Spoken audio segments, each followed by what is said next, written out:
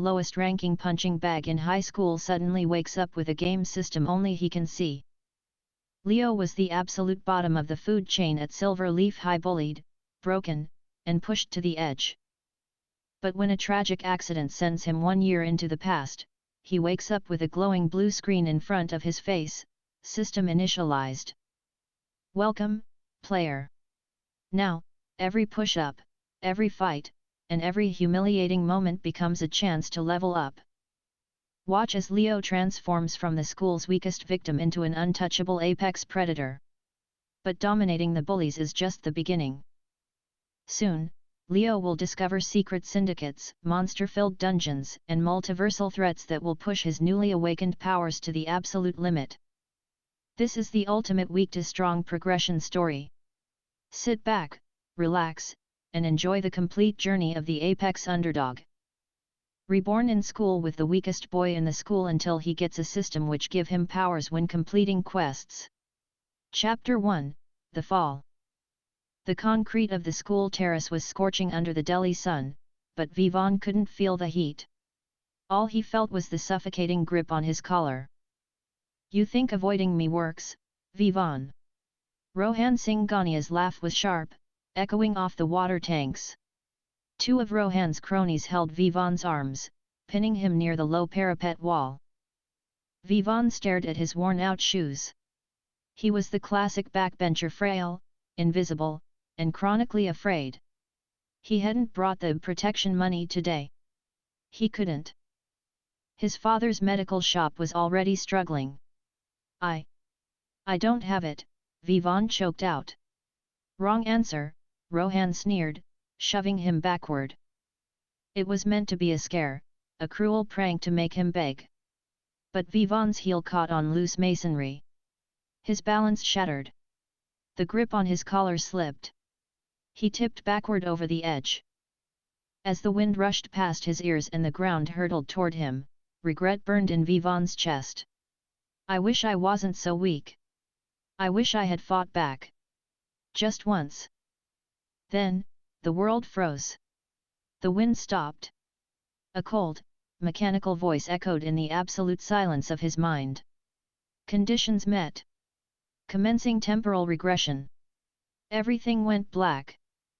Chapter 2, The Blue Screen of Delusion. Vivaan gasped, shooting up from his mattress. His heart hammered against his ribs like a trapped bird. He touched his chest, his arms, his face. No blood. No broken bones. Vivaan. Come out, the parathats are getting cold, his mother's voice called from the kitchen. He stumbled to his mirror. He looked exactly the same, scrawny, pale, with dark circles under his eyes. But the calendar on his desk made his breath hitch. It was exactly 1 year ago. The first day of class 11. A dream? A panic attack, he muttered, rubbing his temples. As he turned to grab his uniform, the air shimmered. A translucent blue screen materialized right in front of his face, glowing with a faint, otherworldly light. System initialized. Welcome, player. Daily quest, overcome the weakness 100 push UPS 100 sit UPS 10 km run reward, +1 stat point, beginner's energy drink. Failure penalty, transported to the zone of carnage for 4 hours. Waved his hand through it. His fingers met empty air, but the screen. Vivaan remained. Terrified of losing his mind, he squeezed his eyes shut, grabbed his school bag, and ran out the door. He spent the entire day avoiding the screen, avoiding Rohan, and pretending everything was normal. At exactly 11:59 p.m., as he lay in bed, the screen flashed crimson red. Daily quest failed. Commencing penalty. Chapter 3, 4 hours in hell. The transition was violent. 1 second Vivaan was in his quiet bedroom in Delhi, the next, he was dropped onto cracked, blood-red earth. The sky above was a swirling vortex of ash and crimson clouds. Survival quest initiated, zone of carnage time remaining, 3 hours 59 minutes and 59 seconds. A bone-chilling howl ripped through the desolate landscape. Over the jagged rocks, spectral beasts the size of lions bounded toward him. Their eyes glowed with sickly green fire. Vivaan didn't think. He ran. His scrawny legs pumped with adrenaline, his lungs burning instantly. He dove into a narrow crevice beneath a massive boulder just as a beast's jaws snapped shut where his head had been. For 4 agonizing hours, Vivaan huddled in the suffocating darkness, listening to the monsters scratch and sniff at the rock, weeping silently. When the timer finally hit 0, reality snapped back. He collapsed onto his bedroom floor, drenched in cold sweat, his clothes torn, and shallow, phantom scratches burning on his forearms. It wasn't a hallucination. The system was real. And it was merciless. Chapter 4, The Taste of the Grind. The next morning, Vivaan didn't go to school. The memory of the spectral hounds was burned into his retinas. He walked to the local DDA park, found a secluded corner behind the rusted swings, and looked at the blue screen. Daily quest, overcome the weakness. He dropped to the dirt and started his push UPS. It was pathetic. By the 10th one, his arms were shaking violently. By the 20th, he collapsed, his face eating dirt. But the fear of the carnage zone forced him back up. It took him the entire, grueling day. He did sit UPS until his core cramped in agony. He ran around the park perimeter until the hot sun began to set, his throat parched and his legs feeling like lead. As he dragged his feet across the invisible 10-kilometer mark, a pleasant chime echoed in his head. Quest complete. Rewards, +1 stat point, beginner's energy drink. A small, glowing vial appeared in his hand. He unstoppered it and drank. Instantly, a wave of cool, minty energy washed over him. His torn muscles knitted back together, the exhaustion vanished. Stat point allocated to stamina. Vivaan clenched his fists. He felt just a fraction lighter. The addiction to the grind had begun. Chapter 5, Return to the Hierarchy. A week passed. Vivaan had secretly ground out the daily quests every single day. He hadn't turned into a bodybuilder overnight, but the sickly pallor was gone from his skin, and he stood a little straighter. He finally returned to Heritage International School. The oppressive atmosphere of the classroom hit him immediately. At the back, Rohan's gang was loud and obnoxious. During the lunch break, Rohan's right-hand man, Vikram, a bulky guy who played on the school cricket team, spotted Vivaan. He strutted over, slamming a hand on Vivaan's desk. "Where have you been, dead weight?" Vikram sneered. "You missed a week of contributions. Empty your pockets." A week ago, Vivaan would have scrambled to hand over his lunch money, his eyes fixed on the floor. But today, something was different. As Vikram loomed over him, Vivaan felt a strange, detached calmness. Chapter 6, The Emergency Quest. Vikram grabbed Vivaan by the collar, hauling him halfway out of his chair. The world suddenly tinted red. The system screen violently materialized. Emergency quest, break the chain's objective, resist the extortion. Reward, unlock skill, analytical eye. Vivaan looked at Vikram's thick fingers gripping his shirt. He didn't just feel calm, he felt his newly upgraded stats working. He grabbed Vikram's wrist. "Let go," Vivaan said, his voice surprisingly steady. Vikram blinked, thrown off by the resistance. "What did you say to me, you little?" Vikram raised his other hand to deliver a backhand slap. But to Vivaan, the movement seemed sluggish. Relying on his boosted agility, Vivaan tilted his head back. The slap fanned the air an inch from his nose. Using Vikram's own momentum against him, Vivaan shoved him by the chest. Vikram stumbled backward, tripping over a school bag and crashing hard to the floor. The entire classroom went dead silent. Emergency quest complete. Skill unlocked, Analytical ILV1. Chapter 7, Numbers never lie. Before Vikram could scramble up, humiliated and raging, Rohan barked from the back of the class. Enough, Vikram. Leave it. Rohan was staring at Vivaan, his eyes narrowed in calculating intrigue. Vivaan didn't stick around. He grabbed his bag and quickly walked out to the corridor, his heart finally starting to race. Safe in the hallway, he activated his new skill. Analytical Eye. The world blinked. Suddenly, floating numbers appeared above the heads of the students walking by. Student, Strength, 6, Agility, 7. Senior Athlete, Strength, 14, Agility, 12. Vivaan checked his own status. His strength was at 11, agility at 12, stamina at 15. He was already stronger than the average student. Curious, he peeked back into the classroom, focusing his skill on Rohan Singhania. The air around Rohan warped. Instead of numbers, a thick, ominous red mist surrounded the school boss. Warning, opponent's level is too high. Stats obscured.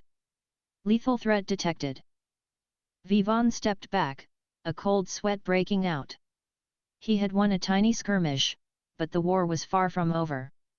He needed to get much stronger. Chapter 8, The Secret Sanctuary. Realizing he was now a target, Vivaan needed a place to train during school hours without drawing attention. He explored the overgrown area behind the old school gymnasium and found an abandoned storage room filled with broken desks and deflated volleyballs. He spent the weekend clearing it out, creating a hidden 10 by 10 foot clearing. This became his sanctuary. For the next month, Vivaan became a ghost. He attended classes quietly, but during free periods and lunch, he vanished into the storage room. He did pull UPS on the exposed ceiling beams. He punched the thick canvas of old wrestling mats until his knuckles bled. Every night, he drank his system-provided potions. Slowly, the physical transformation became undeniable. His shoulders broadened, lean muscle coiled tight under his uniform, and the lingering fear in his eyes was replaced by a sharp, predatory focus. He was biding his time, waiting for the inevitable retaliation. Chapter 9, The Washroom Ambush. The retaliation came on a Tuesday. It was after PT period. Vivaan walked into the boys' washroom to splash water on his face. The moment he stepped inside, the heavy wooden door slammed shut behind him, the deadbolt clicking into place. Vikram stood by the sinks, breathing heavily, his face twisted in a snarl. In his hand, he held a heavy, solid wood blackboard duster. Two other lackeys stood by the urinals, blocking the exit. "You made me look like a fool in front of Rohan," Vikram spat, stepping forward. "Nobody makes me look like a fool." Vivaan wiped his wet face with a handkerchief. He didn't panic. He just looked at the floating numbers above their heads. Strength, 12. Agility, 9. Without another word, Vikram lunged, swinging the heavy wooden duster directly at Vivaan's head. Combat initiated. Passive skill, Brawler's Instinct LV.1 activated. Chapter 10, The First Drop of Blood. Time slowed. The trajectory of Vikram's swing was highlighted in a faint red arc by the system. Vivaan ducked effortlessly. The wooden duster smashed into the tiled wall, cracking a tile and sending a jolt of pain up Vikram's arm. Before Vikram could recover his stance, Vivaan moved. He didn't use a wild, untrained swing. He channeled his months of stat grinding into a singular, focused motion. He planted his left foot, twisted his hips, and drove his right fist squarely into Vikram's ribs. The sound of the impact echoed sharply in the small room. Vikram's eyes bulged as the breath was forced from his lungs. He dropped the duster and fell to his knees, gasping for air, instantly incapacitated. The two lackeys froze, their confidence evaporating in a second. They looked from their fallen enforcer to Vivaan. Vivaan stood over Vikram, his chest rising and falling evenly. He cracked his knuckles, feeling a dark, undeniable thrill pulse through his veins. Hidden quest complete, first blood. Rewards, +3 stat points. Item Iron Knuckles. Vivaan looked at the 2 remaining lackeys. Unlock the door, he ordered, his voice cold. They scrambled to obey. As Vivaan stepped out into the hallway, he knew Rohan would come for him next. But for the first time in his 2 lives, Vivaan wasn't afraid. He was ready. Chapter 11, The Fallout. By lunchtime, the entire 11th grade was buzzing. News in Heritage International spread faster than a leaked exam paper. Nobody had seen the actual fight, but everyone had seen Vikram limping out of the boys' washroom, clutching his ribs, his face pale and furious. Vivaan sat at his desk, quietly eating his tiffin of a lasabzi and roti.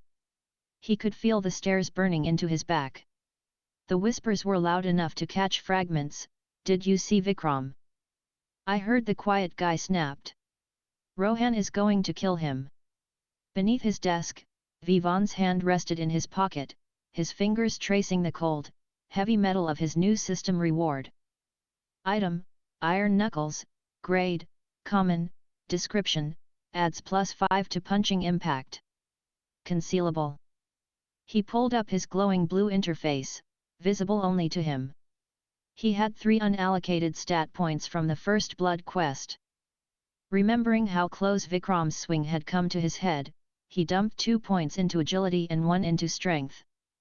He felt a sudden, warm rush in his muscles, like a hot cup of chai on a winter morning. He flexed his hands. The metamorphosis was accelerating. Chapter 12, The Summons. The storm didn't hit immediately. Rohan Singhania was too arrogant to rush into a fight over a disgraced underling. Instead, he sent a messenger. It was during the final period, chemistry. A crumpled piece of paper hit Vivaan's desk. He unrolled it. Cycle stand. After the final bell. Don't make me come find you. Vivaan crumpled the note and tossed it into his bag. The old Vivaan would have skipped the last bus, climbed the boundary wall, and walked 6 kilometers home to avoid the cycle stand. The new Vivaan simply watched the clock tick down. When the final bell rang, a sea of students rushed the gates. Vivaan walked in the opposite direction, toward the rusted, tin-roofed structure behind the main building where the day scholars parked their bicycles. The afternoon heat was sweltering, thick with the smell of dry earth and rust. Chapter 13, The Cycle Stand Confrontation. Rohan was sitting on the hood of a dusty scooter, casually smoking a cigarette, a massive taboo on school grounds, but the guards looked the other way for the builder's son. 4 of his closest cronies flanked him. Vikram was nowhere to be seen. Vivaan stopped a few feet away. He activated his analytical eye. The numbers popped up. Rohan's goons hovered around 10 to 12 in strength. But when Vivaan looked at Rohan, the red mist from before had cleared just a fraction. He still couldn't see the exact numbers, but a new warning flashed, target level gap narrowing. Estimated strength, 20 plus. I have to admit, Vivaan, Rohan said, exhaling a plume of smoke. I didn't think you had it in you. Vikram is a meathead, but breaking his ribs? That takes a spine I didn't know you possessed. Did you call me here to compliment me? Vivaan asked, his voice flat. Rohan's smile vanished. I called you here to give you a choice. Vikram was useless anyway. Take his place. You collect the cash from Section B and C. You give me 70%, you keep 30%. And you get my protection. Chapter 14, The Rejection. It was the ultimate temptation for a bullied kid, a seat at the oppressor's table. And if I say no? Vivaan asked. Rohan dropped his cigarette and crushed it under his expensive sneaker. Then I break your legs, call your father's medical shop, and tell him you got caught peddling drugs on school grounds. Let's see how his weak heart handles that. A cold, Unfamiliar rage spiked in Vivaan's chest. The system reacted to his emotional state. Quest generated, the price of independence. Objective, defeat Rohan's enforcers and escape the cycle. Stand reward, unlock system feature, inventory. Don't ever bring my family into this, Vivaan said softly.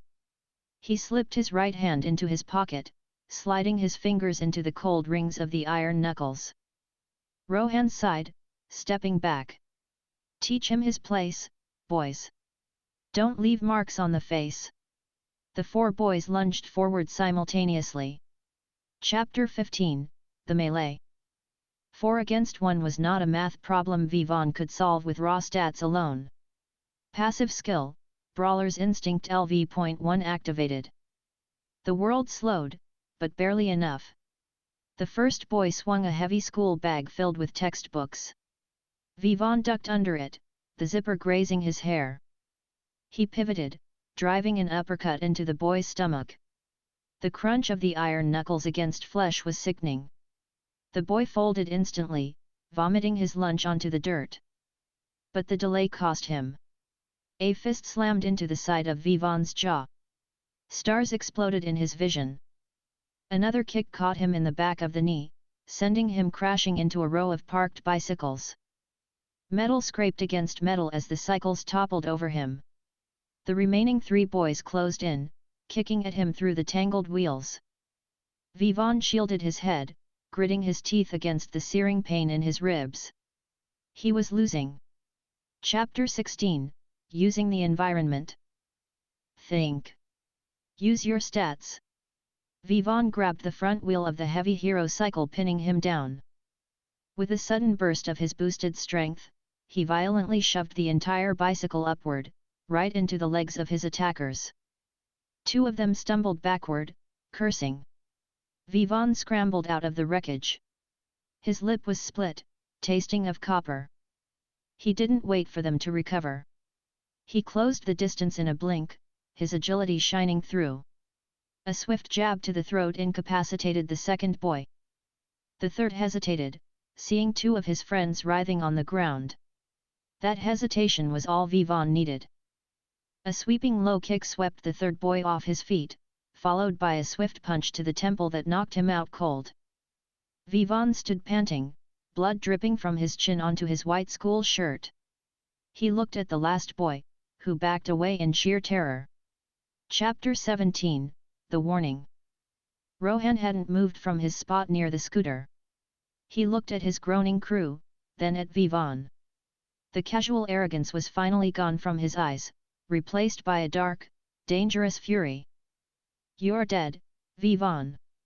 You realize that, right? You're a dead man walking. Rohan didn't attack. He knew better than to fight a cornered, bleeding animal without a guaranteed win. He simply turned and walked away, leaving his boys in the dirt. Vivaan leaned against a pillar, his adrenaline crashing. Quest complete, the price of independence feature unlocked, system inventory warning, player HP is below 40%. Seek medical attention.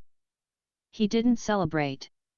He limped to the nearest washroom, washed his face, and hid his torn shirt under his blazer. The pain in his ribs was agonizing, but he couldn't go to a hospital. His parents couldn't afford the bills or the questions. He had to rely on the system. Chapter 18, The Grueling Night. That night, Vivaan locked his bedroom door. His body was a canvas of purple bruises and aching joints. Every breath felt like glass in his lungs. At 11 p.m., the blue screen flashed. Daily Quest, overcome the weakness. Time remaining, 59 minutes and 59 seconds. He had neglected the daily quest because of the fight. If he failed, he would be sent to the zone of carnage. With his current injuries, he wouldn't survive 5 minutes against the spectral beasts. Tears of pain streaming down his face, Vivaan forced himself onto the floor. 1 push-up. His ribs screamed. 2. He bit his lip until it bled again to distract from the agony. He crawled through the sit-ups. He couldn't run outside, so he jogged in place in his tiny room for a full hour, muffling his groans with a pillow. At 11:58 p.m., the chime sounded. Quest complete. Rewards, +1 stat point, Intermediate Recovery Potion Chapter 19, The Healing and the Exams. Vivaan materialized the potion from his new inventory. It glowed a soft green. He downed it in one gulp. The effect was instantaneous and miraculous. The deep bruises faded to pale yellow. The sharp pain in his ribs dulled to a minor ache. His split lip knit itself closed. He let out a long, shuddering breath, collapsing onto his bed. He had survived. The next week was unexpectedly quiet. Rohan seemed to have vanished, avoiding Vivaan entirely. But the system had a new curveball. Academic quest, the midterms. Objective, score in the top 10 percentile of your class. Reward, +5 intelligence, passive skill, eidetic memory LV.1. Vivaan realized the system wasn't just building a brawler, it was building a perfect entity. He dumped his accumulated stat points into intelligence.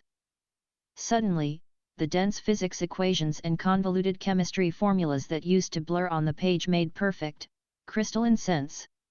He spent the week studying with a focus he had never possessed. Chapter 20, The Canteen Declaration. The day the midterm results were posted on the school notice board, Vivaan's name was listed at rank 4. His teachers were stunned. His classmates were suspicious. But Vivaan didn't care. He was hungry. He walked into the crowded school canteen. At the center table, surrounded by his entire crew, sat Rohan Singhania. They were back to their old tricks, forcing a group of junior students to give up their plates of samosas and cold drinks. Vivaan didn't avoid them. He walked straight up to the center table. The canteen slowly fell silent as students noticed the approach of the boy who had put 3 of Rohan's men in the infirmary. Vivaan looked at the terrified juniors, then at Rohan. "Get up," Vivaan said, his voice carrying across the silent hall. Rohan slowly stood, his fists clenching, the red mist hovering over his head pulsing violently. "Are you suicidal, Vivaan?" Vivaan pulled up a chair and kicked his feet up onto the edge of Rohan's table. "This is my table now. And this school isn't yours anymore. You have exactly 1 week to step down, or I'm taking you apart piece by piece." The system chimed loudly in his ears. Main scenario quest initiated, Dethrone the King. Chapter 21, The Ultimatum's Wait. The canteen remained deathly silent for a full 10 seconds after Vivaan's declaration. Then, Rohan threw his head back and laughed. It was a loud, theatrical bark meant to show he wasn't intimidated. "You got lucky once, backbencher," Rohan sneered, slamming his hands on the table. "You think a few lucky punches make you a don? 1 week? I'll break you by tomorrow." Rohan snapped his fingers, signaling his crew to follow, and stormed out of the canteen. The moment the doors swung shut behind them, the whispers erupted like a lit firecracker. Vivaan remained seated, his face impassive, but his heart was pounding. He looked at the translucent text hovering in his vision. Main scenario quest initiated, Dethrone the King. Objective, dismantle Rohan Singh-Gania's influence in Heritage International and defeat him in single combat. Time limit, 7 days. Reward, +10 all stats, random A rank skill box, title, Apex Predator failure penalty, expulsion, permanent physical crippling. The penalty made his blood run cold. Expulsion meant his parents' sacrifices were for nothing. Crippling meant the end of his life. There was no backing down now. He had drawn a line in the sand, and the system was holding him to it. Chapter 22, Gathering Intel. Vivaan knew that fighting Rohan head-on immediately was suicide. Rohan had dozens of loyal lackeys and, more importantly, a deep network of influence. If Vivaan was going to dethrone him, he had to cut the legs out from under the throne first. He decided to test his new passive skill, Eidetic Memory LV.1. Sitting in the library, Vivaan closed his eyes and vividly recalled every interaction, every whispered rumor, and every hallway exchange he had witnessed over the past year. Memories played back like crystal-clear video files. He remembered exactly who collected money on which days, who skipped classes to smoke behind the cycle stand, and who held the keys to the chemistry lab for Rohan's private parties. He mapped out Rohan's operation in his notebook. The core of Rohan's power wasn't just fear, it was leverage and money. Rohan ran a lucrative racket securing leaked test papers for the rich, failing students in the commerce batch. Subquest generated, cut the supply line. Objective, neutralize Rohan's test paper distribution ring. Vivaan circled a name in his notebook, Sunny Mathur. The distributor. Chapter 23, Striking the Supply Line. Sunny Mathur wasn't a fighter, he was a coward with good connections. He operated out of a dingy cyber cafe in the local market, 2 kilometers from the school.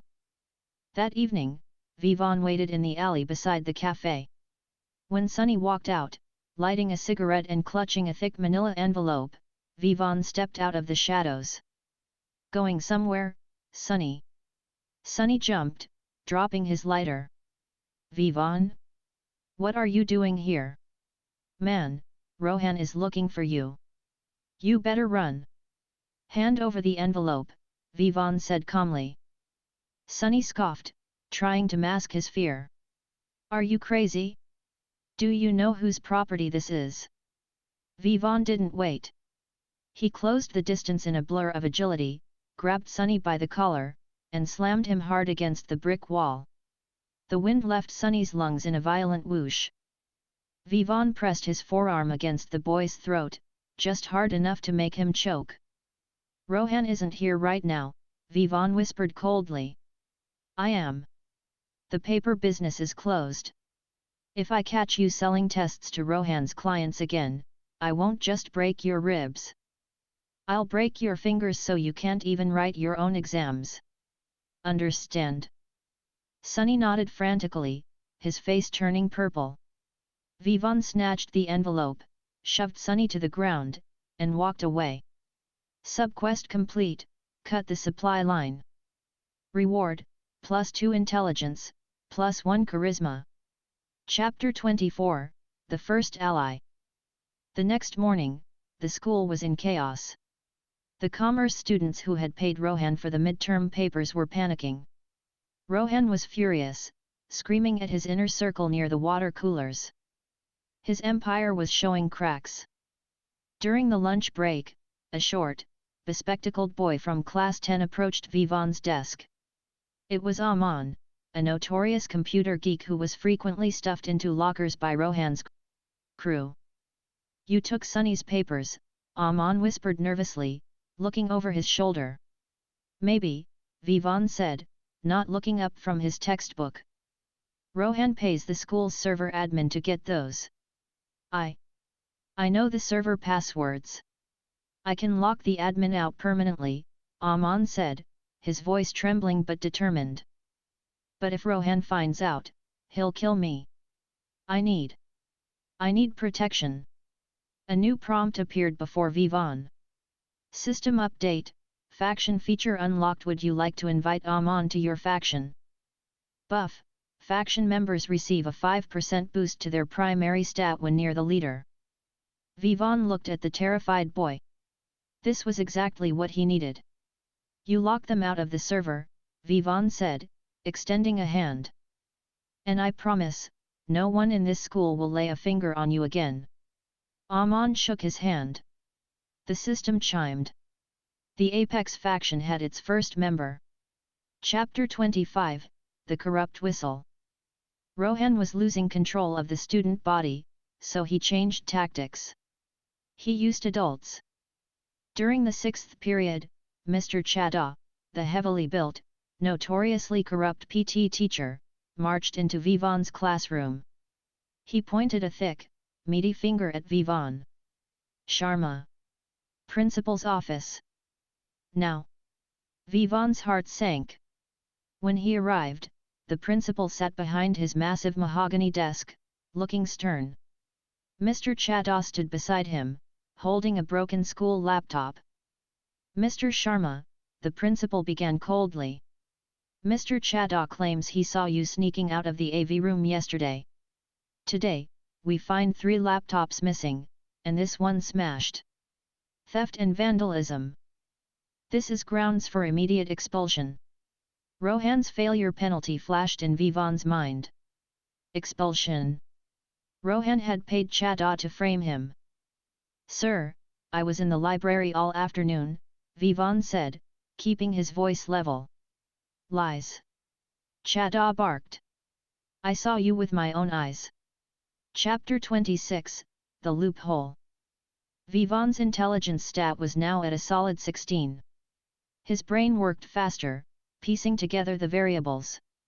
He remembered Aman telling him about the school's blind spots. Sir, Vivaan addressed the principal calmly. If I was in the AV room yesterday, the CCTV camera in hallway B would have caught me. Chadha smirked. That camera has been broken for a week, Sharma. Nice try. Vivaan smiled. I know. But the camera outside the staff room directly faces the library entrance. I was there from 2 p.m. to 4 p.m. You can check the timestamps. Chadha paled slightly. Vivaan pressed his advantage, pulling out his phone. Furthermore, sir, Aman from Class 10 is the head of the AV club. He logged the laptop's IP addresses. They pinged from a local pawn shop in the market just an hour ago. A shop that, coincidentally, is owned by Mr. Chadha's brother-in-law. Vivaan played a blinder, bluffing based on a rumor his eidetic memory had recalled. The principal's eyes widened, turning slowly toward the PT teacher, who was suddenly sweating profusely. Hidden event cleared, outsmart the corrupt reward, +3 charisma, teacher's favor.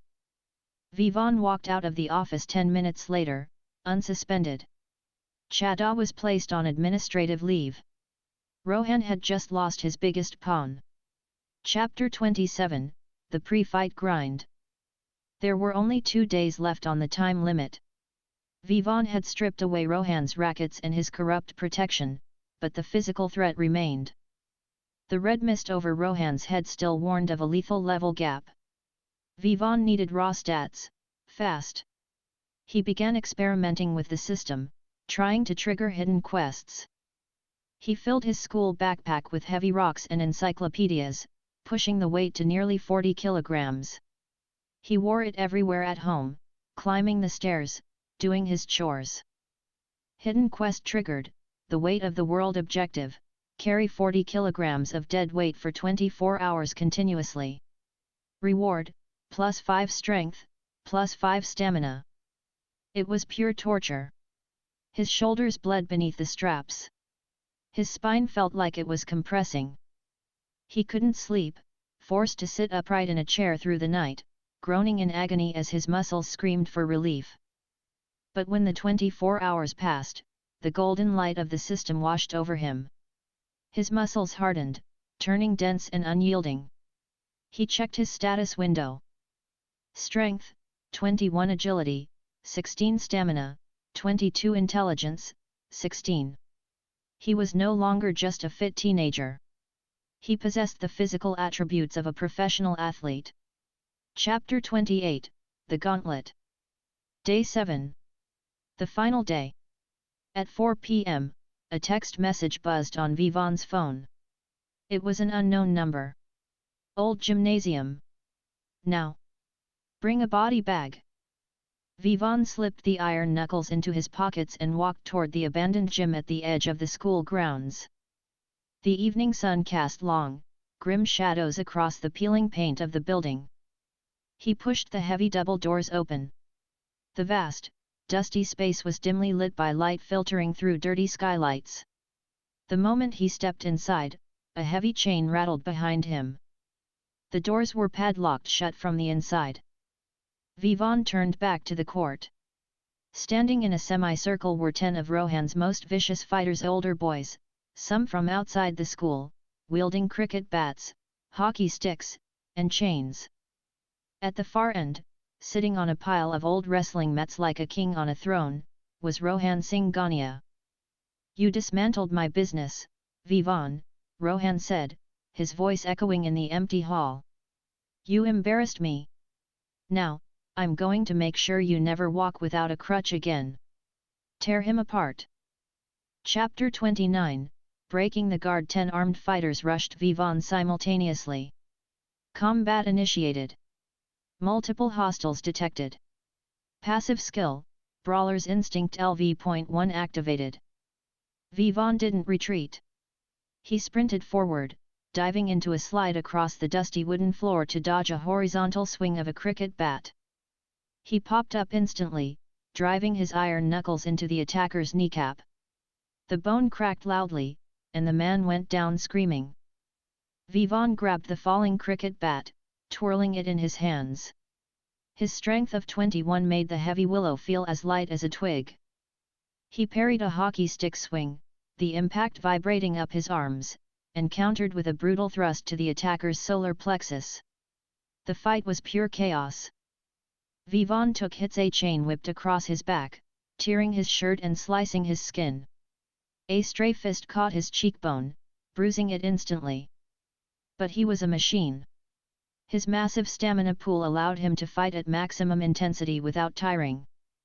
He systematically dismantled the mob, breaking arms, dislocating shoulders, and using the tight quarters to make them trip over each other. New passive skill unlocked, Toughness LV1. Description: reduces blunt force damage by 10%. Within 10 minutes, the gym floor was littered with groaning, bloodied bodies. Vivaan stood in the center, dropping the splintered cricket bat, his chest heaving, blood dripping from his brow. Chapter 30, The King's True Stats. Rohan slowly stood up from his makeshift throne, clapping his hands in slow, mocking applause. "Impressive. Truly," Rohan said, taking off his school blazer and rolling up his sleeves. "But these guys were just street trash. They don't know real technique." As Rohan stepped into the dim light of the gymnasium floor, the system went berserk. Alarm bells rang in Vivaan's head. "Warning! Target assessment complete. The mist has cleared." Above Rohan's head, the red mist dissolved, revealing his true nature. Target: Rohan Singhania. Title: State-level kickboxing champion, under 18, Strength: 24, Agility: 22, Stamina: 18. Vivaan's eyes widened. Rohan wasn't just a rich kid who hired thugs. He was a trained, elite martial artist who had been hiding his power. His stats were strictly superior to Vivaan's in combat categories. Rohan dropped into a perfect, fluid Muay Thai stance, bouncing lightly on the balls of his feet. The air around him seemed to sharpen. "You thought you were the only one working hard, backbencher?" Rohan smiled, his eyes dead and cold. "Let me show you the difference between a street brawler and a king."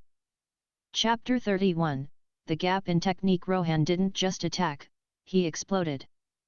Before Vivaan could even raise his guard, Rohan crossed the 10 feet separating them. A blindingly fast left jab snapped Vivaan's head back, immediately followed by a brutal low kick to his thigh. The impact was like being hit by a speeding motorcycle. Vivaan's leg buckled, sending him dropping to one knee. "Warning!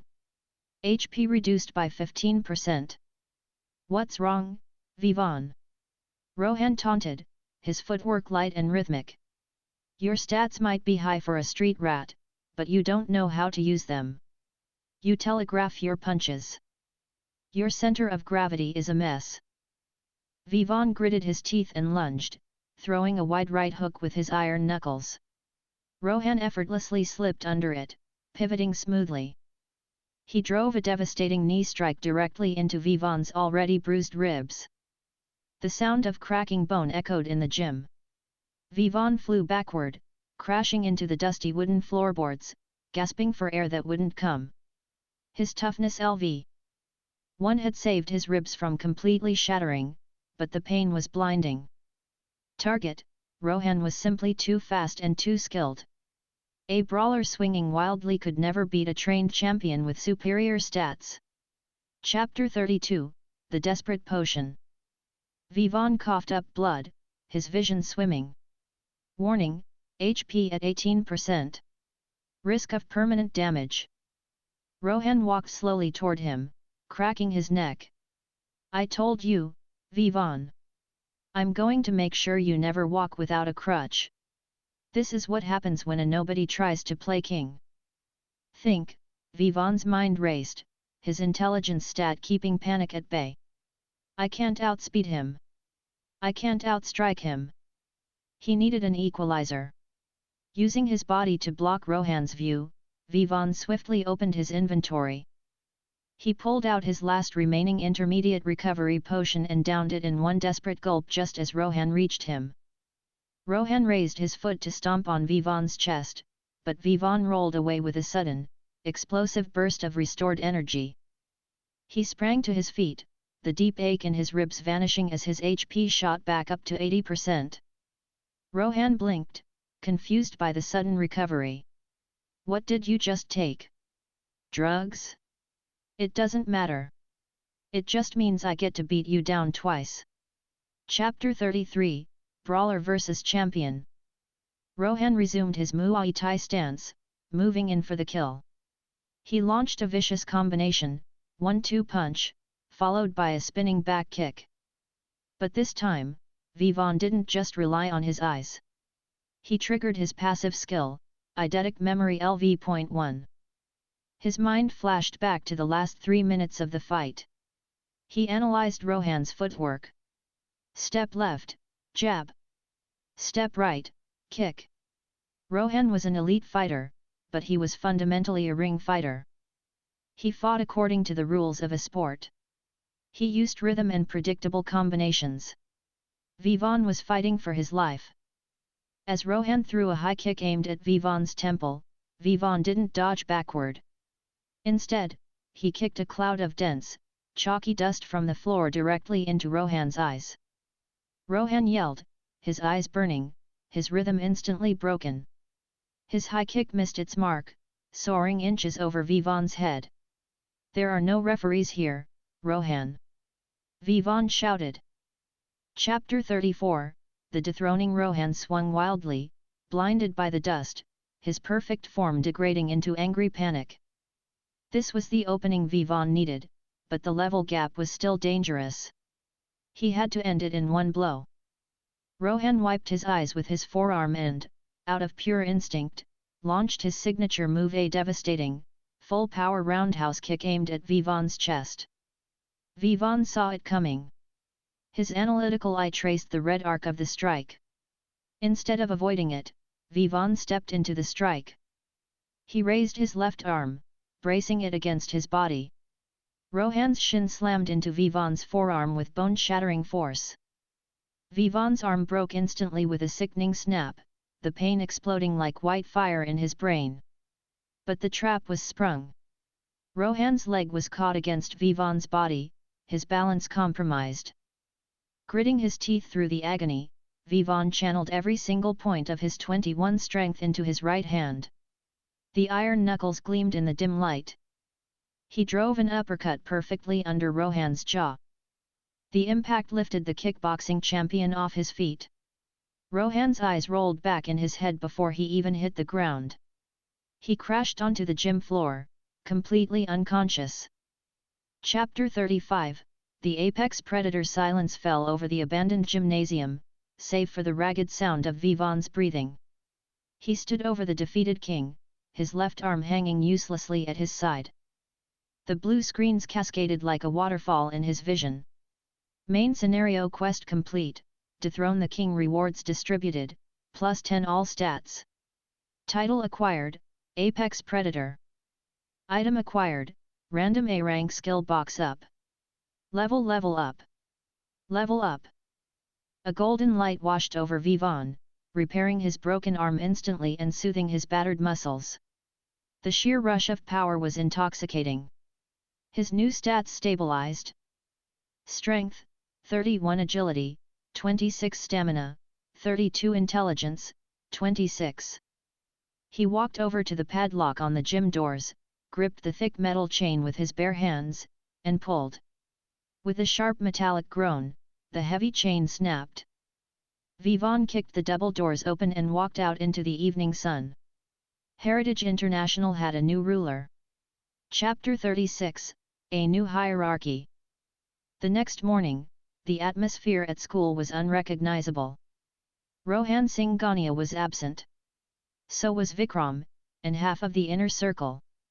The 10 goons from the gym had been admitted to the local hospital with mysterious falling accidents. When Vivaan walked through the main gates, the student body parted for him like the Red Sea.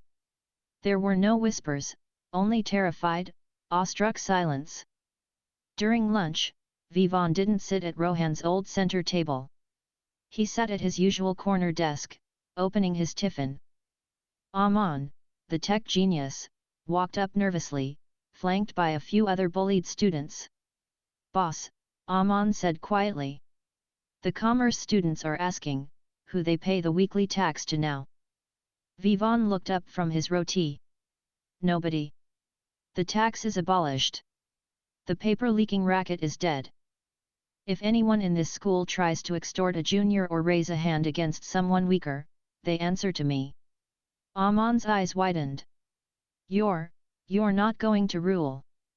"I'm not a tyrant, Aman," Vivaan said, looking at the floating Apex Predator title above his own status window.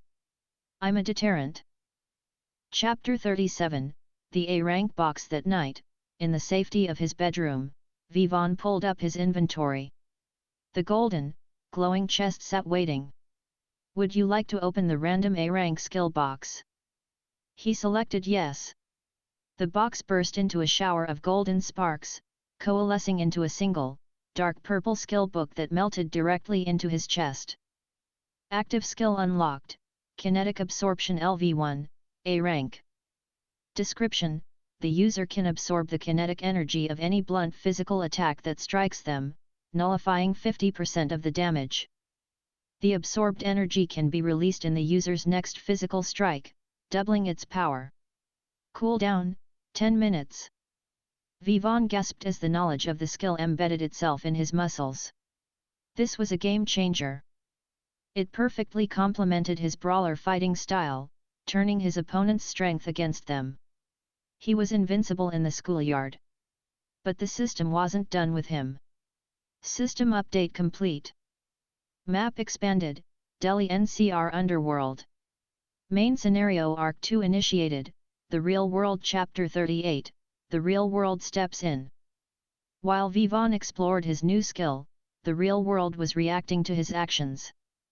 In a lavish, soundproofed office in Gurgaon, Rohan Singhania sat with a wired jaw, his face severely bruised. Across the mahogany desk sat his father, Rajendra Singhania, a real estate mogul with deep ties to the Delhi mafia. Rajendra didn't look concerned, he looked disgusted. "You got your jaw broken by a medical shop owner's son," Rajendra said, his voice terrifyingly calm.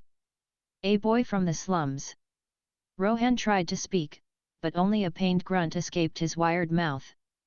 Rajendra stood up, looking out the floor-to-ceiling windows. "I don't care about your high school drama, Rohan. But the Singhania name commands fear. If word gets out that my blood was beaten by a nobody, the local politicians and gang leaders will think I'm losing my grip." Rajendra picked up his intercom. "Send Bhya to the Sharma medical shop. Teach them a lesson about knowing their place. Burn it down if you have to." Chapter 39, The Syndicates Warning. The next evening, Vivaan was helping his father close down Sharma Medicos. His father was counting the meager daily earnings, coughing lightly from the Delhi smog. The roar of Royal Enfield motorcycles shattered the quiet neighborhood. Two massive, heavily tattooed men in leather jackets stepped off the bikes. One carried a steel crowbar. "Sharma?" the larger man asked, his voice gravelly. Vivaan's father stepped forward, trembling. "Yes?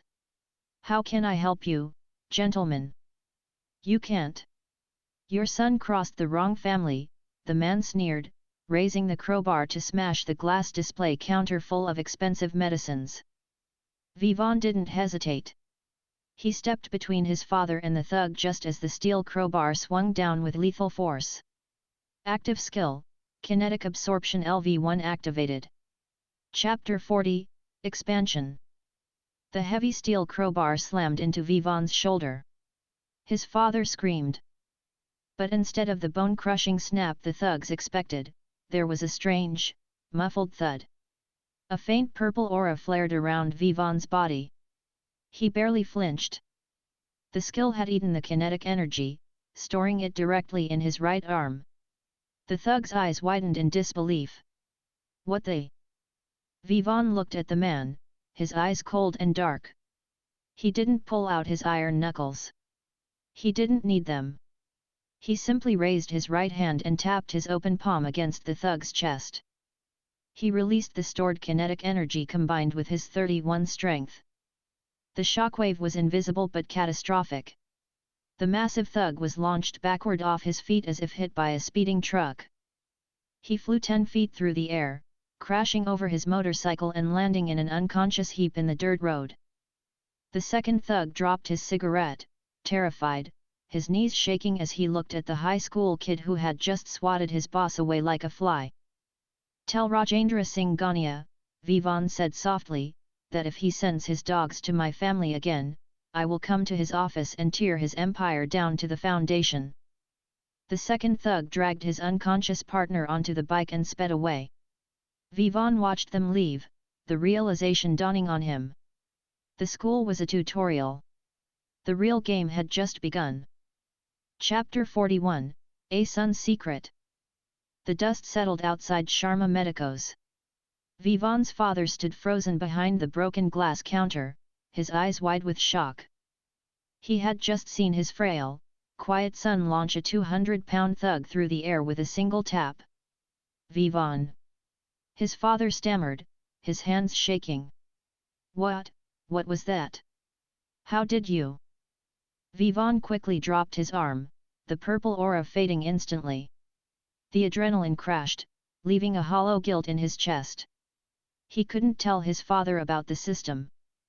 It would sound like madness.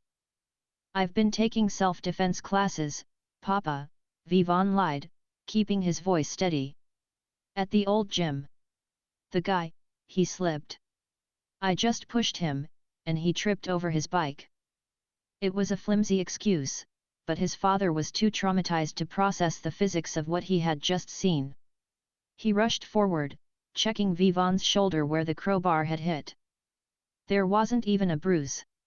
We need to call the police, his father said, reaching for the landline. No. Vivaan stopped him gently. Papa, these men work for the Singhanias. The police are on their payroll. If we file a report, they'll just come back with worse. Let me handle it. Before his father could argue, the blue screen materialized in Vivaan's vision. Territory defense triggered. Subquest, protect the bloodline. Objective, ensure your family's safety from the Singhania syndicate. Reward, unlock system feature, territory map. Vivaan helped his father pull the rolling metal shutters down over the shop. The tutorial was over. If he wanted to protect his family, he needed to take the fight to the Singhanias. Chapter 42, The Fixer. 30 kilometers away, in his Gurgaon penthouse, Rajendra Singhania poured himself a glass of expensive scotch. He looked at the bruised, terrified thug standing on his imported Persian rug. You're telling me, Rajendra said softly, that a high school boy pushed you 10 feet through the air. I swear on my life, boss, the thug stammered. He didn't hit me hard. He just touched me, and it felt like a bomb went off in my chest. The kid, there's something wrong with him. He's not normal. Rajendra swirled his glass. He didn't believe in magic or superpowers. But he did believe in highly trained, lethal martial artists. If this boy had been secretly trained by a rival syndicate to embarrass the Singhanias, it was a problem that required a professional. He picked up his phone and dialed a number that wasn't saved in his contacts. "Call," Rajendra said when the line clicked open. "I have a contract. A kid in South Delhi. Make it look like a robbery gone wrong. And bring me his fingers." A raspy, metallic voice replied. 50 lakhs. Half up front. "Done," Rajendra said, hanging up. He looked out over the glittering skyline of the city. No one defied the Singhanias and lived. Chapter 43, Faction Roles. The next day at school, Vivaan called Aman to the abandoned gymnasium. The tech genius looked around nervously, still intimidated by the location where Rohan's reign had ended. "Aman," Vivaan said. "I need your skills. Not for school servers, but for the real world." Vivaan explained that his family was being targeted by local thugs. He didn't mention Rajendra Singhania, but Aman, being sharp, connected the dots. "You want me to set up surveillance?" Aman asked, his fingers twitching toward his laptop. "I want you to hack the municipal traffic cameras on the 3 streets leading to my father's shop and my house," Vivaan instructed. "Set up an algorithm to flag black SUVs or motorcycles lingering for too long. If you see something, ping my phone immediately." System prompt: Faction member Aman assigned to role Intel Officer. Faction bonus activated, plus 10% to all detection-related tasks. Aman gulped. Hacking municipal cameras was a serious crime. But he looked at Vivaan, the boy who had single-handedly broken the school's reign of terror. "I can do it," Aman said, opening his laptop. "But boss, we need money to set up a proxy server array so they don't trace the hack back to my IP. Good servers aren't cheap." Vivaan nodded. He had 31 strength, but his bank account was empty. He needed funds, and fast. Chapter 44, The Underbelly. Vivaan spent the afternoon searching the dark corners of the local internet using Aman's secured network. He was looking for an old rumor he had heard Rohan's goons whispering about an illegal, underground fight club operating in the abandoned warehouses of Okala Phase 2. The entry requirement was simple: show up, sign a blood waiver, and survive. That night, Vivaan snuck out of his house. He wore black track pants, a dark hoodie, and a plain black surgical mask that covered the lower half of his face. The warehouse was massive, smelling of cheap liquor, sweat, and rust. Hundreds of men were crowded around a makeshift cage made of heavy iron mesh. Stacks of cash changed hands constantly. Vivaan approached the registration desk, manned by a scarred man smoking a bidi. "Name," the man grunted. "Phantom," Vivaan said. The man laughed. "Cute. Sign here. You die, we dump you in the Yamuna. Winner gets 50,000 rupees." Vivaan signed the paper. Location discovered, Okala Blood Ring. Warning: no rules apply in this zone. Lethal force authorized. Chapter 45, The First Match. "Next up," the announcer yelled over the roaring crowd. "We have fresh meat. Give it up for the newcomer. Phantom." Vivaan stepped into the cage. The crowd booed and threw crumpled cups at him. Compared to the massive, steroid-pumped fighters they were used to, Vivaan looked like a skinny teenager playing dress-up. The cage door locked behind him. From the opposite side emerged his opponent, a towering, muscular brute known as the Butcher, covered in crude prison tattoos. The Butcher cracked his knuckles. "I'm gonna break you in half, kid." The bell rang. The Butcher charged like a raging bull, throwing a massive, looping right hook aimed at Vivaan's head. Vivaan didn't use his skills. He didn't even use his full stats. He just stood still, activating his analytical eye. Target: the Butcher's strength, 18 agility, 8 stamina, 15. The man was strong for a normal human, but compared to Vivaan's 31 strength and 26 agility, he was moving in slow motion. Vivaan casually ducked the hook. He stepped inside the brute's guard and delivered a single, compact punch to the liver using only about 30% of his power. Chapter 46, The Winnings. The butcher's eyes bugged out of his skull. All the air left his lungs in a high-pitched wheeze. He dropped to his knees, clutching his side, completely paralyzed by the pain. The fight had lasted exactly 4 seconds. The crowd went dead silent. The announcer dropped his microphone. No one had even seen the punch land clearly, they just saw the giant collapse. Vivaan looked at the referee. "Ring the bell." The referee snapped out of his shock and rang the bell. Uproar followed. Half the crowd was screaming in fury at losing their bets, while the other half was cheering the massive upset. Vivaan walked out of the cage, collected his 50,000 rupees in a thick brown envelope from a stunned cashier, and melted into the shadows of the warehouse. Hidden event, the underground debut reward, +2 charisma, 5,000 EXP. He wired 30,000 to Aman for the servers and kept 20 for emergencies. As he walked out into the cool night air, he didn't notice the sleek black sedan parked in the alleyway, or the man with a scarred face watching him from the driver's seat. Chapter 47, Tracked. Kaul was a professional. He had tracked the Sharma kid's movements, expecting a terrified high schooler hiding in his bedroom. Instead, he found the boy entering the most notorious underground fight club in Delhi and one-shotting a heavyweight. Kaul tapped his fingers on the steering wheel. The boy wasn't normal. His movements were too precise, his power too concentrated. "Interesting," Kaul muttered. He pulled a serrated karambit knife from his jacket. Rajendra Singh Gania had paid for a beating and a few fingers, but Kaul didn't play games. He fought to kill. As Vivaan walked down a deserted, rain-slicked road heading toward the nearest metro station, the streetlights suddenly flickered and died. Vivaan stopped. The hairs on the back of his neck stood up. The system flashed violently. "Warning! Lethal intent detected. Emergency quest, survive the assassin."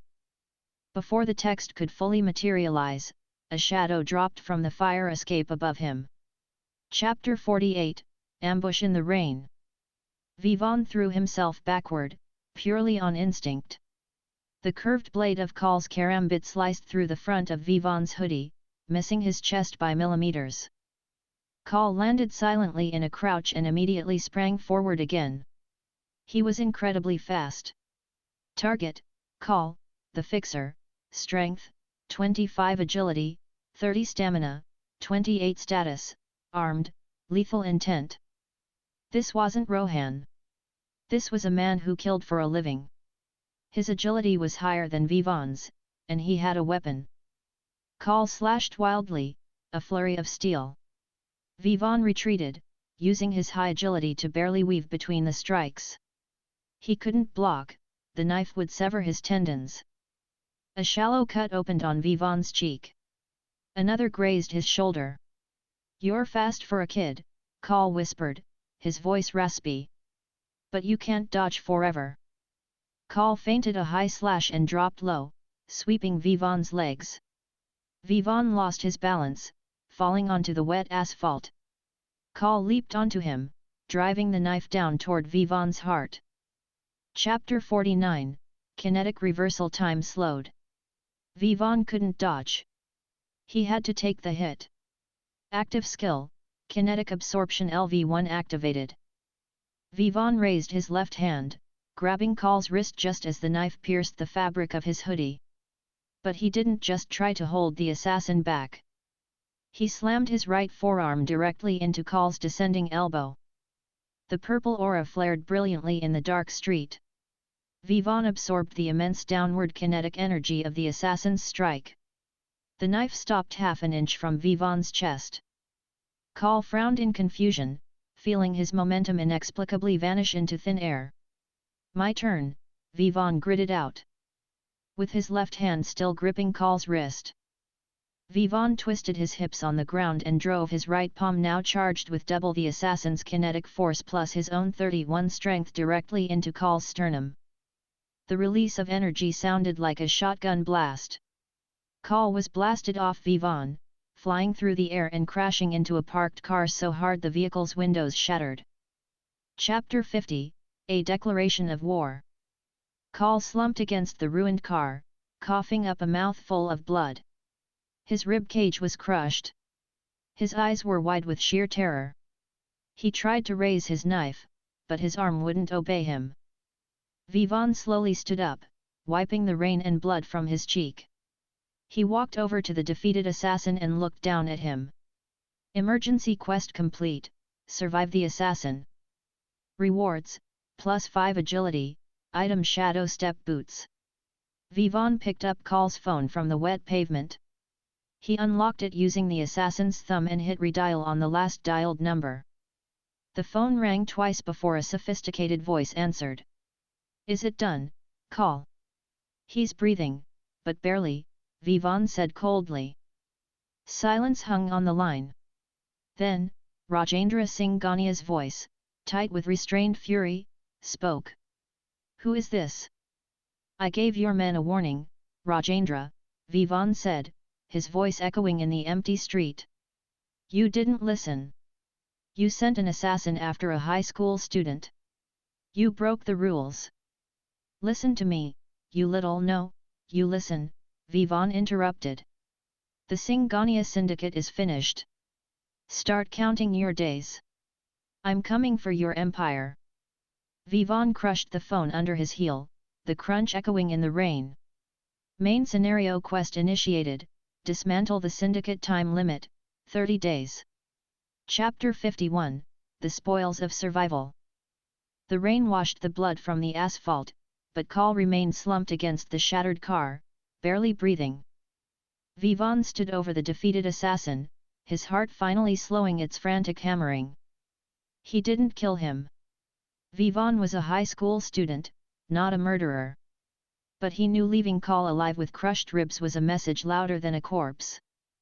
The Singhania syndicate would find their top fixer broken in the streets. Vivaan opened his interface to inspect his newly acquired item. Item, Shadow Step Boots, Grade, Rare. Description, Footwear forged from compressed kinetic energy.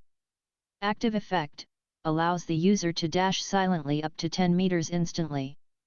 Cooldown, 5 minutes. Passive effect, +5 agility, footsteps are completely muffled. He unequipped his soggy sneakers and materialized the boots from his inventory. They looked like sleek, matte black combat boots, surprisingly light. The moment he laced them up, a surge of energy traveled up his legs. Current agility, 36. He tested the passive effect, taking a step on the gravel-strewn road. Not a single sound. He was a ghost. With the police sirens beginning to wail in the distance, drawn by the shattered car alarm, Vivaan activated the active effect. The world blurred, and he reappeared 10 meters down the alleyway in the blink of an eye. He vanished into the Delhi night.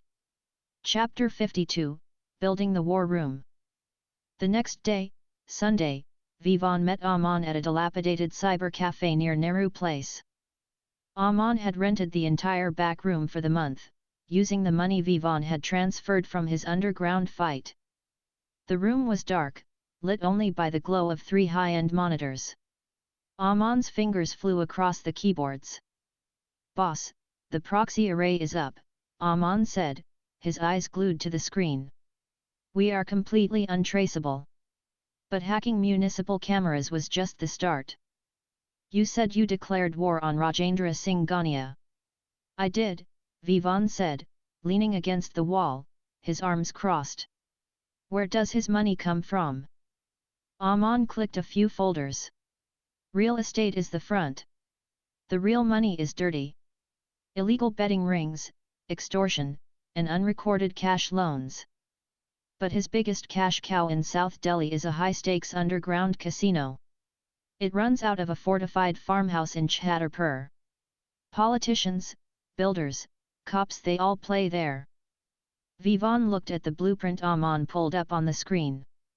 Guard patrols, reinforced doors, and a central vault. If we hit the casino, we choke his cash flow, Vivaan said. Amon paled. Hit it? Boss, they have 20 armed guards with actual guns. You can't punch bullets. I know, Vivaan said softly. Which is why I can't do this alone anymore. I need an army. Chapter 53, Return to the Blood Ring. High school bullies were one thing, a fortified casino was another. Vivaan needed men who weren't afraid of blood, bullets, or the Singhania name. There was only one place to find them. Late Sunday night, Phantom returned to the Ocala Blood Ring. The crowd parted nervously as the boy in the black mask and hoodie walked through the warehouse. The memory of him one-shotting the butcher was still fresh. The bookies watched him with wary eyes. Vivaan didn't sign up for a fight.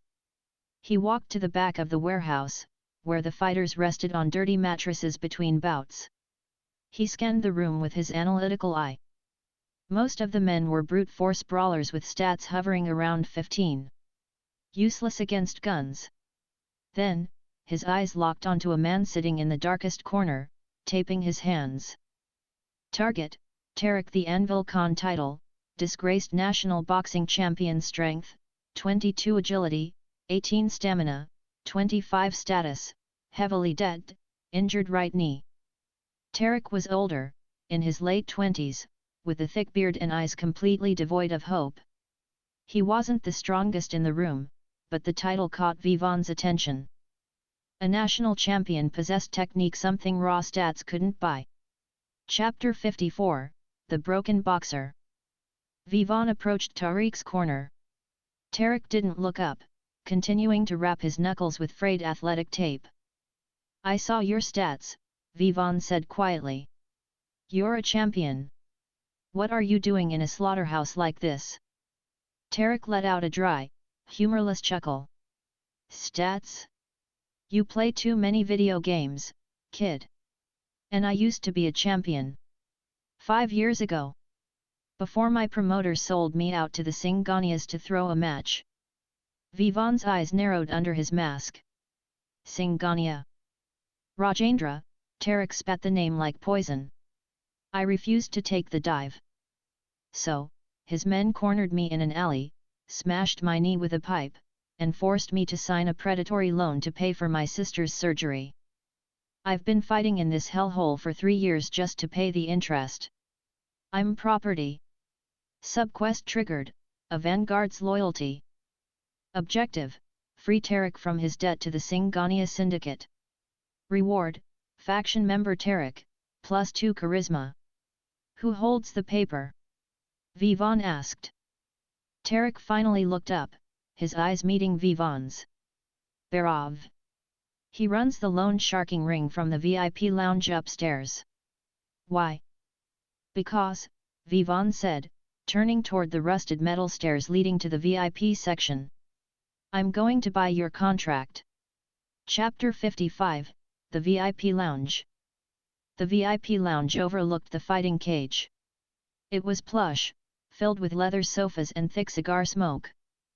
Bhairav, a fat, gold-chained thug, sat surrounded by 5 armed bodyguards, counting stacks of dirty rupees. The metal door kicked open. The heavy steel crumpled inward, the lock snapping completely off its hinges. The bodyguards drew their guns instantly.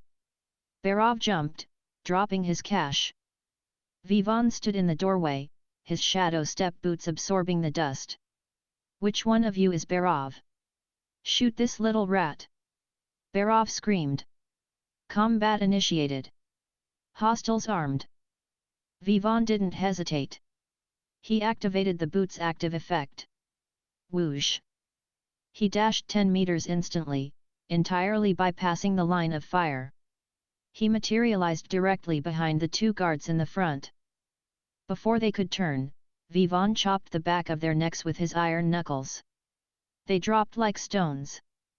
The remaining 3 guards panicked, firing wildly. Bullets tore into the leather sofas, missing Vivaan thanks to his 36 agility. He was a blur of motion. He closed the gap, swept a guard's legs, grabbed another's wrist, and twisted until the gun dropped. Within 10 seconds, the 5 guards were unconscious on the floor. Chapter 56, Forgiving the Debt. Vivaan walked slowly toward Bhairav, stepping over the groaning guards. Bhairav backed up until he hit the glass window overlooking the arena, his face pale with terror. "Don't kill me!" Bhairav squealed, holding up his fat hands. "Take the money. Take it all." "I don't want your money," Vivaan said, grabbing Bhairav by the thick gold chains around his neck. "I want Tarak Khan's contract." Bhairav scrambled to a steel filing cabinet in the corner, his hands shaking violently as he pulled out a thick red folder. He handed it to Vivaan. Vivaan glanced at the paperwork. The original loan was for 5 lakhs. Tarak had paid back over 15 lakhs in interest and still owed the principal. Vivaan pulled out a lighter from the desk and set the folder on fire, dropping the burning ashes onto the carpet. "Tarak is free," Vivaan stated. "If anyone from your crew goes near him or his sister again, I won't just break your guards. I'll throw you out of this window. Am I understood?" Bhairav nodded frantically. Vivaan turned and walked out, leaving the VIP lounge in ruins. Chapter 57, The Vanguard Joins. Tarak was waiting at the bottom of the stairs, having heard the gunshots. He looked at the boy in the black hoodie, bewildered as Vivaan tossed a charred piece of paper with Tariq's signature at his feet. "It's gone," Vivaan said. "Bhairav won't bother you again." Tarak stared at the ash. 3 years of slavery, erased in 5 minutes. He dropped to his knees, tears welling in his scarred eyes. "Why? Why would you do this for me?" "Because I'm going to war with Rajendra Singh Gania," Vivaan said. "And I need a vanguard who knows how to fight." A blue screen hovered in Vivaan's vision. System prompt: "Would you like to invite Tarak Khan to your faction?" Vivaan selected yes. Faction member Tarak Khan assigned to role Vanguard. Faction bonus activated, plus 10% to all physical damage dealt by faction members. Faction level up. Level 2 reached. New feature unlocked, System Healing Sharing, leader can use recovery items on faction members. Vivaan pulled an intermediate recovery potion from his inventory and handed it to Tarak. "Drink this. It will fix your knee. Then go home, pack your things, and meet me at Nehru Place tomorrow. The real fight starts now." Chapter 58, The Chatterpur Target. Monday evening. The war room at Nehru Place. Tarak stood flexing his right leg in absolute disbelief. The chronic, agonizing pain that had ruined his career was entirely gone. His joints felt like they did when he was 20. He looked at Vivaan with absolute, unshakable loyalty. "The Chatterpur farmhouse," Aman said, pulling the blueprints back up on the monitors. "Singhania's casino. They run the heavy games on Tuesday nights. Crores of rupees in physical cash sit in the basement vault before being laundered on Wednesday morning." "The layout?" Vivaan asked. "High brick walls, electric fencing. 2 guards at the gate, 6 roaming the perimeter with dogs. Inside, there are at least a dozen bouncers. The vault requires a dual keycard swipe to open," Aman explained. "Tarak," Vivaan turned to his new vanguard. "Can you handle a crowd?" Tarak cracked his massive knuckles, a predatory grin spreading across his face. With his knee healed and the faction's 10% damage buff coursing through his veins, he felt invincible. "Just point me at them, boss." "Good," Vivaan said. "Aman, you kill the perimeter cameras and the electric fence at exactly midnight. Tarak, you make noise at the front. Draw the bouncers out. I'll slip in through the back and empty the vault." Chapter 59, The Raid begins. Midnight. The Chatterpur farmhouse. The perimeter was eerily quiet. In the distance, the thumping bass of Bollywood music echoed from the casino floor. In the bushes outside the rear wall, Vivaan watched his phone screen flash green. Amon had disabled the security grid. Go, Vivaan whispered into his earpiece. At the main gates, Tarek didn't use stealth. He walked straight up to the heavy iron gates. The two guards raised their rifles, shouting at him to halt. Tarek grabbed the iron bars and, using his 22 strength boosted by the faction buff, literally ripped the gate's electronic lock off its hinges. The guards fired, but Tarek was already moving. He was a national champion for a reason. He slipped under the rifle barrels, delivering two devastating hooks that knocked the guards out cold before they could pull the trigger twice. The alarm bells inside the compound began shrieking. Dogs barked. Bouncers poured out of the front entrance, armed with bats and machetes, rushing toward the lone giant at the gate. "Come on, then!" Tarek roared, holding up his fists. At the back of the property, Vivaan used his shadow step boots to instantly teleport over the 15-foot brick wall, landing silently on the manicured lawn. All eyes were on the front. He was inside.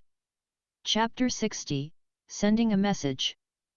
Vivaan moved like a phantom through the luxurious hallways of the farmhouse. Guests were screaming, being evacuated by the staff due to the commotion outside.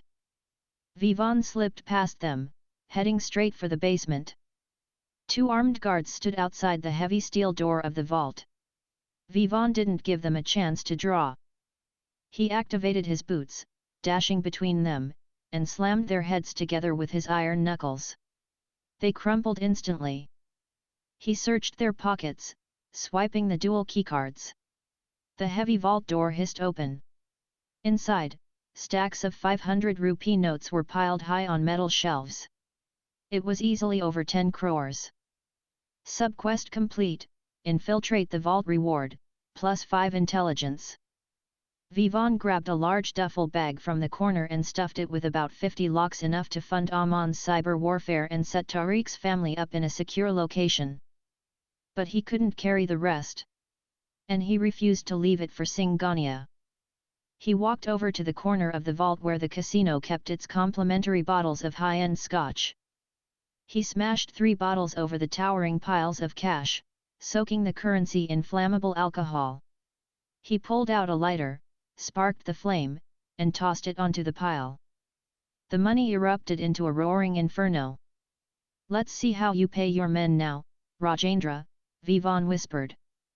He grabbed the duffel bag, activated his boots, and vanished into the night, leaving the Singhania syndicate's fortune to turn to ash. Chapter 61, 10 crores of ash. The smell of burned paper and melted plastic was suffocating. Rajendra Singhania stood in the basement vault of the Chatterpur farmhouse, a silk handkerchief pressed over his mouth. The fire department had extinguished the blaze, but it was too late. 10 crores in physical, untraceable cash, the lifeblood of his empire, meant to bribe politicians and pay off the police, was nothing but a blackened, smoking mound of ash. His casino manager stood trembling in the doorway. "Boss," the front gate guards said. It was a giant of a man. "But the vault, the cameras were cut. We don't know how they bypassed the steel doors so fast." Rajendra's eyes were bloodshot. He didn't scream. He didn't break things. The rage inside him was too cold, too absolute for tantrums. He thought of the high school boy his men had warned him about. The boy who broke call. "It's him," Rajendra whispered. "The Sharma boy. He's not working alone. He's building a crew." Rajendra pulled out his phone. He didn't call his street thugs this time. He dialed a number reserved for the highest echelons of his payroll. "DCP Rathi," Rajendra said, his voice trembling with fury. "I want a manhunt. Total blackout. Find a fighter named Tariq Khan, and a boy named Vivaan Sharma. Bring them to me alive. The police force is mine today." Chapter 62, The Relocation. Vivaan slipped through his bedroom window at 3 a.m., stripping off the smoke-scented black hoodie. He didn't sleep. The adrenaline was still humming in his veins, but his intelligence stat kept his mind terrifyingly clear. Singhania wouldn't take a 10 crore hit lying down. The rules of engagement had changed. The syndicate wouldn't just send thugs with crowbars anymore. At dawn, Vivaan packed a duffel bag and walked into the living room. His parents were just waking up. "Papa, Ma. Pack your bags. Just clothes and essentials. We are leaving," Vivaan said firmly. "Leaving? Vivaan, what are you talking about?" "My shop," his father started, looking at the thick stacks of cash Vivaan placed on the dining table from the casino raid. "The shop is closed for now," Vivaan said, his voice carrying a weight that made his parents freeze. "We won a lottery. An anonymous one. But the people who lost want the money back. I've booked you a suite at a secure, 5-star hotel in Gurugram under a fake name.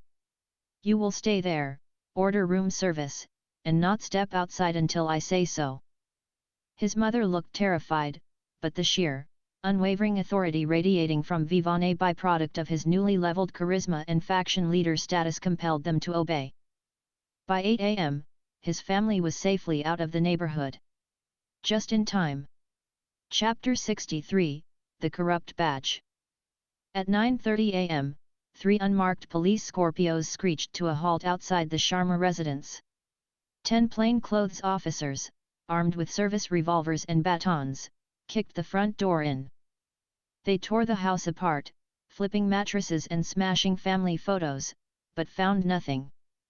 DCP Ratha stood in the living room, chewing a pan masala, listening to the police radio. "Sir," an officer reported. "The medical shop is locked up tight, too. Neighbors say they left in a taxi 2 hours ago with bags." Ratha spat out the window. "Smart kid. What about the other one? The boxer?" "Tariq Khan's apartment in Okala is empty." "But sir, the cyber cell just got a hit. The IP address that spoofed the casino's security cameras last night? It bounced through a dozen proxies, but they tracked a momentary leak to a local node in Nehru Place." Ratha smiled, a cruel, yellow-toothed grin. "Lock down the market. Let's go hunting." Chapter 64, The Cyber Cafe Siege. In the dark back room of the Nehru Place Cyber Cafe, Aman was frantically typing. He had a police scanner running on his second monitor. "Boss," Aman's voice cracked over the headset. "They're here. The police. Unmarked cars blocking the front and back alleys. They traced the node." Vivaan was halfway across the city, riding pillion on a stolen motorcycle driven by Tariq.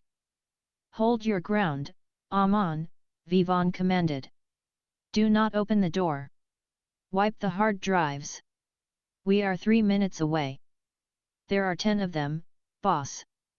Aman panicked, hearing the heavy pounding on the metal shutter of the cafe front. "They have guns." 3 minutes. Tariq roared over the wind, weaving the heavy Enfield through the chaotic Delhi traffic, entirely ignoring red lights and using his 25 agility to maintain perfect balance. At the cafe, the metal shutter gave way with a violent crash. Heavy boots stomped across the floorboards. Aman hit the kill switch, wiping the proxy array, and backed into the corner of the dark room, clutching a heavy flashlight, terrified. The handle to the back room turned. Chapter 65, Phantom and the Vanguard. The door was kicked open. 3 plainclothes cops rushed in, guns drawn. Before they could even point their weapons at Aman, the frosted glass window at the back of the room shattered inward. A black blur shot through the rain of glass. Item skill, Shadow Step activated. Vivaan materialized directly in the center of the cops. He didn't use full force. Killing police officers, even dirty ones, would bring the National Army down on them. He used precision. A sharp chop to the radial nerve of the first cop's arm made him drop his gun. A sweeping kick knocked the second cop off his feet, and a palm strike to the chin shut the third cop's lights out before he hit the ground. "Let's go," Vivaan grabbed Aman by the collar. They spilled out into the back alley, but 5 more armed officers blocked the exit, raising their revolvers. "Drop it, kid," one shouted. Suddenly, a massive garbage dumpster flew through the air, crashing into the line of cops like a bowling ball. Tarek stepped out from the street corner, cracking his knuckles, his faction-boosted strength on full display.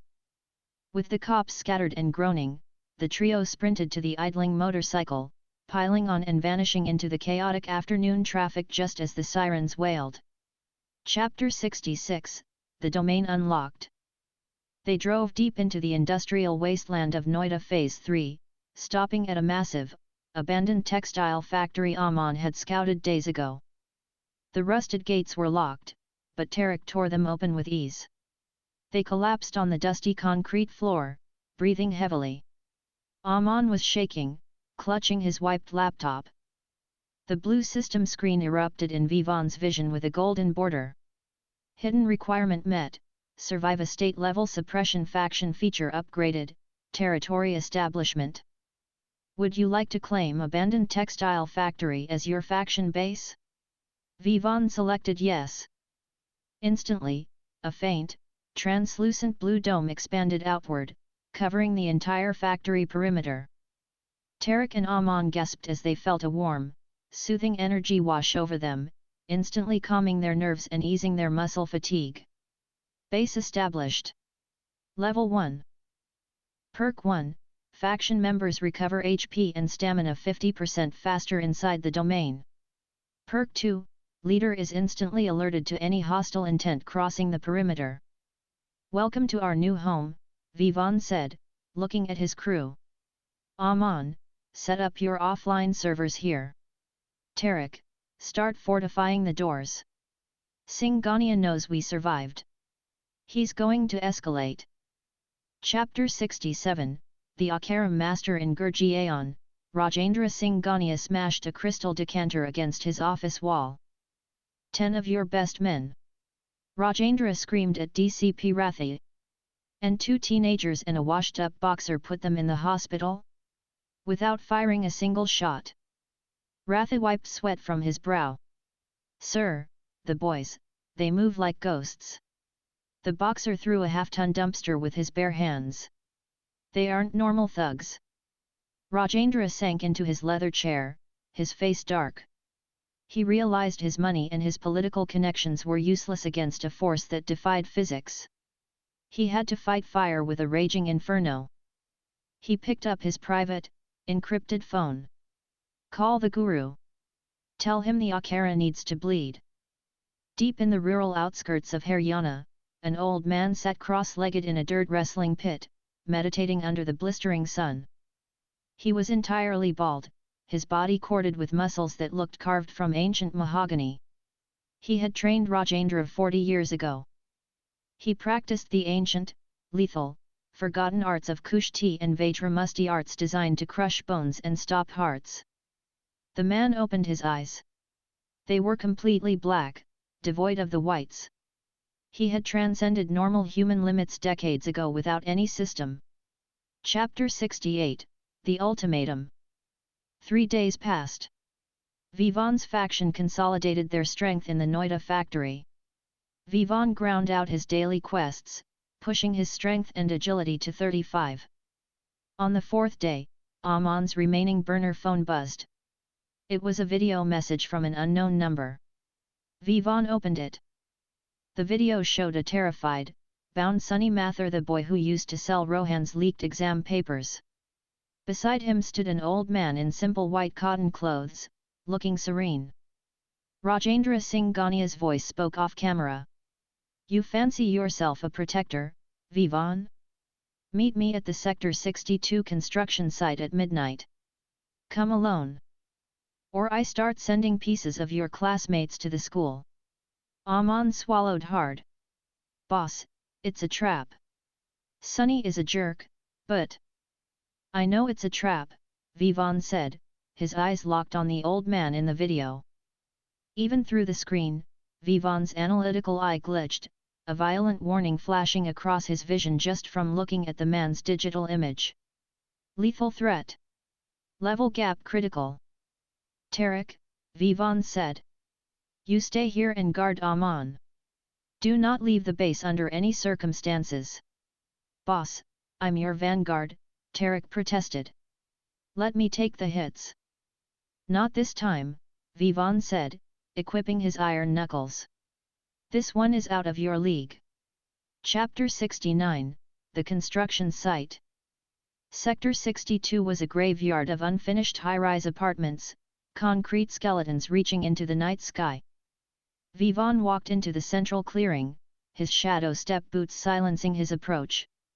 Floodlights instantly snapped on, blinding him for a second.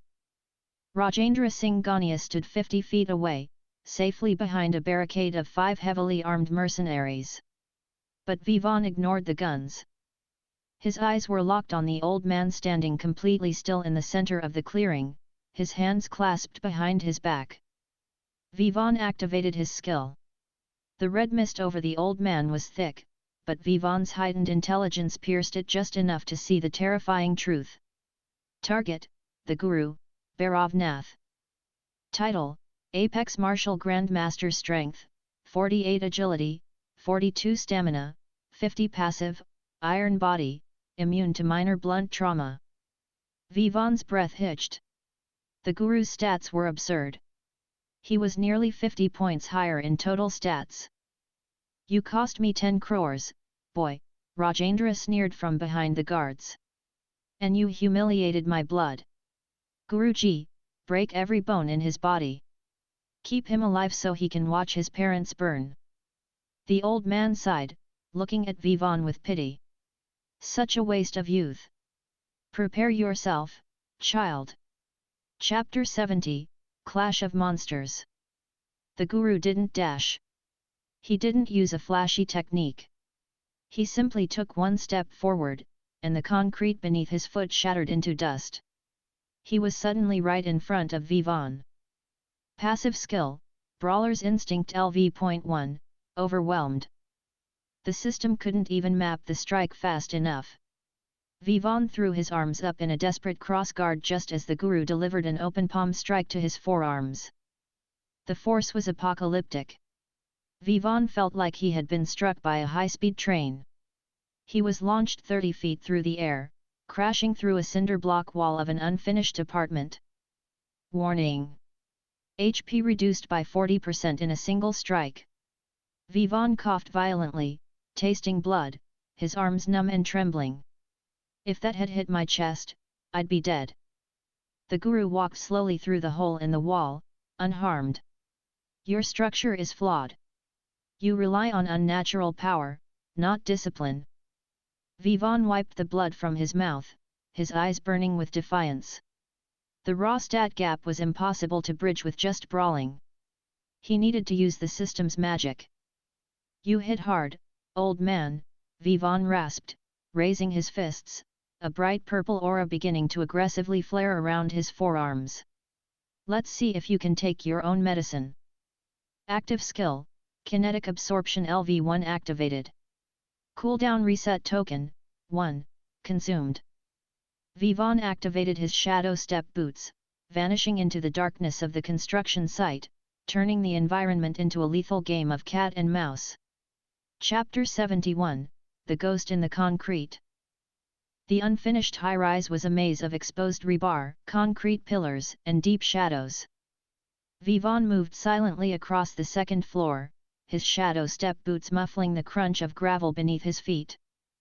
Below him, in the clearing, the Guru didn't chase him. The old man simply closed his eyes and breathed. You think darkness will save you, boy? The Guru's voice echoed through the empty concrete shell, calm and terrifyingly clear. I have fought blindfolded against men twice your size. I can hear your heartbeat. Vivaan checked his interface. His HP was sitting at a dangerous 55%. He couldn't take another direct hit. He needed to build up kinetic energy to power his next strike, but absorbing an attack from the Guru was too risky, the overflow damage might still kill him. He looked at the environment with his analytical eye. Above the Guru, dangling from a rusted construction crane on the 5th floor, was a massive pallet of cement bags held by a thick steel cable. Vivaan activated his boots, teleporting vertically up the structural columns, his agility allowing him to scale the building like a spider. He reached the crane control box. It was dead. He pulled out a heavy steel wrench he had picked up from the floor. He didn't need to turn the crane on. He just needed to break the brake lever. Chapter 72, Building Level Impact. Come down and face your end, Rajendra yelled from his safe spot behind his mercenaries. The guru suddenly opened his eyes, looking straight up.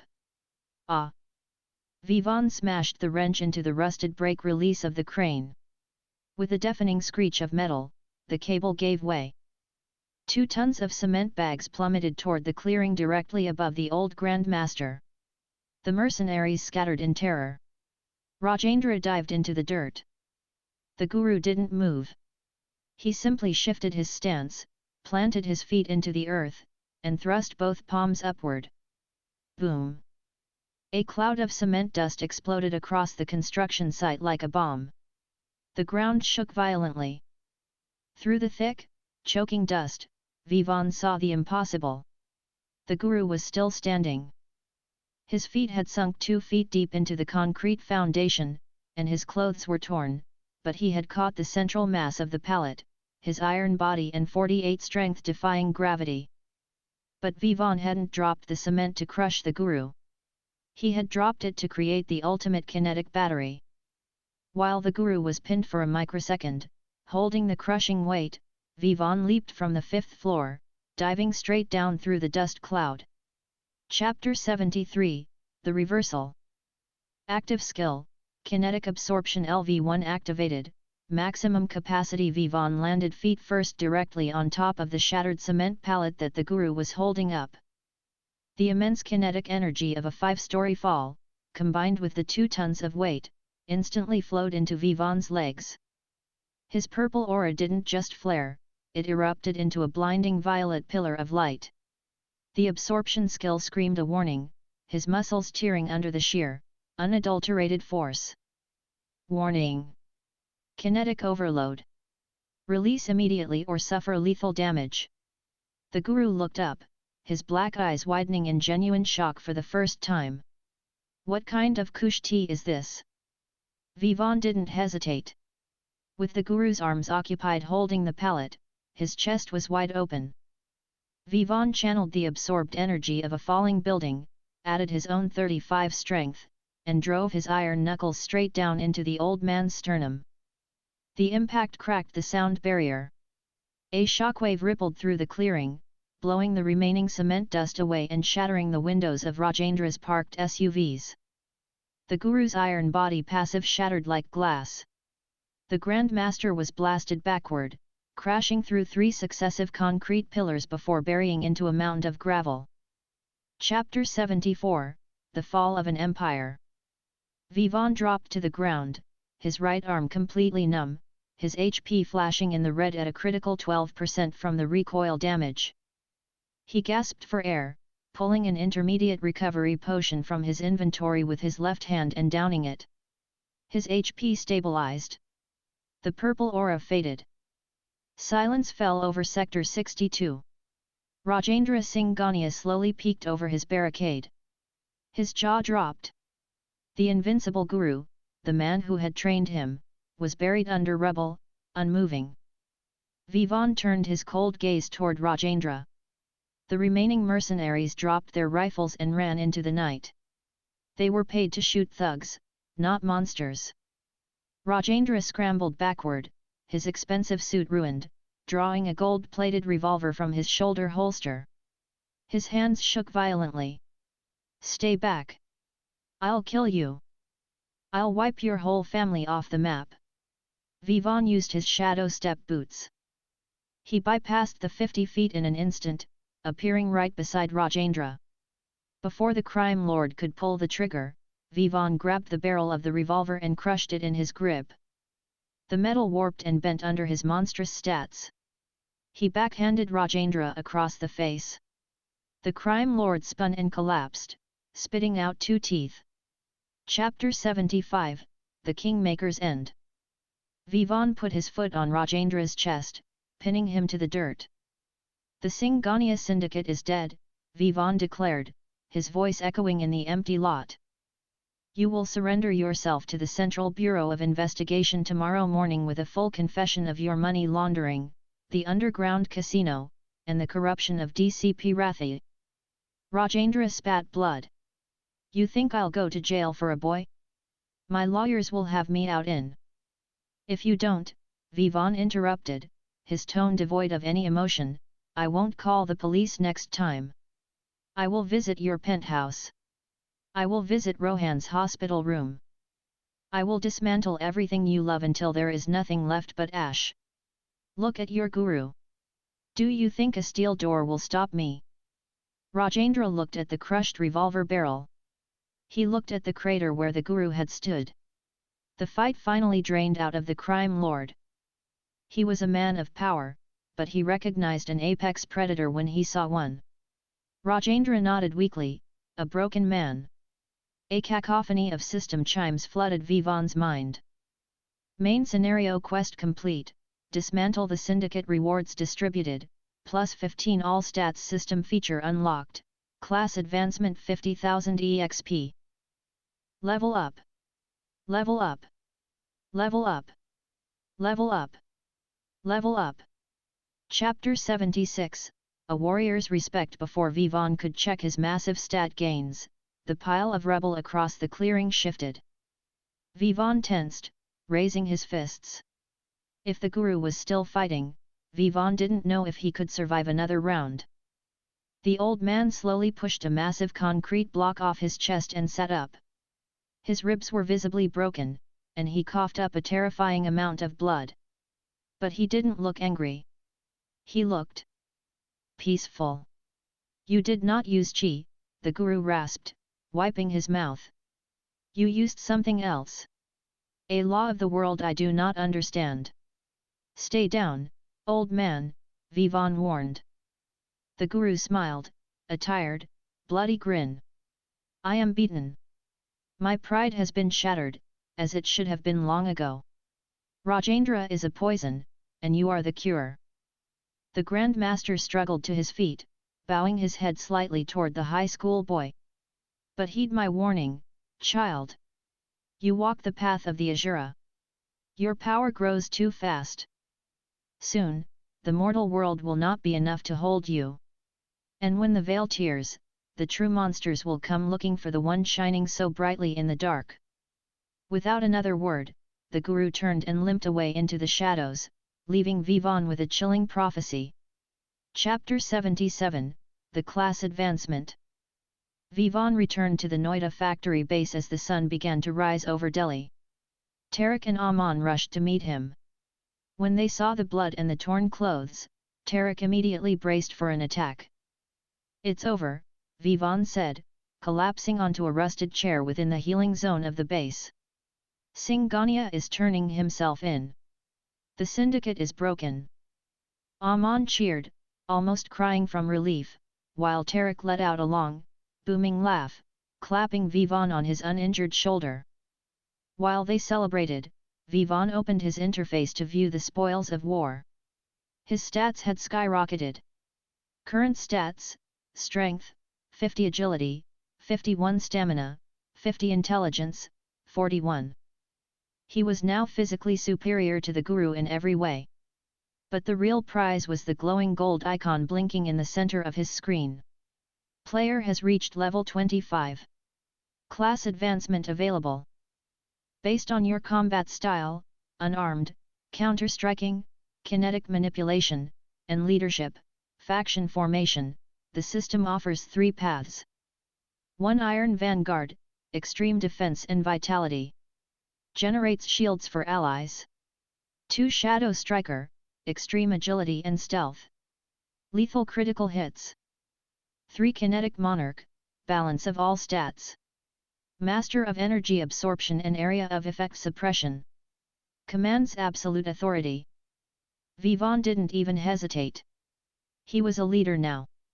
He selected the third option. Class selected, Kinetic Monarch.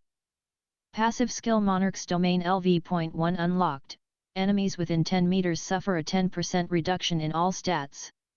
Allies gain 10%. Chapter 78, The Calm Before the Storm. 2 months passed. The Delhi underworld underwent a massive power vacuum, but Tarek, armed with the faction buffs and his own rising stats, quickly established their territory. They didn't run drugs or extortion, they offered protection to the vulnerable businesses Singhania used to bleed dry. Phantom became a whispered urban legend in South Delhi. Vivaan returned to his normal life. He brought his parents back home, claiming the anonymous lottery people had been arrested by the CBI. He went back to Heritage International. Rohan Singhania had been permanently withdrawn from the school, and Vivaan spent his days studying, keeping a low profile, and hanging out with Aman. Everything felt peaceful.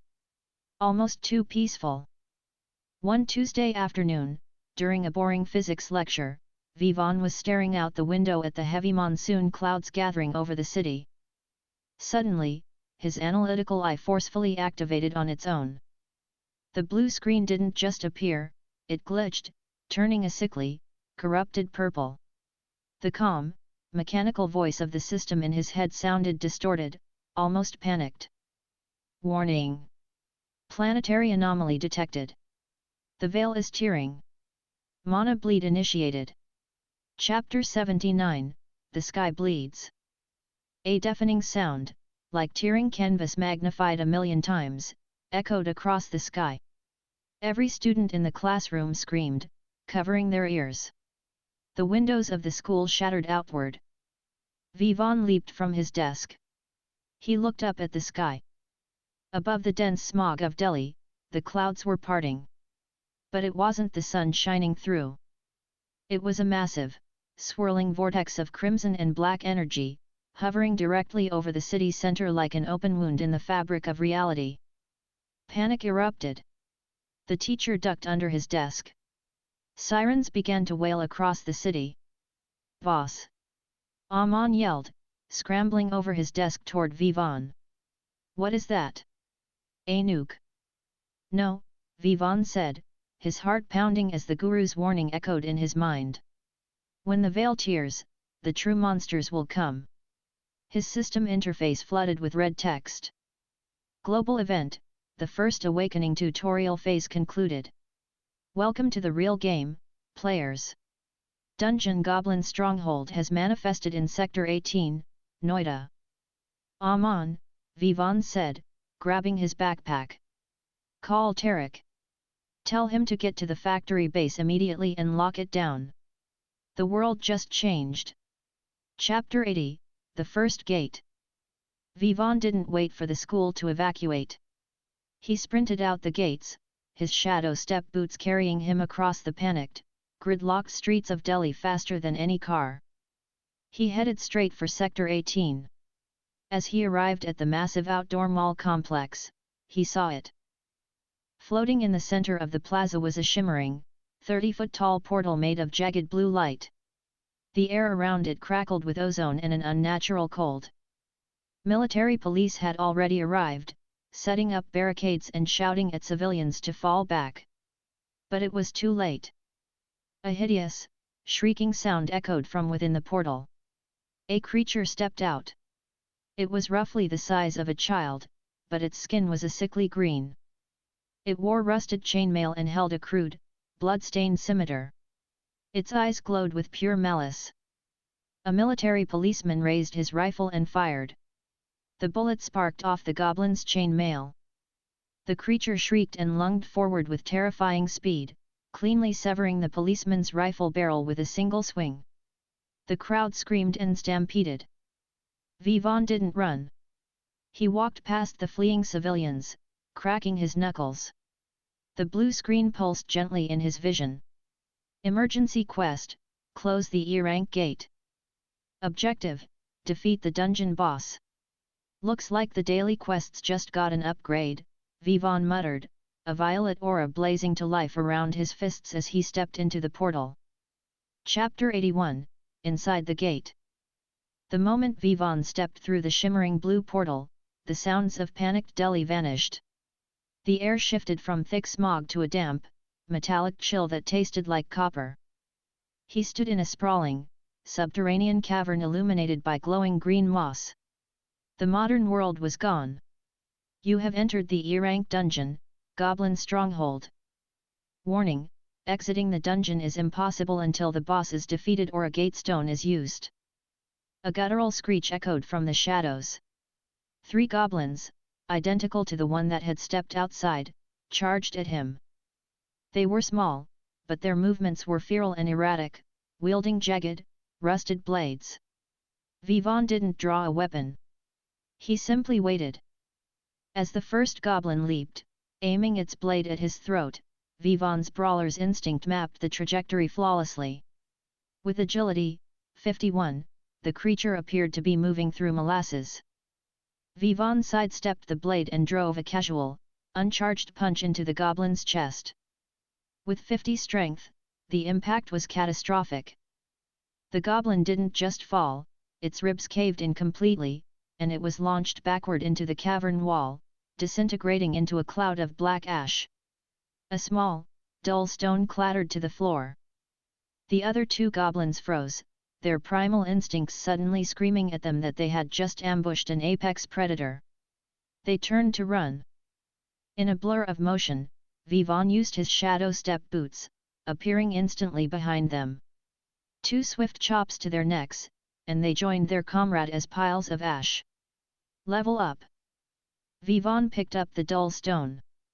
Item acquired, low-grade monocore description, crystallized magic energy. Can be absorbed for EXP or sold as a high-value energy source. Chapter 82, The Monarch's Domain. Vivaan ventured deeper into the cavern. The narrow tunnel opened into a massive underground encampment. Over 50 goblins were gathered around a roaring bonfire, gnawing on unrecognizable bones. At the center of the camp sat a goblin twice the size of the rest, wearing crude iron armor and wielding a massive spiked club. Target: Hobgoblin Chieftain, Dungeon Boss, Level 15. 50 against 1. Vivaan could dodge them, but fighting a mob this size in an enclosed space was risky. It was the perfect time to test his new class. Vivaan stepped into the light of the bonfire. "Hey," he called out. The entire camp turned. 50 pairs of glowing, malicious eyes locked onto him. They raised their weapons and shrieked, a terrifying wave of green bodies rushing forward. Vivaan's eyes glowed with a faint violet light. Class passive activated, Monarch's Domain LV.1. An invisible, heavy pressure exploded outward from Vivaan, covering a 10-meter radius. The moment the charging goblins crossed the invisible boundary, it was as if gravity had doubled. Their shrieks turned into panicked grunts. Their speed halved. Their weapons suddenly felt too heavy to lift. The Monarch's Domain instantly stripped 10% of their stats and crushed their morale. Vivaan walked into the slowed horde like a reaper. Every punch, every kick, shattered a goblin into ash. He didn't even need to use his active skills. His raw stats, combined with the domain suppression, turned the terrifying monster horde into target practice. Chapter 83, The Hobgoblin Boss. Within 3 minutes, the bonfire was surrounded by black ash and scattered monocores. Only the Hobgoblin Chieftain remained. It roared in fury, entirely unaffected by the fear that had paralyzed its minions. It raised its massive spiked club and charged, the ground shaking under its heavy footsteps. Warning: Boss monster charging! The hobgoblin brought the club down in an overhead smash that would have pulverized a car. Vivaan didn't dodge. He stood his ground, raising his right arm. Active skill, Kinetic Absorption LV1 activated. The massive spiked club slammed into Vivaan's forearm. The cavern quaked from the impact, a shockwave blowing the bonfire out completely. But Vivaan's arm didn't bend. His boots dug into the stone floor, and the violent violet aura flared violently around him, eating the kinetic force of the boss's strike. The hobgoblin's eyes widened in confusion as its club was stopped dead by a human a third its size. "You hit like a gentle breeze compared to the guru," Vivaan whispered. He gripped the spiked club with his left hand, pulling the off-balance giant forward, and drove his right fist charged with the boss's own kinetic energy directly into the hobgoblin's armored chest. The iron armor shattered like cheap plastic. The shockwave blew a hole straight through the boss's torso. The hobgoblin collapsed, dissolving into a massive mountain of black ash. Boss defeated. E-rank gate cleared. Rewards, +3 all stats, item Hobgoblin's Iron Ring, 10,000 EXP. Level up. Chapter 84, The Aftermath. The blue portal behind him shifted from a jagged, unstable rift to a calm, swirling vortex. Vivaan collected the boss's mana core, a glowing, golf ball-sized gem, and stepped back through the portal. He emerged back in Sector 18. Only 20 minutes had passed in the real world. The military had set up a full perimeter, and a tank was aiming its barrel directly at the gate. As Vivaan stepped out, the soldiers tensed, raising their rifles. But instead of a monster, they saw a high school boy in a dusty uniform. Before the commanding officer could shout an order, the blue portal behind Vivaan collapsed, shattering like glass and vanishing into thin air. "Hey!" Vivaan called out to the stunned officer, tossing him the glowing boss core. "You might want to get your scientists to look at that. Standard bullets aren't going to cut it against what's coming." Using the confusion, Vivaan activated his shadow step boots, vanishing from the plaza before the soldiers could even blink. He returned to the Noida factory base. Aman and Tarek were glued to the monitors. "Boss!" Aman yelled, pointing at the news. "It's not just Delhi. They're calling them gates. Tokyo, New York, London, Mumbai, they're appearing everywhere. And people are doing magic." The Great Awakening had begun. Chapter 85, The Hunters. 2 weeks passed. The world adapted with terrifying speed. The initial panic subsided as the governments of the world realized that alongside the monsters, humanity had been given a weapon, the Awakened. Random individuals across the globe had suddenly gained access to system interfaces, magic, and superhuman stats. The Indian government established the Hunter Association of India, HI. Gates were classified from E to S rank. Entering a gate without a valid hunter license became a federal crime, punishable by immediate conscription. Corporations immediately began buying up high-ranking hunters, forming massive, heavily funded guilds. In the Noida factory base, Vivaan sat with his faction. "The military is monopolizing the low-rank gates to farm mana cores," Aman read from a leaked government memo. "Mana cores are replacing lithium. The economy is shifting. Boss, if we don't register, we can't legally fight, and we can't sell the cores." "We register," Vivaan agreed. "But we do it smart.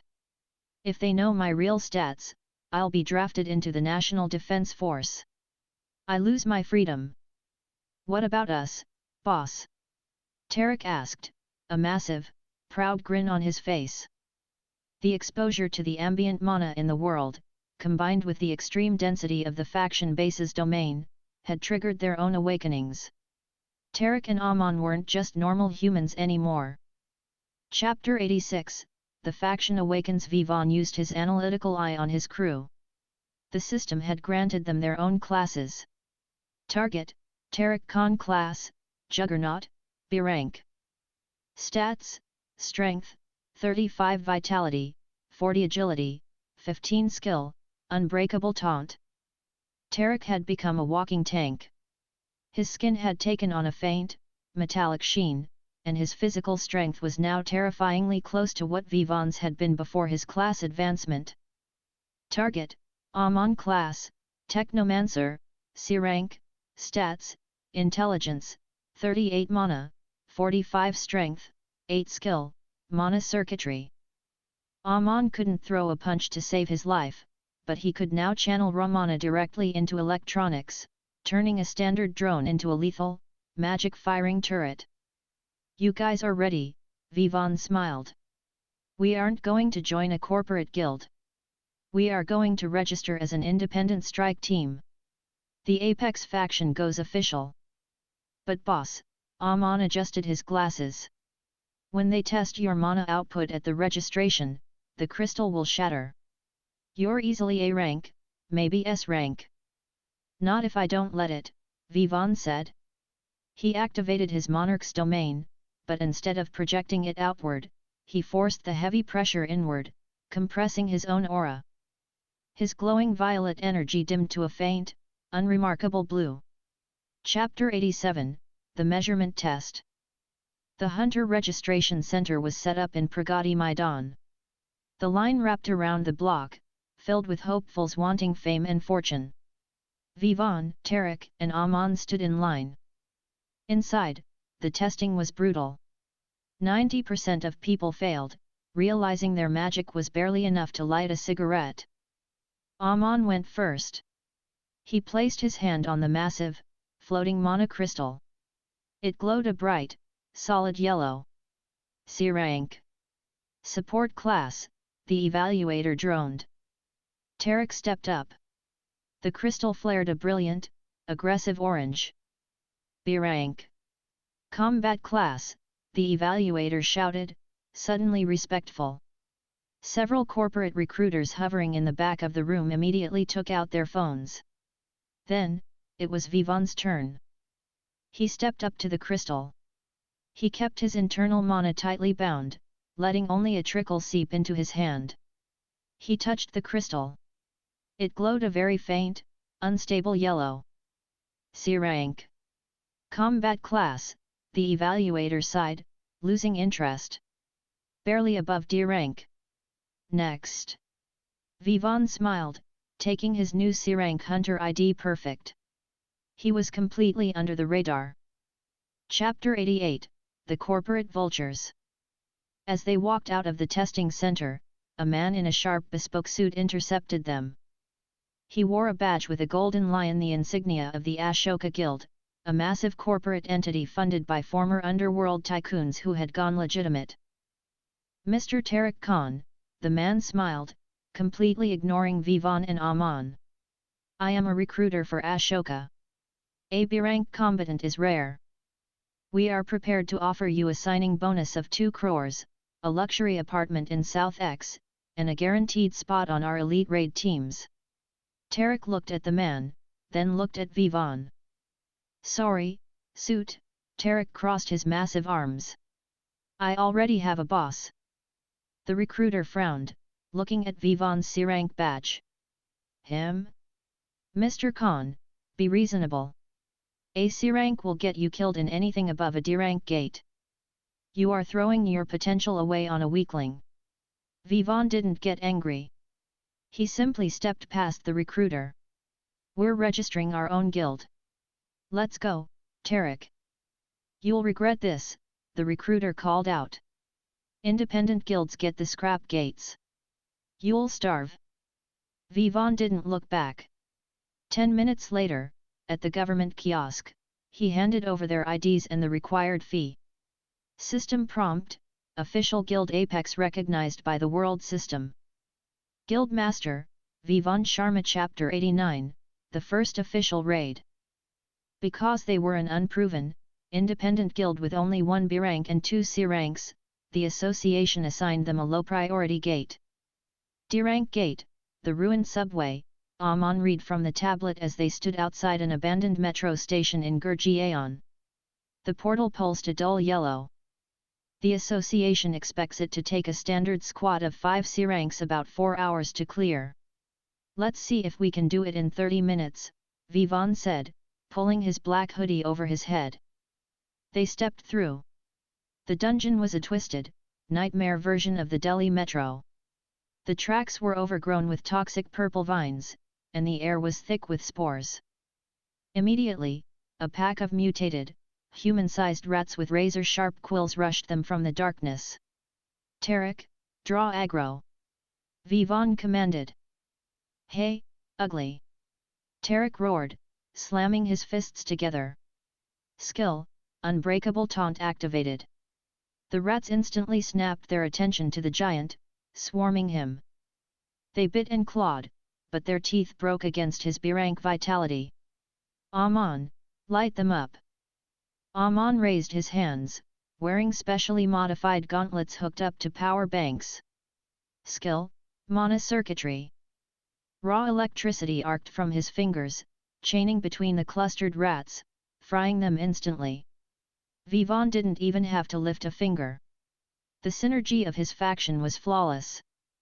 Chapter 90, The Red Anomaly. They cleared the subway platforms in record time, collecting dozens of D-rank mana cores.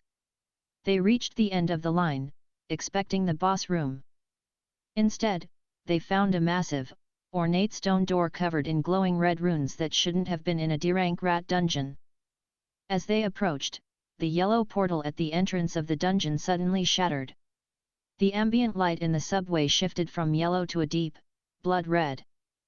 Amon's tablet started blaring a terrifying alarm. Boss! The ambient mana density just spiked. It's reclassifying. This isn't a D-rank gate. Warning! Hidden dungeon variant discovered. Gate difficulty adjusted, B rank, red variant, escape is impossible. Survival rate, 1%. The stone doors slowly ground open. From the darkness emerged a creature straight out of a myth. It was a massive, bipedal wolf covered in dark iron plating, holding a massive broadsword crackling with dark magic. Target, Lycanthrope Knight, Hidden Boss, Level, 35. Tarek took a step back, the sheer murderous intent of the B-rank boss penetrating his taunt skill. Amon dropped his tablet, his face pale with terror. A standard C-rank team would be slaughtered in seconds. Vivaan looked at the massive boss, then at his terrified team. He reached inward and uncompressed his mana. The faint blue glow around him vanished, replaced instantly by a violent, roaring pillar of violet energy that cracked the subway tiles beneath his feet. Tarek, Amon. Step back, Vivaan said, rolling his shoulders, a genuine smile spreading across his face. I haven't had a real workout since the Guru. Let's see how much EXP a B-rank boss gives. Chapter 91, The Monarch's Wrath. The Lycanthrope Knight let out a roar that shook the very foundations of the ruined subway station. The sound wave alone was enough to crack the tiled walls. It swung its dark magic greatsword in a wide, horizontal arc, aiming to cleave all three humans in half. Boss! Tarek yelled, trying to step forward to block. Stay back, Tarek, Vivaan commanded. Vivaan didn't dodge. He activated his shadow step boots, dashing not backward, but directly into the guard of the massive beast. Active skill, Kinetic Absorption LV2 activated. Skill leveled up due to repeated use. Max absorption capacity increased. The flat of the great sword slammed into Vivaan's raised left forearm. The impact created a shockwave that blasted the subway dust into a cyclone, blowing Tarek and Amon off their feet. But Vivaan didn't budge an inch. The violet aura around him flared with blinding intensity, swallowing the kinetic force of the B-rank boss's strongest swing. The lycanthrope's yellow eyes widened. It tried to pull its sword back, but Vivaan's grip clamped down on the blade like a hydraulic press. My turn, Vivaan whispered. He activated Monarch's Domain LV.1. The oppressive, gravity-like aura slammed down on the boss. The lycanthrope's knees buckled slightly as its stats were instantly nerfed by 10%. Channeling the absorbed energy of the great sword strike into his right fist, combined with his base 50 strength, Vivaan delivered an uppercut squarely to the beast's armored jaw. The sound was like a cannon firing in a tunnel. The lycanthrope knight was lifted entirely off the ground, its neck snapping back at an unnatural angle as it crashed through the reinforced concrete ceiling of the subway platform. Chapter 92, The Red Core. The boss plummeted back down, crashing into the tracks in a shower of rubble. It was barely alive, its health bar flashing a critical 5%.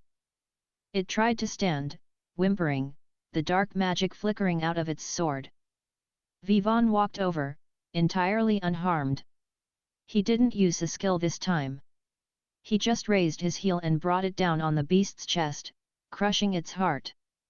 The lycanthrope dissolved into a massive, swirling cloud of dark ash. Hidden boss defeated. Red variant B rank gate cleared. Rewards, +10 all stats, item blood iron gauntlets, 100,000 EXP. Level up. Level up. Level up.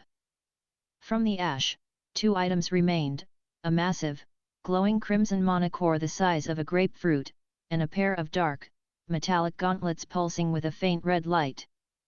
Tarek and Amon slowly picked themselves up, staring at Vivaan in sheer disbelief. A B-rank hidden boss, a creature that would have required a 20-man raid team of elite hunters, had been dismantled in 2 moves. Boss. Amon swallowed hard. What are your real stats? Vivaan equipped the blood iron gauntlets. They melded perfectly over his hands, cold and heavy. Description: enhances kinetic impact by 20%. Can store excess mana. High enough, Vivaan smiled, picking up the crimson core and tossing it into his inventory. Let's go home. The gate is closing. Chapter 93, The Cover Story. Outside the subway station, absolute chaos had erupted. The Hunter Association monitoring team had detected the gate's mana spike when it turned red. 2 military helicopters were circling overhead, and a heavy blockade of tanks had been set up. An A-rank strike team was just arriving, leaping out of armored SUVs, ready to try and contain the B-rank anomaly before it broke out into Gurgiaon. Suddenly, the red portal flickered and collapsed entirely. The association director on site lowered his binoculars, stunned. From the vanishing light, 3 figures emerged, coughing on the dust. Paramedics and soldiers rushed forward. You cleared it, the director shouted, running up to them. He looked at their badges. 1 B rank and 2 C ranks. How is that possible? The mana signature read as a variant boss.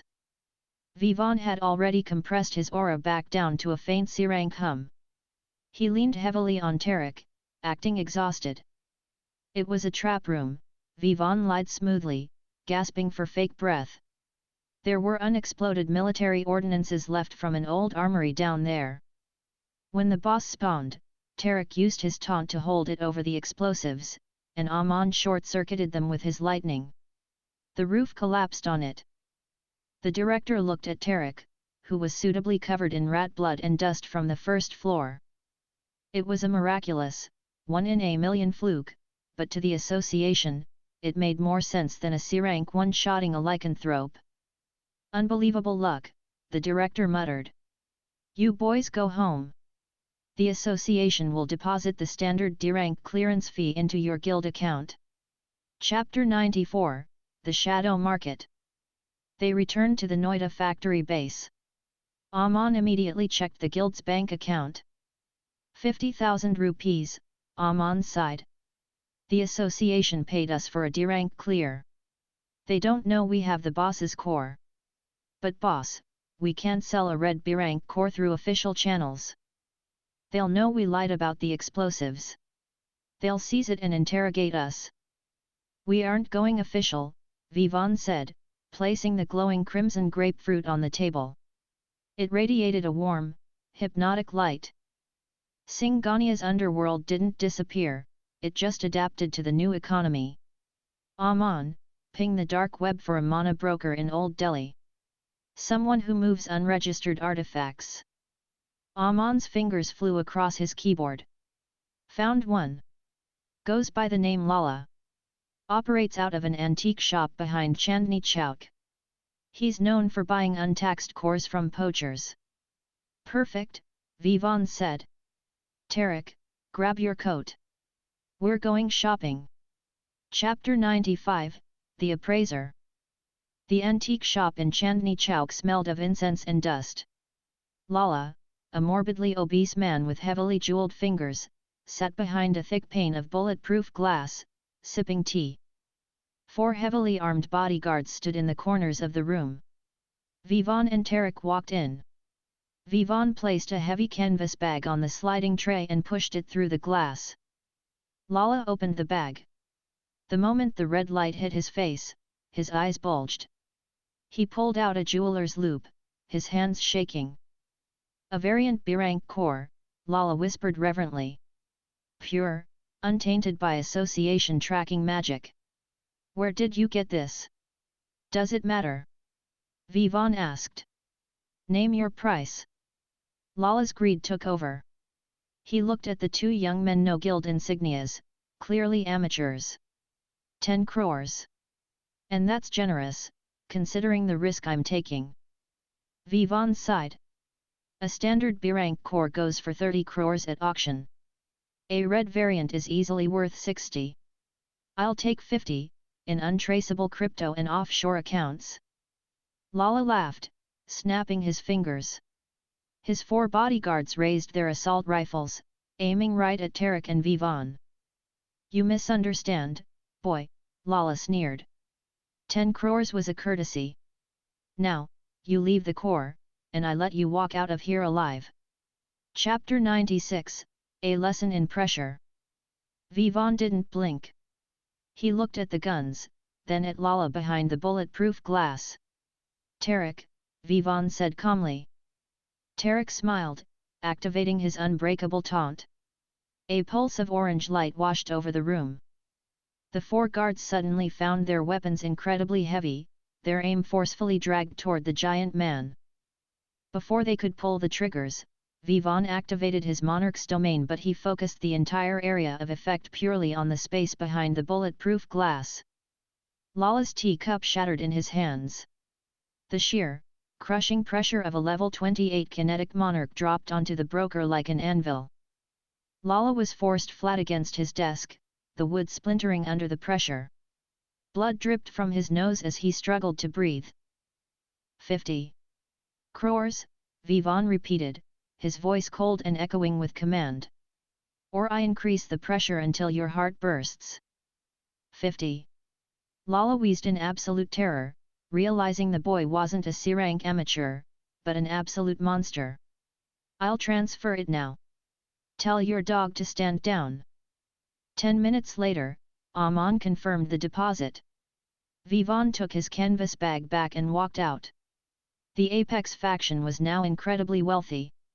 Chapter 97, Ashoka's Arrogance. With 50 crores in the bank, the Apex Guild geared up. Aman bought military-grade servers and a Neuralink visor to control a swarm of combat drones. Tarek purchased Goliath armor, a C-rank artifact set that doubled his defense. A week later, they were training in the Noida base when the perimeter alarms blared. Aman checked the cameras. Boss. 3 heavily armored SUVs just pulled up to the factory gates. It's the Ashoka Guild. Vivaan frowned. He walked out to the courtyard, followed by Tarek. Standing by the rusted gates was a tall, arrogant man wearing a pristine white uniform adorned with the golden lion crest. His hair was slicked back, and his hands sparked with embers. Target, Kabir Singh class, Pyromancer, A rank, Guild Master of Ashoka, Strike Team Alpha. So this is the junkyard where the famous independent guild hides, Kabir sneered, looking around the abandoned factory. He locked eyes with Tarek. I heard you got lucky with some explosives in a D-rank gate, Khan. I'm here to offer you one last chance. Leave these C-rank losers and join a real A-rank team. We have a gate raid tomorrow. I told your suit, Tarek growled, stepping forward. I already have a boss. Kabir's eyes flared with literal fire. I wasn't asking, Khan. The association wants the strong consolidated under corporate banners. I'm here to draft you. By force, if necessary. Chapter 98, A slap to the ego. You're trespassing, Vivaan said, stepping in front of Tarek. Kabir looked at Vivaan, laughing. The C-rank guild master. Look, kid, go play in the sandbox. If you step in my way, I'll melt you into the pavement. Kabir raised his hand. A massive, roaring lance of condensed fire formed above his palm, radiating intense heat that warped the air. It was an A-rank spell, capable of melting a tank. He hurled it directly at Vivaan's chest to prove a point. Tarek didn't even flinch to protect his boss. He just smirked. The fire lance struck Vivaan. But instead of an explosion of flames, there was a sharp, vacuum-like shhh sound. Active skill, kinetic/energy absorption LV2 activated. The kinetic force and heat of the A-rank spell were instantly swallowed by the purple aura surrounding Vivaan. The flames died out completely, leaving Vivaan standing there, entirely unharmed, his new blood iron gauntlets glowing a fierce, hot red from the absorbed thermal energy. Kabir's jaw dropped. What kind of artifact is that? It's not an artifact, Vivaan said. Using Shadow Step, Vivaan bypassed the 15 feet between them instantly. He didn't punch Kabir. He simply raised his open hand and slapped the arrogant A-rank pyromancer across the face, releasing a fraction of the absorbed fire energy. The slap echoed like a gunshot.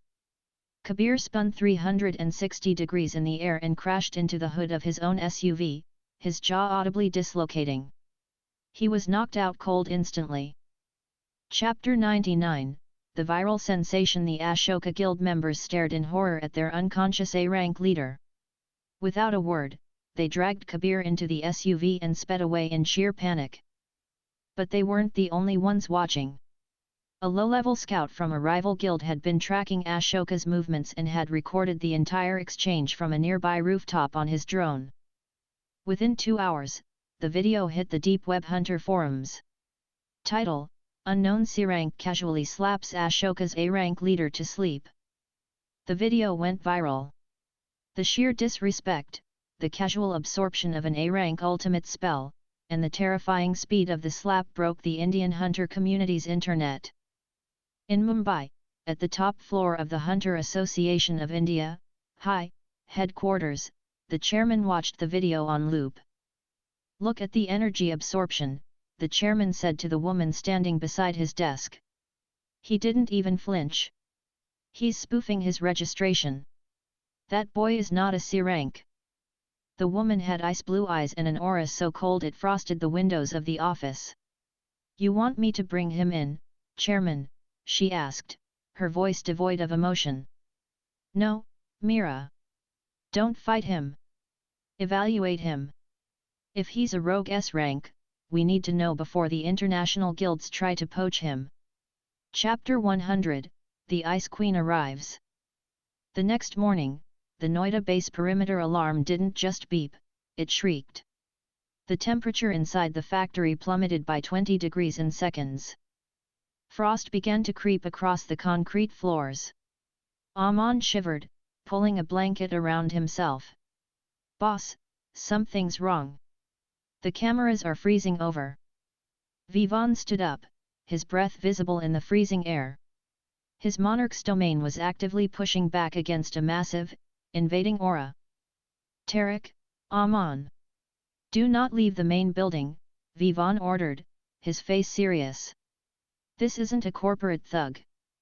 Vivaan walked out to the courtyard. The rusted iron gates of the factory were completely encased in solid, glittering ice. Standing on the other side of the frozen gate was a woman in a pristine, white tactical coat.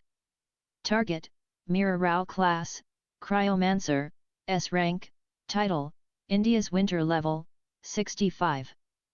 It was the first S-rank Vivaan had ever seen. Her level was significantly higher than his, but his stats were heavily condensed. Vivaan didn't act intimidated.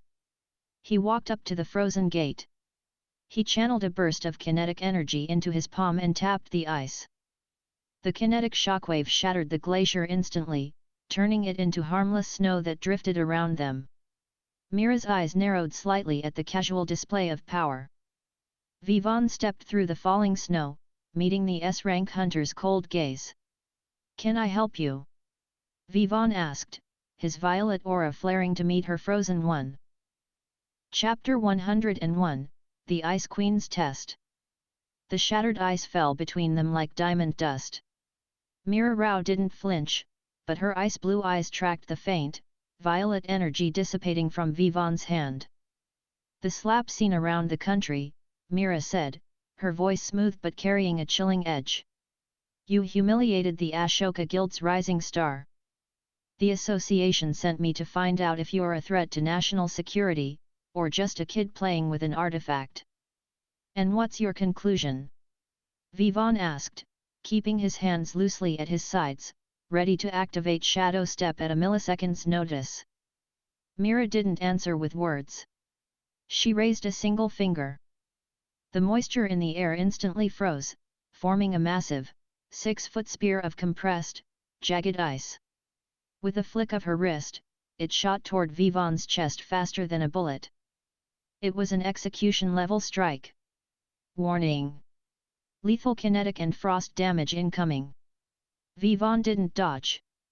He brought his right arm up, his blood iron gauntlets materializing instantly. Active skill, kinetic absorption LV2 activated. The ice spear struck his palm.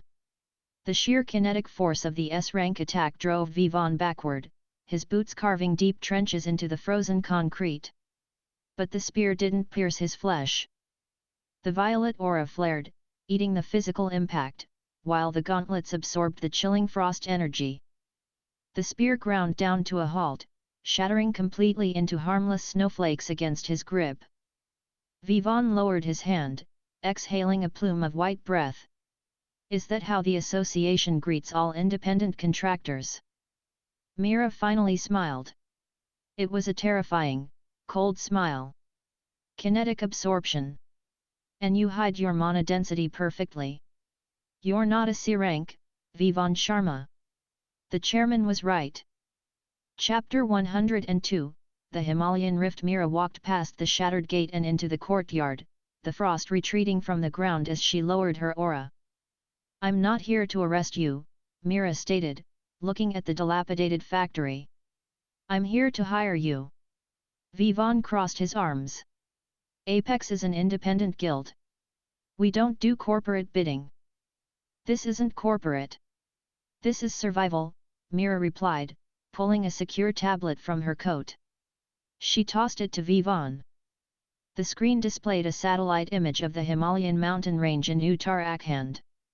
A massive, swirling portal, glowing a violent, toxic purple, hovered over a snowy peak.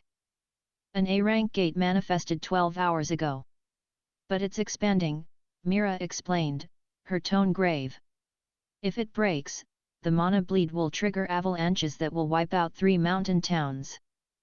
The association is assembling a joint raid team of the top corporate guilds. But after seeing your video, I requested you as my personal vanguard. Main scenario quest initiated, the Frozen Peak.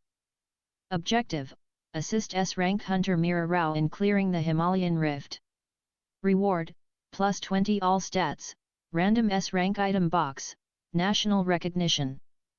Vivaan looked at the massive stat reward. He looked back at Meera. We get a 20% cut of the dungeon's mana cores, and full rights to any boss drops my team secures. 10% of the cores. Boss drops are yours, Meera countered. Deal, Vivaan said. Chapter 103, The Briefing. 24 hours later, Vivaan, Tarek, and Aman stood in the heavily guarded briefing room at the High Headquarters in Delhi. The room was filled with elite hunters, all wearing their pristine, glowing corporate armors. When the Apex team walked in, Tarek in his bulky, unpainted Goliath armor, Aman carrying a modified tactical backpack, and Vivaan in his standard black hoodie and track pants, the room went dead silent. You've got to be kidding me, a muffled, angry voice hissed. Sitting near the front was Kabir Singh, the pyromancer from Ashoka Guild. His jaw was wired shut, and he was glaring daggers at Vivaan. The guild master of Ashoka, a heavily scarred man named Vikramaditya, stood up. Meera, is this a joke? You brought C ranks to an A rank raid? They'll be dead weight. Meera walked to the front of the room, her presence instantly dropping the temperature. Apex Guild is operating under my direct invitation. If any of you have an issue with my judgment, you are free to step outside with me and discuss it. No one moved. Even Vikramaditya sat back down, gritting his teeth. Good, Mira said, turning on the projector. The environment inside the gate is a localized tundra. Temperatures are -40 degrees Celsius. If your mana reserves drop, you freeze to death. Stay in formation. We deploy in 1 hour. Chapter 104, Entering the Tundra. 3 military transport helicopters dropped the raid team onto the snowy plateau right in front of the massive purple portal. Over 50 high-ranking hunters stepped through the rift. The moment they crossed the threshold, a howling blizzard slammed into them. The sky was a swirling vortex of grey and purple clouds. Snow blasted their faces like shards of glass.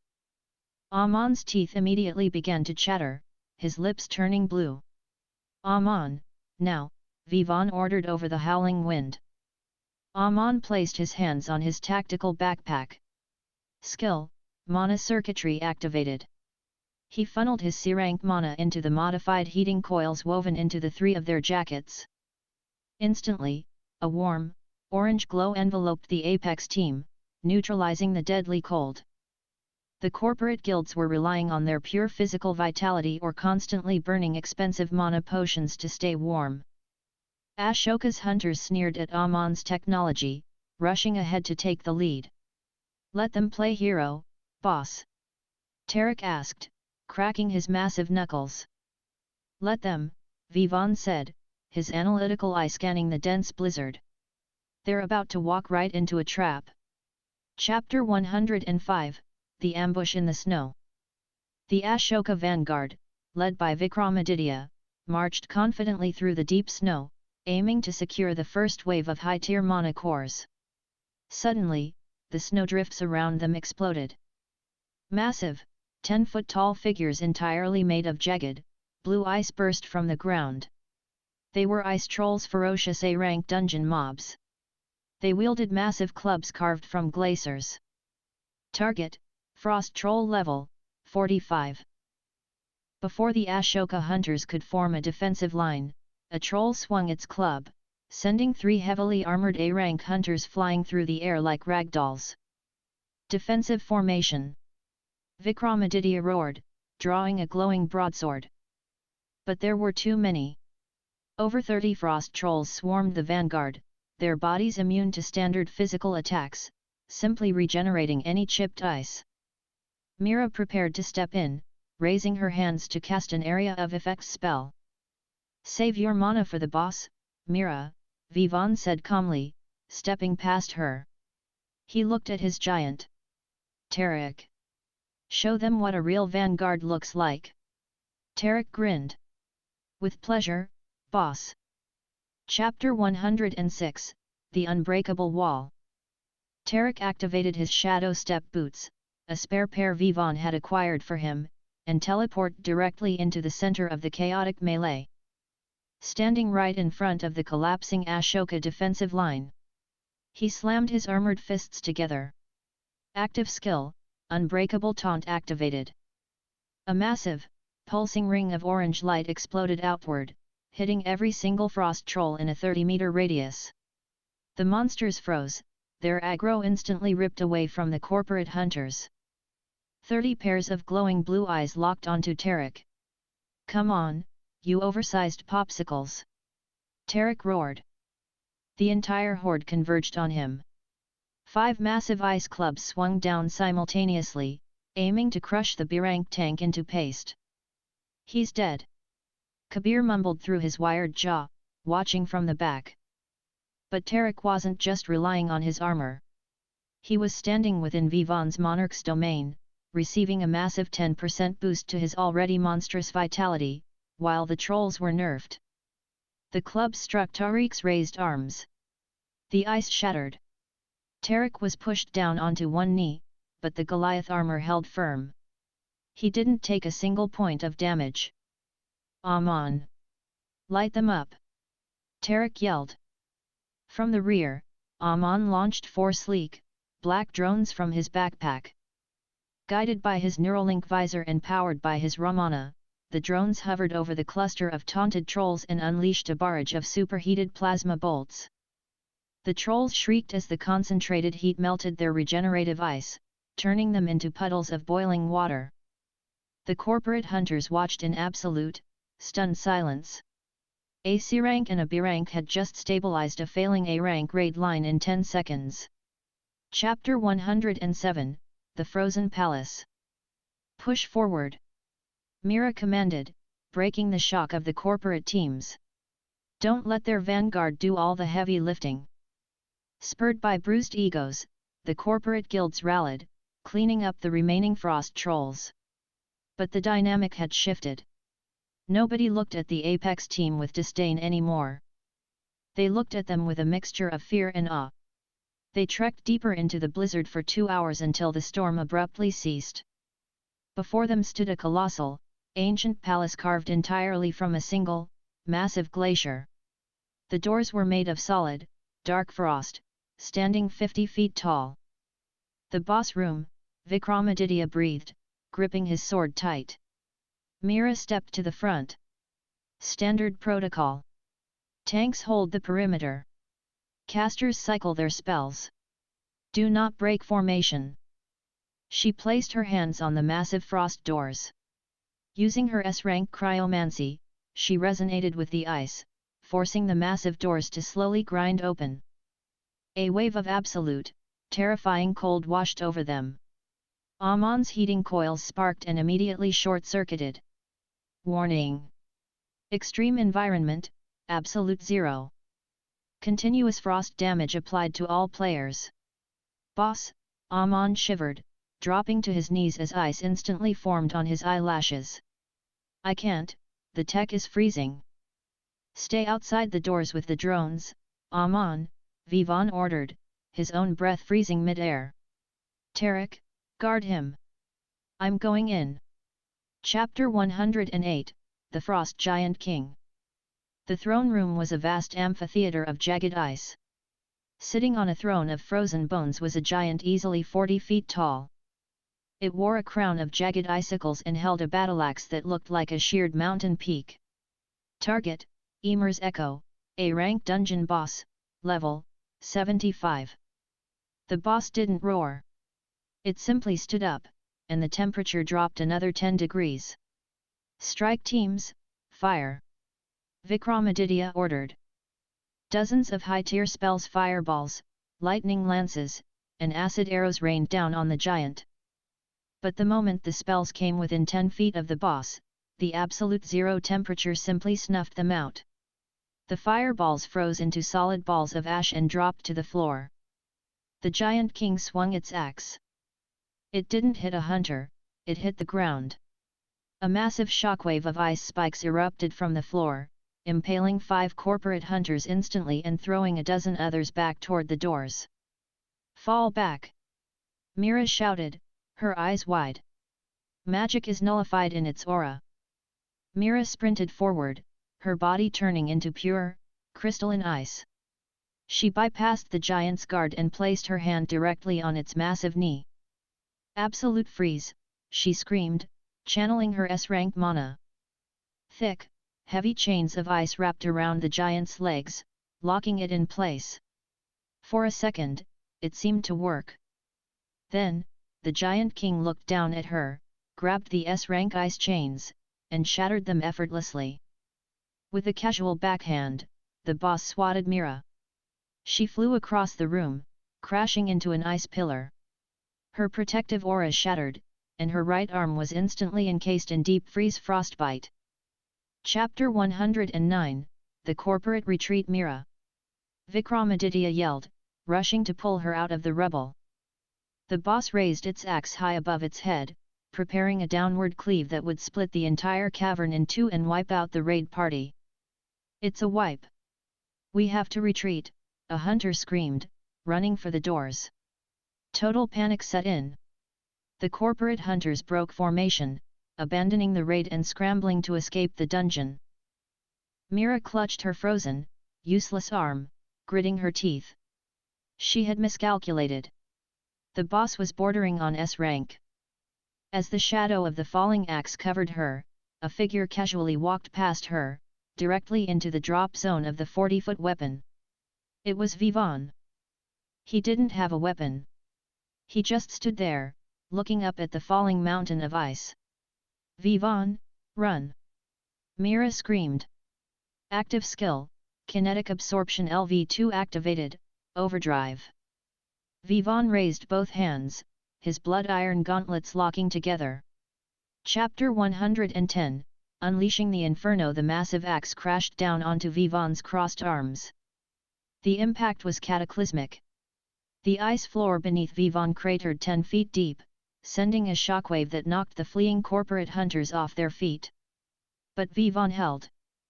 The violet aura around him didn't just flare, it turned into a raging tornado of kinetic energy, absorbing the millions of pounds of force. His muscles screamed, his health bar dropping by 20% from the sheer recoil, but he stopped the axe dead. The Frost Giant King looked down, bewildered. "Hey, ugly," Vivaan gritted his teeth, looking up at the giant. "You like the cold?" Vivaan's gauntlets weren't just glowing violet with kinetic energy. Beneath the purple, a deep, magma-red light began to pulse violently. It was the residual thermal energy he had absorbed from the Ashoka Pyromancer's ultimate spell weeks ago, stored and compressed inside the gauntlets. "Have some fire," Vivaan whispered. He uncrossed his arms, grabbed the frozen edge of the giant's axe, and unleashed the combined stored kinetic force and the compressed A-rank thermal energy.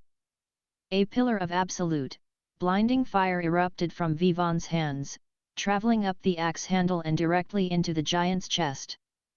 The absolute zero aura of the boss was instantly annihilated by the super-compressed, point-blank thermal explosion. The Giant King let out an agonizing, ear-splitting shriek as its chest cavity melted into steam. The massive boss toppled backward, crashing onto its frozen throne, before dissolving into a literal ocean of black ash and boiling water. Silence descended on the cavern, broken only by the sound of sizzling steam. Vivaan stood in the center of the crater, lowering his smoking gauntlets. He looked back at Mira and the stunned, trembling corporate hunters. "Boss defeated. A-rank gate cleared. Level up. Level up. Level up. Level up. Level up. Raid clear," Vivaan announced calmly, his voice echoing in the empty hall. "Let's go home." Chapter 111, The Spoils of the Frozen King. The boiling steam slowly cleared from the A-rank boss room. Vivaan stood over the mountain of dark ash, his body aching but thrumming with raw, newly acquired power.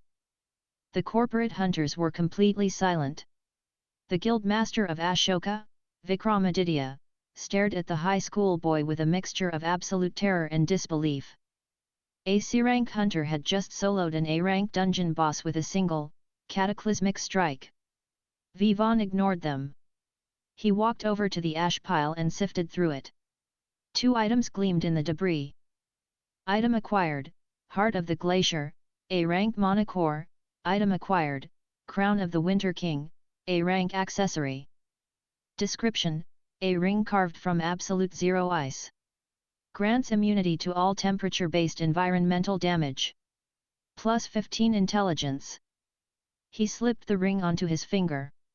Instantly, the biting cold of the dungeon vanished completely, replaced by a comfortable, ambient warmth. A barrage of system notifications flooded his vision, concluding the main scenario quest. Main scenario quest complete, the Frozen Peak rewards distributed, plus 20 all stats. National recognition, reputation plus 50,000, item acquired, random S-rank item box stats exploded. He felt his muscle fibers. Vivaan's tearing and instantly rebuilding themselves, denser and infinitely stronger. His mind sharpened to supercomputer levels. Level 30 reached. Stats: Strength, 70 Agility, 71 Stamina, 70 Intelligence, 76. He had officially crossed the threshold. In raw numbers, he was no longer just an S-rank equivalent, he was a walking natural disaster.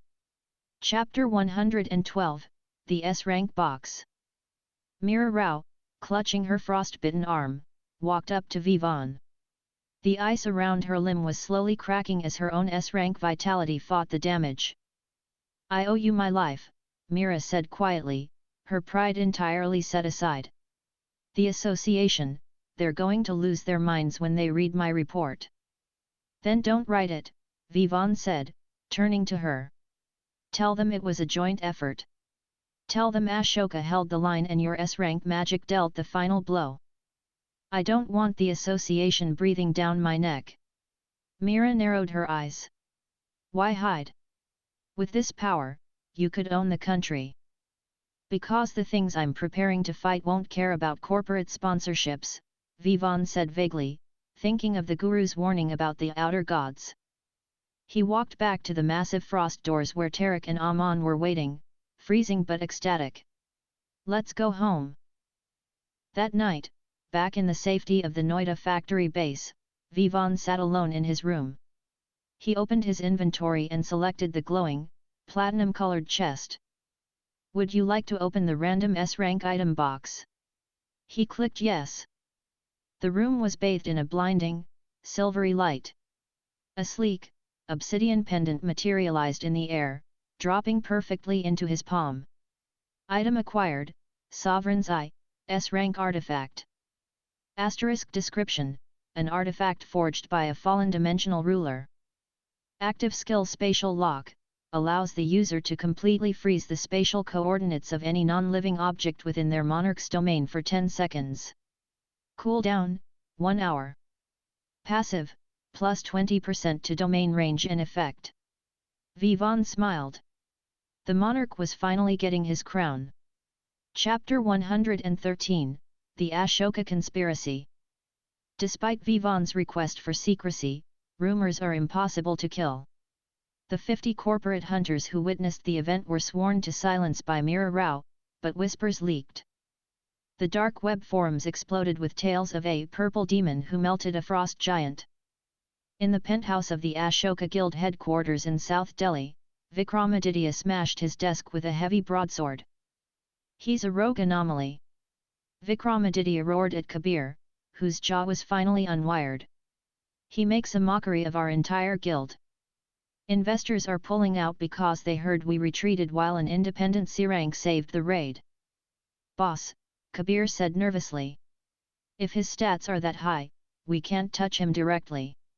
We saw what he did to the boss. He's functionally invincible." "No one is invincible," Vikramaditya sneered, walking over to a hidden safe behind a painting. He pulled out a small, lead-lined box. Inside sat a pulsing, pitch-black mana core. "I bought this off a Russian smuggler," Vikramaditya whispered. "It's a corrupted core. It doesn't cast magic. It acts as an EMP for mana. It violently nullifies all skills, passives, and domains in a 50-meter radius for 3 minutes." Kabir's eyes widened. "Without his absorption skill or his domain. He's just a boy," Vikramaditya smiled coldly. "Gather the elite strike team. We are going to the Noida factory. We aren't going to fight him. We're going to execute him." Chapter 114, The Perimeter Breach. Tuesday evening. Vivaan was out in the city, using his eidetic memory and high intelligence to study for his Class 12 board exams at a local cafe. He still had a normal life to maintain for his parents' sake. At the Noida factory base, Tarek was lifting rusted car engines for a workout, while Aman was fine-tuning his combat drones. Suddenly, the blue, translucent dome of the faction base flickered violently and shattered like glass. "Warning! Faction base level 1 barrier destroyed. Hostile entities detected." Aman's screens went entirely black. "Tarek! We're under attack. The cameras are dead." The massive steel doors of the factory were blown off their hinges by a C4 charge. 20 heavily armed hunters from the Ashoka elite strike team marched in. At the front was Vikramaditya, holding the pulsing black core. "Where is he?" Vikramaditya demanded, his sword drawn. Tarek stepped out of the shadows, his Goliath armor fully equipped, his massive fists glowing orange. "The boss isn't home. But you're trespassing on Apex territory." Vikramaditya laughed. "A B-rank meat shield. Cute. Suppress him." 5 A-rank casters raised their hands, unleashing a barrage of elemental attacks. But Tarek slammed his fists together. Active skill, Unbreakable Taunt activated. The magic attacks warped in mid-air, forcefully drawn to Tariq's armored chest. Explosions rocked the factory floor, smoke billowing to the ceiling. Chapter 115, Holding the line. The smoke cleared. Tarek was still standing, though his armor was cracked and his breathing was heavy. "Aman!" Tarek roared.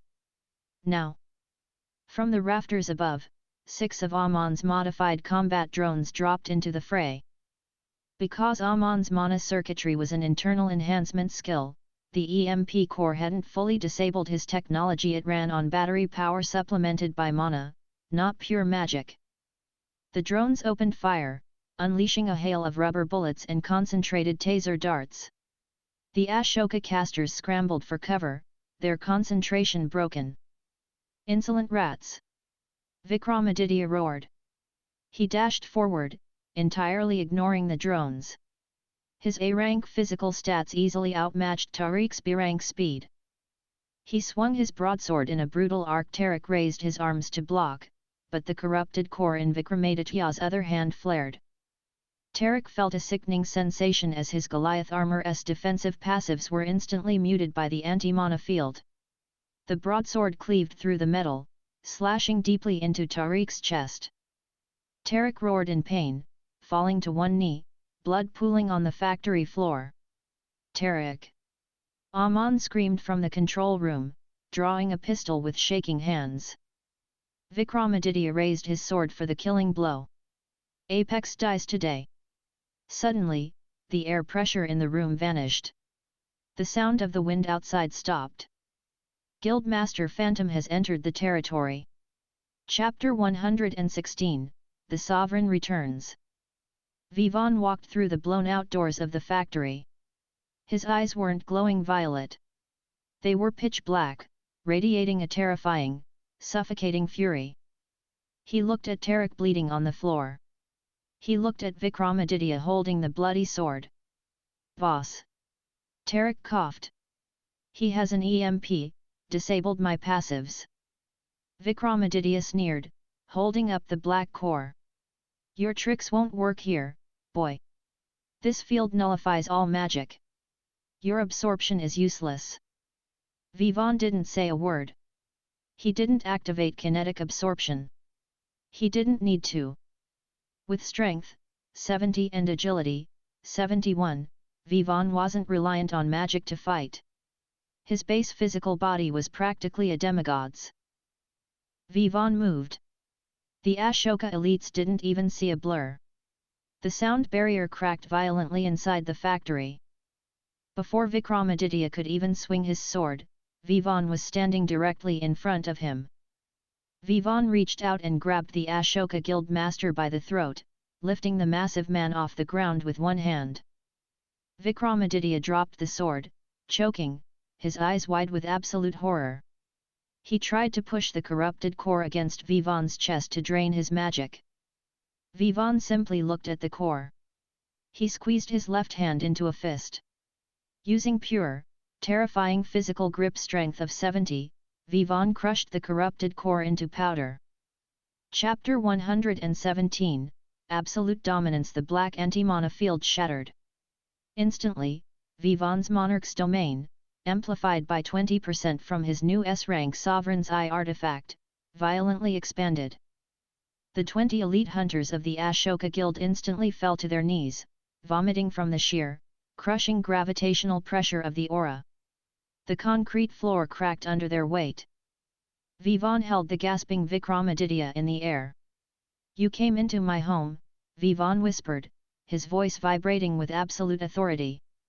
"You hurt my vanguard. Vivaan didn't kill him. Death was too easy. He threw Vikramaditya across the room like a discarded toy. The guild master crashed into a rusted steel pillar, breaking multiple ribs. Vivaan activated the S-rank artifact's active skill, Spatial Lock. He looked at the 20 elite hunters struggling on the floor. He targeted their weapons and armor. Suddenly, every sword, staff, and piece of corporate armor froze entirely in space. The hunters tried to move, but their gear was locked to the absolute coordinates of the universe. They were trapped inside their own frozen armor.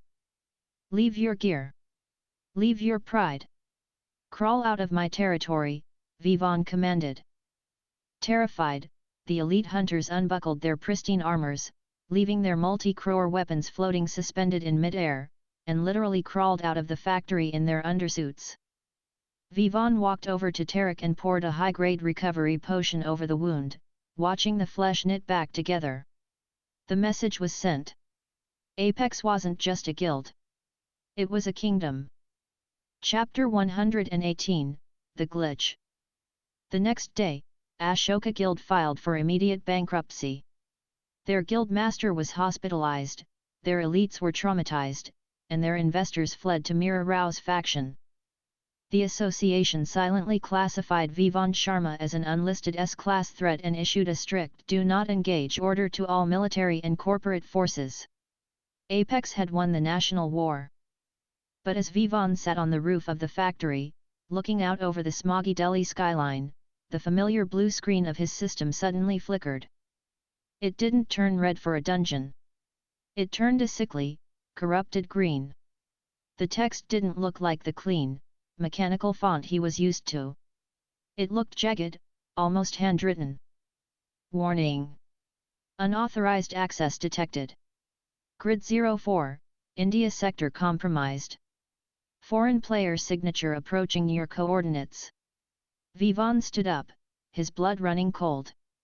Player? He remembered the title the system had given him on the very first day. Welcome, player. He had assumed it was just gaming terminology. Suddenly, the sky above the factory warped. It wasn't a gate. Space itself seemed to fold inward. A man stepped out of thin air, hovering 10 feet above the roof. He was tall, pale, and wore a pristine, modern military uniform with no insignia. His eyes glowed with a terrifying, golden light. So, the hovering man spoke, his voice carrying an unnatural, echoing cadence. You're the anomaly that's corrupting the Asian server. Chapter 119, The Blood Tsar. Vivaan activated his analytical eye. For the first time since the Guru, the system glitched violently. Red warning signs flooded Vivaan's vision. Target, Dmitry the Blood Tsar. Class, Dimensional Vanguard, S-Rank, System Status, Player 004, Server, Northern Eurasia Stats, Error. Cannot measure rival player. Dmitry looked down at Vivaan and sneered. He raised his hand, and an identical blue holographic screen appeared in front of him. He swiped it. Let's see what we have here, Dmitry muttered. System, cast inspect.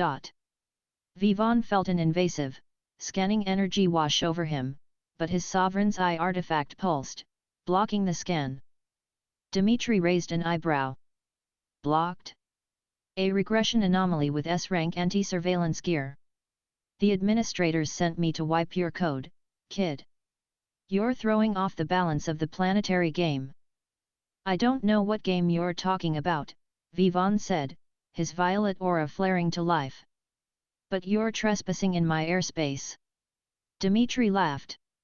Airspace? You think like a mortal. Dmitry vanished. It wasn't a speed dash. It was actual teleportation. He appeared directly behind Vivaan, a blade of pure, condensed golden light forming in his hand, swinging directly for Vivaan's neck. Chapter 120, The Planetary Truth. Passive skill, Brawler's Instinct LV Max activated. Vivaan didn't have time to turn. He dropped entirely into a crouch, feeling the heat of the golden blade singe his hair. He spun, driving a massive, 70 strength sweep kick into Dmitri's legs. The impact connected, but Dmitri didn't shatter like a monster. The Russian player grunted, sliding backward across the roof, leaving deep scorch marks. Physical stats in the 70s. Dmitri wiped a speck of blood from his lip, genuinely surprised. You've been grinding hard for a glitch. Who are you? Vivaan demanded, his blood iron gauntlets fully equipped, ready for war. Dmitri looked at the boy, his golden eyes narrowing. You really don't know, do you? Your system is broken. It didn't give you the tutorial. Dmitri waved his hand, dismissing his golden blade. We aren't hunters, kid. The gates, the monsters, they are just livestock. Fodder to level us up. We are the players. Handpicked by the administrators from different dimensional timelines. Dmitri pointed a finger at the sky. In 2 years, the outer gods are going to break the veil completely. Earth will become a battlefield. The systems were given to a select few to cultivate us into generals for the upcoming war.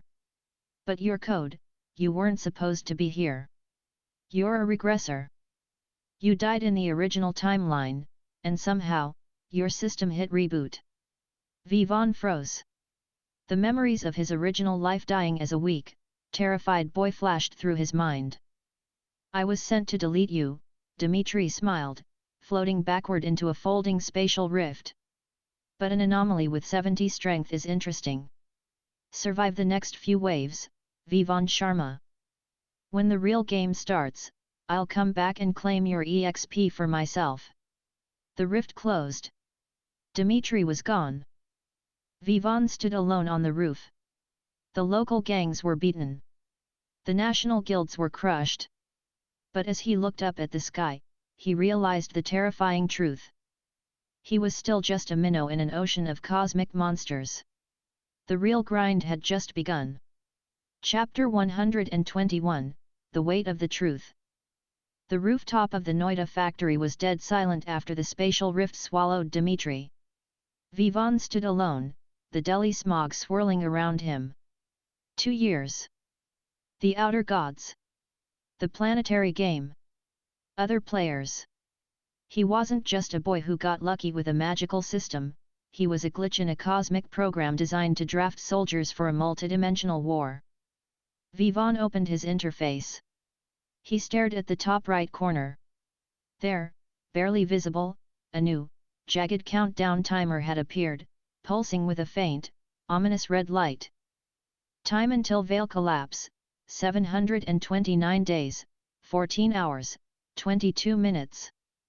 He went downstairs. Aman and Tarek were still celebrating their absolute victory over Ashoka Guild, sorting through the multi-crore weapons the elite hunters had abandoned in their terror. Boss!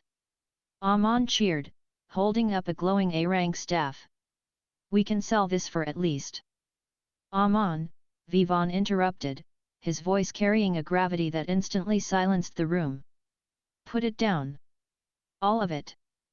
Tariq's smile faded, his combat instincts flaring.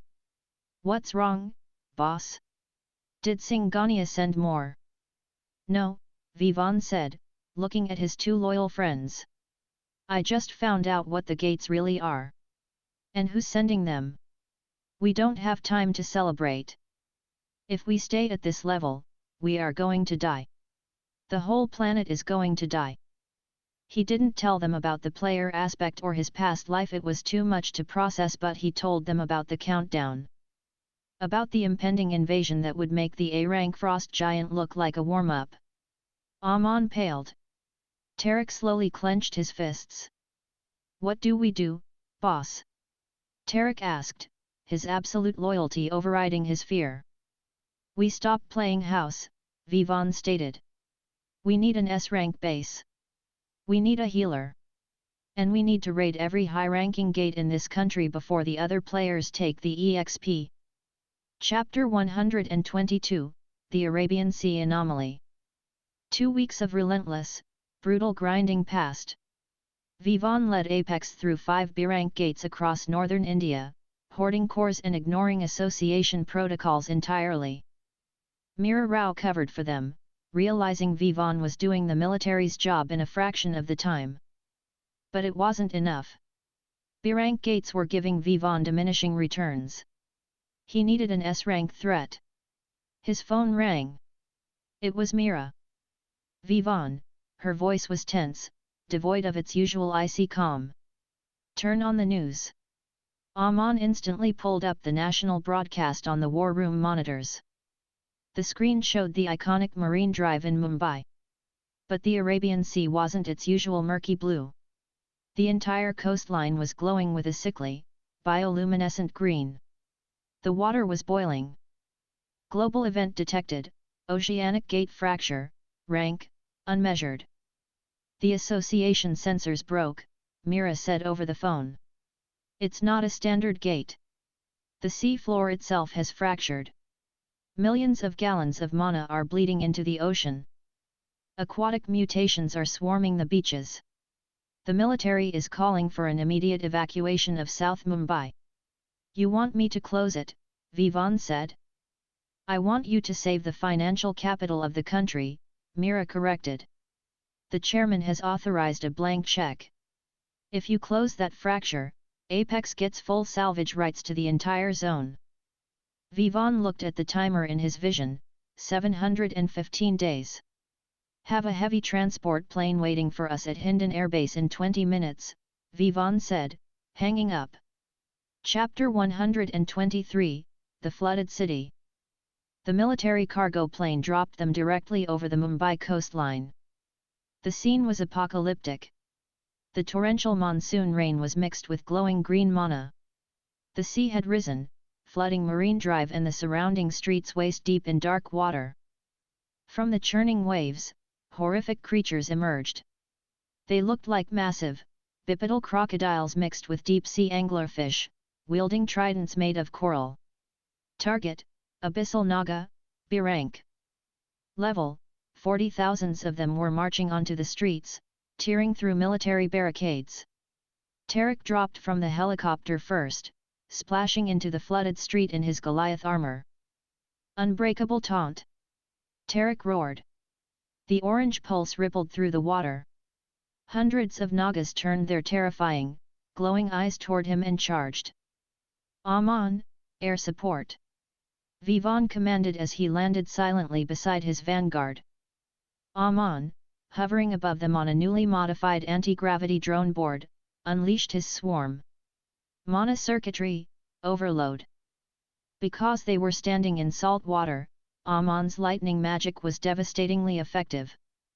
Massive arcs of blue electricity chained through the flooded streets, frying dozens of B-rank Nagas instantly.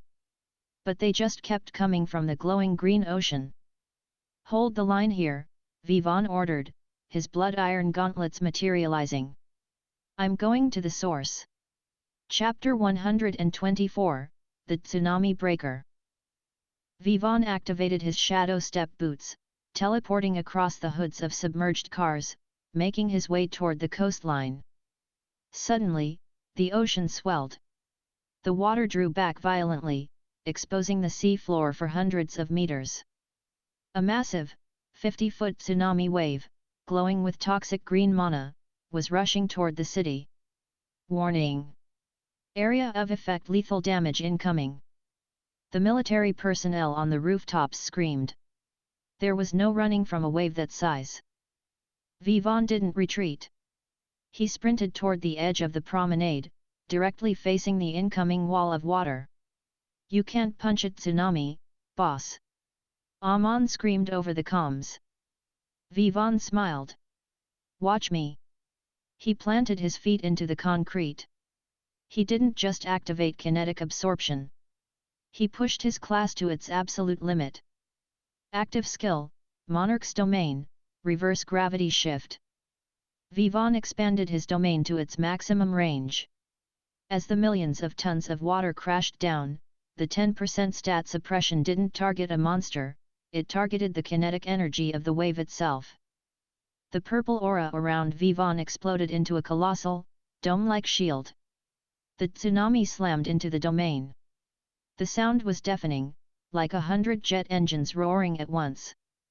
Vivaan's health bar dropped sharply 90%, 80%, 70% under the sheer, crushing pressure. But his 70 strength and S-rank artifact held the line.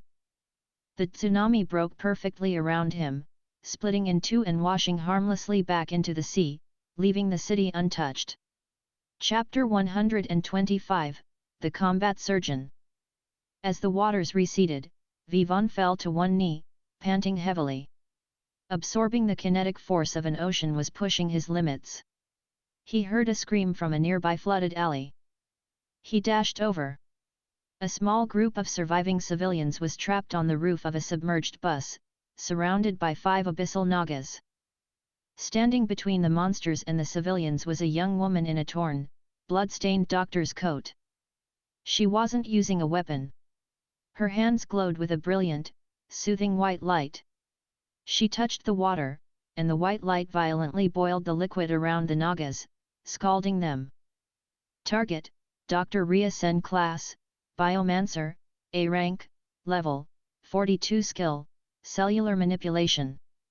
She was a healer, but she was using her knowledge of cellular structure to literally boil the water inside the monsters' bodies. One of the nagas bypassed her boiling water trap and lunged, its coral trident aiming for her heart. She closed her eyes, her mana depleted. Crunch! Vivaan appeared in front of her, catching the coral trident with his bare hand. The thick coral snapped like a twig. He casually backhanded the naga, sending its head spinning into the flooded street. Dr. Ria opened her eyes, staring at the high school boy radiating a terrifying violet aura. "You're a healer," Vivaan said, not a question, but a statement. "I'm a trauma surgeon," Ria breathed, exhausted. "And an A-rank biomancer.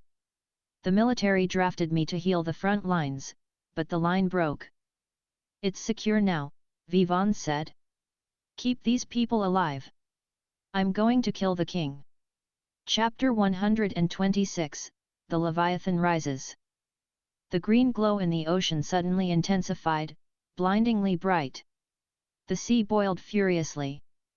From the depths of the fractured sea floor, a colossal monstrosity erupted.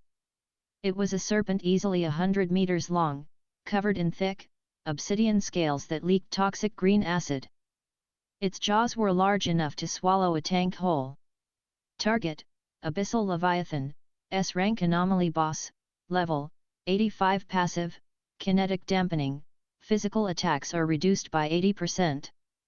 The military helicopters hovering above immediately opened fire with Hellfire missiles. The explosions struck the Leviathan's scales, but the beast didn't even flinch. It let out a roar that shattered every glass window within a 5-mile radius. The Leviathan opened its massive jaws, charging a sphere of concentrated, highly pressurized green acid.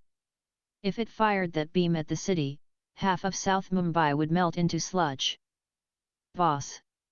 Tarek yelled over the comms, fighting through the horde. "I can't taunt something that big." Vivaan analyzed the boss's passive. Kinetic dampening. His raw punches, even charged with 70 strength, would feel like mosquito bites against its scales. The water and the beast's blubber would absorb the kinetic impact perfectly. "I can't punch it," Vivaan muttered. "But I can freeze it," a cold voice said. Meera Rao landed gracefully beside Vivaan, her white coat billowing in the stormy wind. The S-rank cryomancer had arrived. "I'll freeze the water inside its scales. It'll nullify the dampening effect," Meera said, her eyes glowing icy blue. "But I need 5 seconds of uninterrupted contact."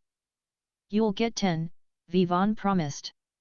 Chapter 127, The S-rank duo. Meera surged forward, creating a path of solid ice over the boiling ocean, skating directly toward the colossal serpent. The Leviathan noticed the incoming threat. It snapped its jaws shut, cancelling its acid beam, and whipped its massive, spiked tail toward Meera. The tail was the size of a skyscraper falling sideways. Vivaan! Mira shouted. Vivaan was already in the air. He used his shadow step off a floating car, appearing directly in the trajectory of the falling tail. Active skill, spatial lock activated. The S-rank artifact around his neck flared with silver light. The space around the massive tail suddenly froze. It wasn't ice, it was the literal freezing of spatial coordinates. The millions of tons of force halted mid-air, suspended by the power of a fallen dimension. The Leviathan shrieked in confusion, yanking at its tail, but it was anchored to the fabric of reality. Mira reached the beast's submerged torso. She placed both hands against the obsidian scales. Glacial epoch, she screamed. A wave of absolute zero temperature exploded from her hands. The ocean around the beast instantly flash froze. The water trapped beneath the Leviathan's thick scales expanded as it turned to ice, violently cracking the impenetrable armor from the inside out. Target's passive, kinetic dampening, disabled. Spatial lock ending in 3, 2. Vivaan counted down, the artifact burning against his chest. Get clear, Mira. Chapter 128, Boiling the Serpent. Mira leaped backward, riding an ice pillar to safety. The spatial lock shattered. The Leviathan's tail crashed into the frozen ocean, enraged and in agony from its cracked scales. It opened its jaws, aiming directly at Vivaan mid-air, and unleashed the concentrated beam of toxic green acid. Vivaan didn't dodge. Active skill, kinetic/energy absorption LV max. He dove headfirst into the acid beam. The corrosive green energy hit his violet aura. The acid didn't burn him, it was broken down into pure, raw energy and sucked into his blood iron gauntlets. He swam through the beam of energy, closing the distance to the beast's open, unarmored mouth. I absorbed it, tsunami, Vivaan roared, his gauntlets glowing with an unstable, blinding mixture of violet kinetic force and green acidic energy. And now I'm giving it back. Vivaan drove both fists directly into the roof of the Leviathan's open mouth. He released all of it. The force of the tsunami. The energy of the acid beam. His base 70 strength. The explosion didn't happen on the outside. The shockwave traveled down the Leviathan's throat, expanding outward. The beast's eyes bulged. Its entire body violently ballooned before detonating from the inside in a cataclysmic rain of green gore and shattered ice. Chapter 129, The Chief Medical Officer. The massive, mutilated corpse of the Leviathan crashed into the frozen bay. The green glow in the water immediately began to fade. The oceanic fracture at the bottom of the sea snapped shut. The remaining abyssal nagas shrieked in terror and dove back into the deep, fleeing the area. Global event cleared, oceanic fracture S-rank anomaly boss defeated. Rewards, plus 25 all stats, item tier of the Leviathan, 500,000 EXP level up. X8. Vivaan landed on the ice, completely exhausted. The violet aura faded. His gauntlets hissed, smoking from the immense thermal overload. Mira walked up to him, panting heavily. We did it. Half the city is flooded, but the fracture is closed. Before Vivaan could reply, his vision swam. The sheer strain of absorbing the tsunami had caused massive internal bleeding that his vitality was struggling to heal. He coughed up dark blood and dropped to his knees. Boss! Tarek yelled, splashing through the water with Aman right behind him. But someone else reached him first. Dr. Rhea slid onto the ice, her hands immediately glowing with intense white light as she pressed them against Vivaan's chest. Hold still, idiot!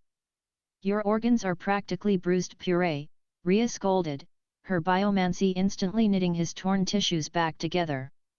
The agonizing pain in Vivaan's chest vanished in seconds. Vivaan looked at the fierce trauma surgeon. Dr. Rhea, Vivaan said, his voice raspy. How would you like to quit the military and join a private faction? We pay well, and our vanguard really needs a dedicated doctor. Ria looked at the dead S-rank monster, then at the C-rank badge on Vivaan's ruined hoodie. She smirked. Only if I get a real lab. System prompt, would you like to invite Drive Ria Sen to your faction? Faction role assigned, Chief Medical Officer Chapter 130, The World Stage. With the Mumbai crisis averted, the Apex Guild returned to Noida.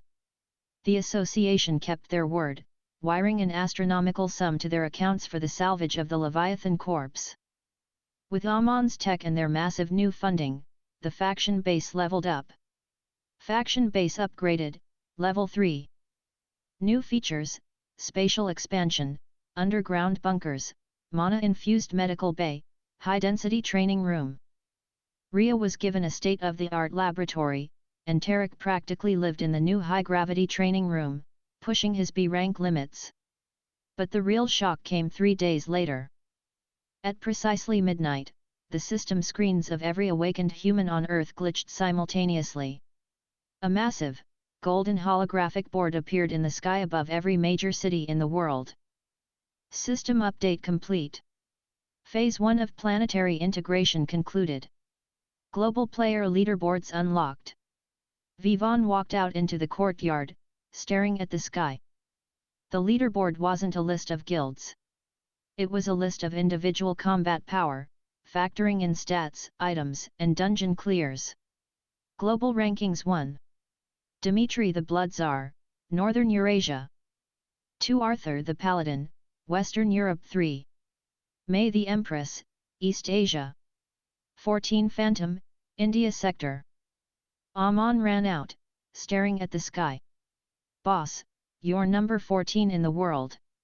And they don't even know your real name. Vivaan wasn't smiling. He was staring at the number 1 spot. Dmitry.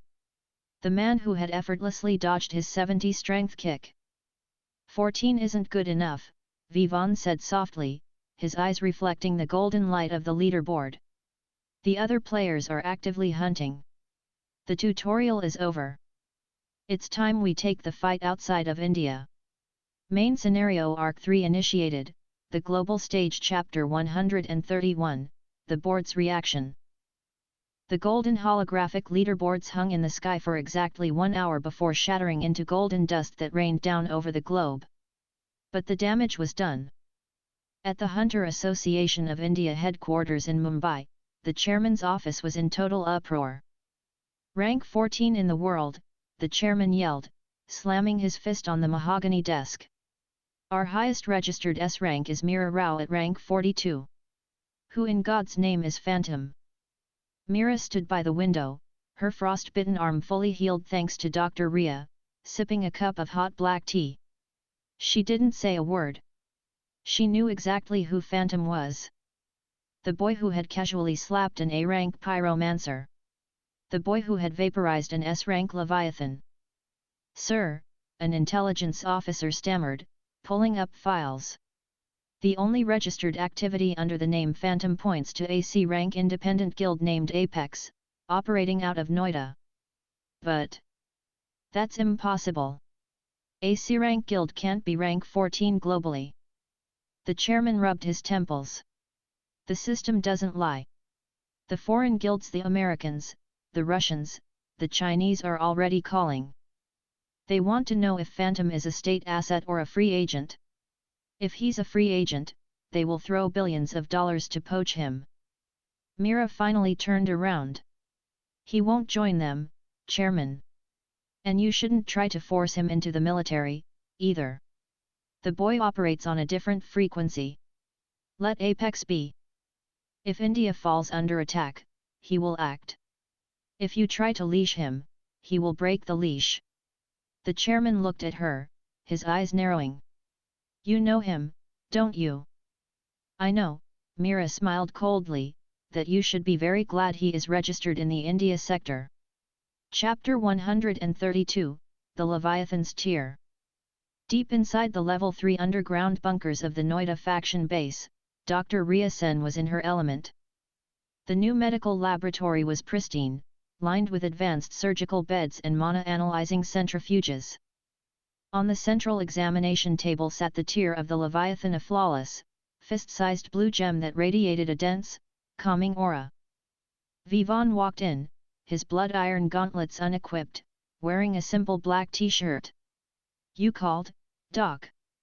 Rhea looked up from her microscope, wiping a smudge of grease from her cheek. "I cracked it, boss." The association usually refines boss cores into weapons or armor. But this is pure, concentrated biological adaptation. "Meaning?" Vivaan asked, leaning against the sterile counter. "Meaning, it's a consumable," Rhea said, her eyes gleaming with scientific fanaticism. "I used my biomancy to strip the toxicity from the Leviathan's core. If you ingest this, it won't just boost your stats. It will alter your cellular structure. It grants the boss's passive." Vivaan's eyes widened.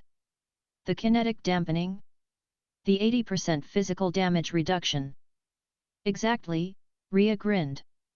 "I synthesized it into a liquid serum.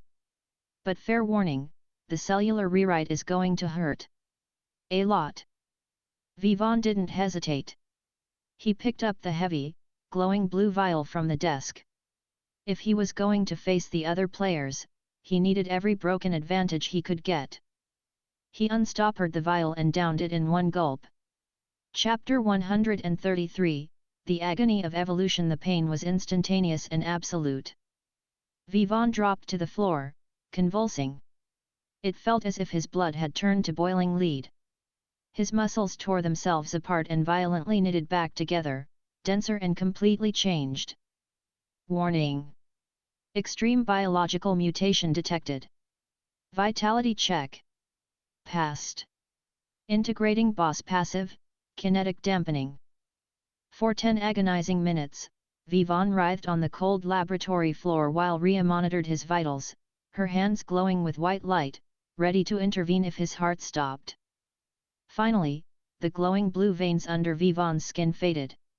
He lay on the floor, gasping for air, drenched in cold sweat. The system chimed a triumphant golden note. Evolution complete.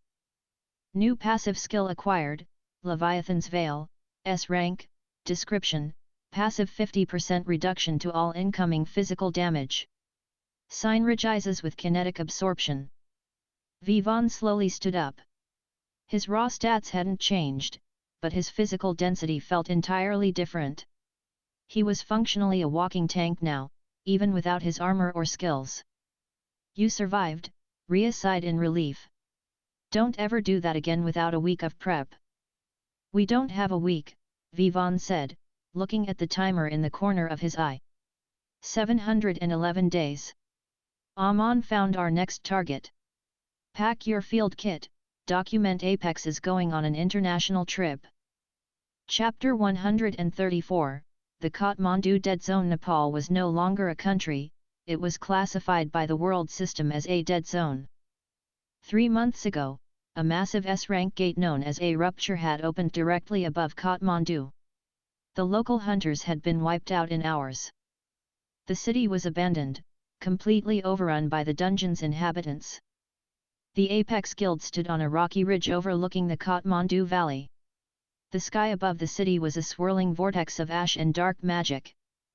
The association classified this as a no-fly zone, Amon said, looking at his tablet while a drone scouted ahead. The primary boss is holed up in the Swayambanath Stupa. It's an undead-type anomaly.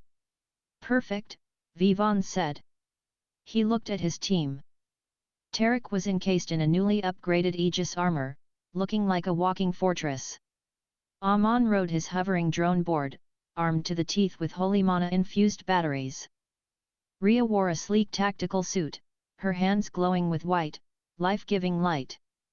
We sweep the city, collect the cores, and head straight for the stupa, Vivaan ordered. If we run into international guilds, do not engage unless they strike first. But if they do, leave no witnesses. They descended into the ruined city. The streets of Kathmandu were eerily silent, choked with thick grey fog.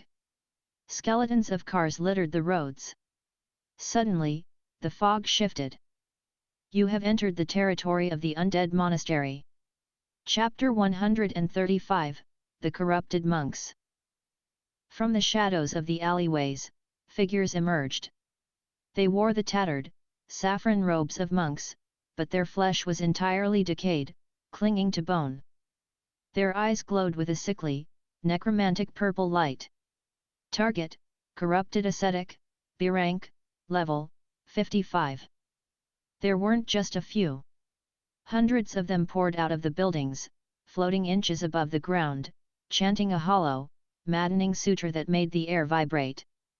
Mental attack. Rhea warned. The chant drains mana and induces despair. Rhea slammed her hands into the ground. Skill, Purifying Ward. A dome of brilliant white light expanded around the Apex team, completely neutralizing the necromantic chant. Tarek, corral them. Vivaan ordered. Tarek didn't use his taunt. He charged directly into the horde. With a roar, he slammed his massive fists into the ground. Skill, Earth Shatter. The shockwave violently threw the levitating monks into the air, breaking their formation. Aman. Already on it, boss. Aman yelled. He deployed his drones in a circle above the scattered horde. Holy circuitry, purge. Instead of blue lightning, brilliant, blinding golden lasers rained down from the drones. The corrupted ascetics shrieked as the holy energy incinerated their undead bodies, turning them to fine, grey dust. Vivaan didn't even draw his gauntlets. He watched his team operate with absolute, lethal precision. Apex had become a well-oiled machine of destruction. Chapter 136, The Death Knight. They carved a path of golden fire and shattered bone all the way to the base of the Swayambanath Stupa. The ancient temple was completely corrupted, wrapped in massive, dark purple thorny vines. Guarding the massive stone steps leading to the temple was a towering figure on an undead, skeletal horse. The rider wore blackened, ancient armor and wielded a massive Gwandeo poliarm that dripped with necrotic poison. Target, Dread Knight Commander, A rank mini-boss, level, 65. Aman, drones back, Vivaan said, stepping forward. Physical resistance on that armor is too high for your lasers. The Dread Knight spurred its skeletal horse. It crossed the courtyard in an instant, its Gwandeo swinging in a deadly, sweeping arc aimed precisely at Vivaan's neck. Vivaan didn't activate his boots to dodge. He wanted to test Dr. Rhea's serum. He stood his ground and raised his bare left arm to block. Clang! The heavy, poisoned blade struck Vivaan's forearm. The impact sparked violently, but the blade didn't even break his skin. The Leviathan's Veil passive instantly kicked in, nullifying 50% of the damage before it even registered. Vivaan's base 70 vitality easily brushed off the rest. The Dread Knight's glowing purple eyes widened in what could only be described as shock. My turn, Vivaan said. With his right hand, Vivaan punched the skeletal horse directly in the chest. The 70 strength impact pulverized the undead mount instantly. As the knight fell, Vivaan grabbed the front of its blackened breastplate, lifted it into the air, and slammed it face first into the ancient stone steps with enough force to crack the mountain. The A-rank mini-boss disintegrated into ash. Chapter 137, The Interloper mini-boss defeated. Path to the stupa unlocked. Vivaan picked up the A-rank core left behind in the ash. But before he could toss it into his inventory, his Monarch's domain passive which acted as a radar flared violently. Warning! Foreign player signature detected. Boss, look out! Tarek roared. From the top of the stone steps, a figure blurred into existence. He didn't drop from the sky, he seemed to step out of the shadows themselves. He wore a sleek, high-tech ninja suit, and his face was hidden behind a smooth, featureless black visor. In a fraction of a second, the assassin bypassed Tarek, bypassed Aman's drones, and appeared directly behind Vivaan. Two daggers, glowing with an unearthly, toxic green light, plunged toward Vivaan's kidneys. Passive, Leviathan's Veil, bypassed.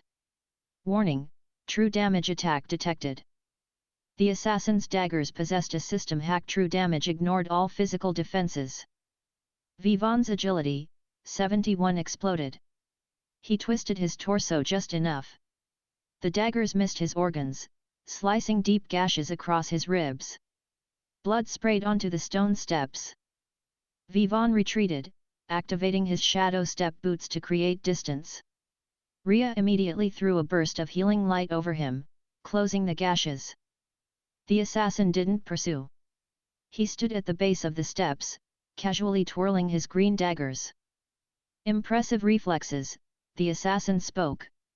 His voice was synthesized, translated perfectly by the world system. You dodged a guaranteed critical hit. You must be the anomaly Dimitri warned the chat about. Chapter 138, Player vs. Player. Vivaan wiped the blood from his side, his eyes locked onto the interloper. Target, Jin the Silent Blade.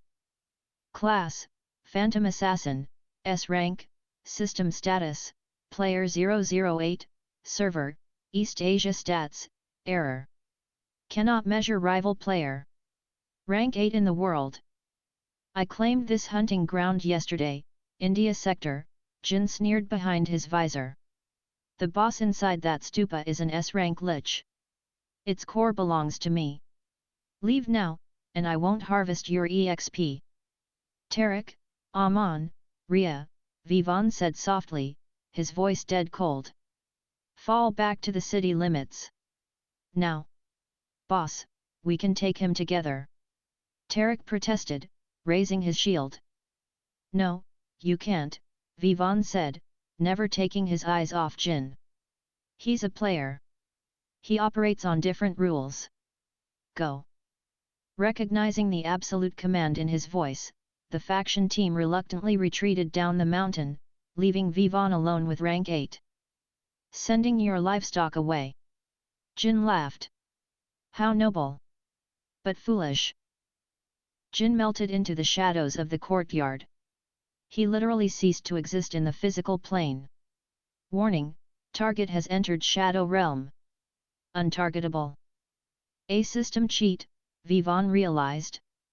Normal stealth just hid you. Player stealth removed your hitbox entirely. Chapter 139, The Sovereign's Authority. Vivaan closed his eyes. If Jin was untargetable, his eyes were useless. He relied entirely on the pressure of his monarch's domain. He felt a slight displacement in the air to his left. Jin materialized, his green daggers slashing toward Vivaan's throat. Active skill, Kinetic Absorption LV Max. Vivaan blocked with his bare forearm. The true damage hacked through his flesh, drawing blood, but Vivaan didn't care. He needed the physical contact. The moment the dagger touched him, Vivaan's purple aura flared, sucking the kinetic momentum entirely out of Jin's strike. Jin froze for a microsecond, his momentum unexpectedly deadened. Got you, Vivaan whispered. The S-rank artifact around Vivaan's neck, the Sovereign's Eye, blazed with blinding silver light. Active skill, Spatial Lock activated. The space around Jin crystallized. The rank 8 assassin was instantly frozen mid-strike, suspended in the air like a fly in amber. System hacks are cute, Vivaan said, stepping back from the frozen assassin, his blood iron gauntlets materializing over his hands. But absolute force doesn't care about your hitbox. Vivaan channeled every single point of his 70 strength and the absorbed kinetic energy of Jin's own strike into his right fist. The gauntlet glowed with a terrifying, apocalyptic violet light. He didn't aim for Jin's body. He aimed for the frozen space around Jin. Chapter 140, A Message to the Board. Vivaan punched the frozen spatial lock. The impact was so devastating that the air itself shattered like a mirror.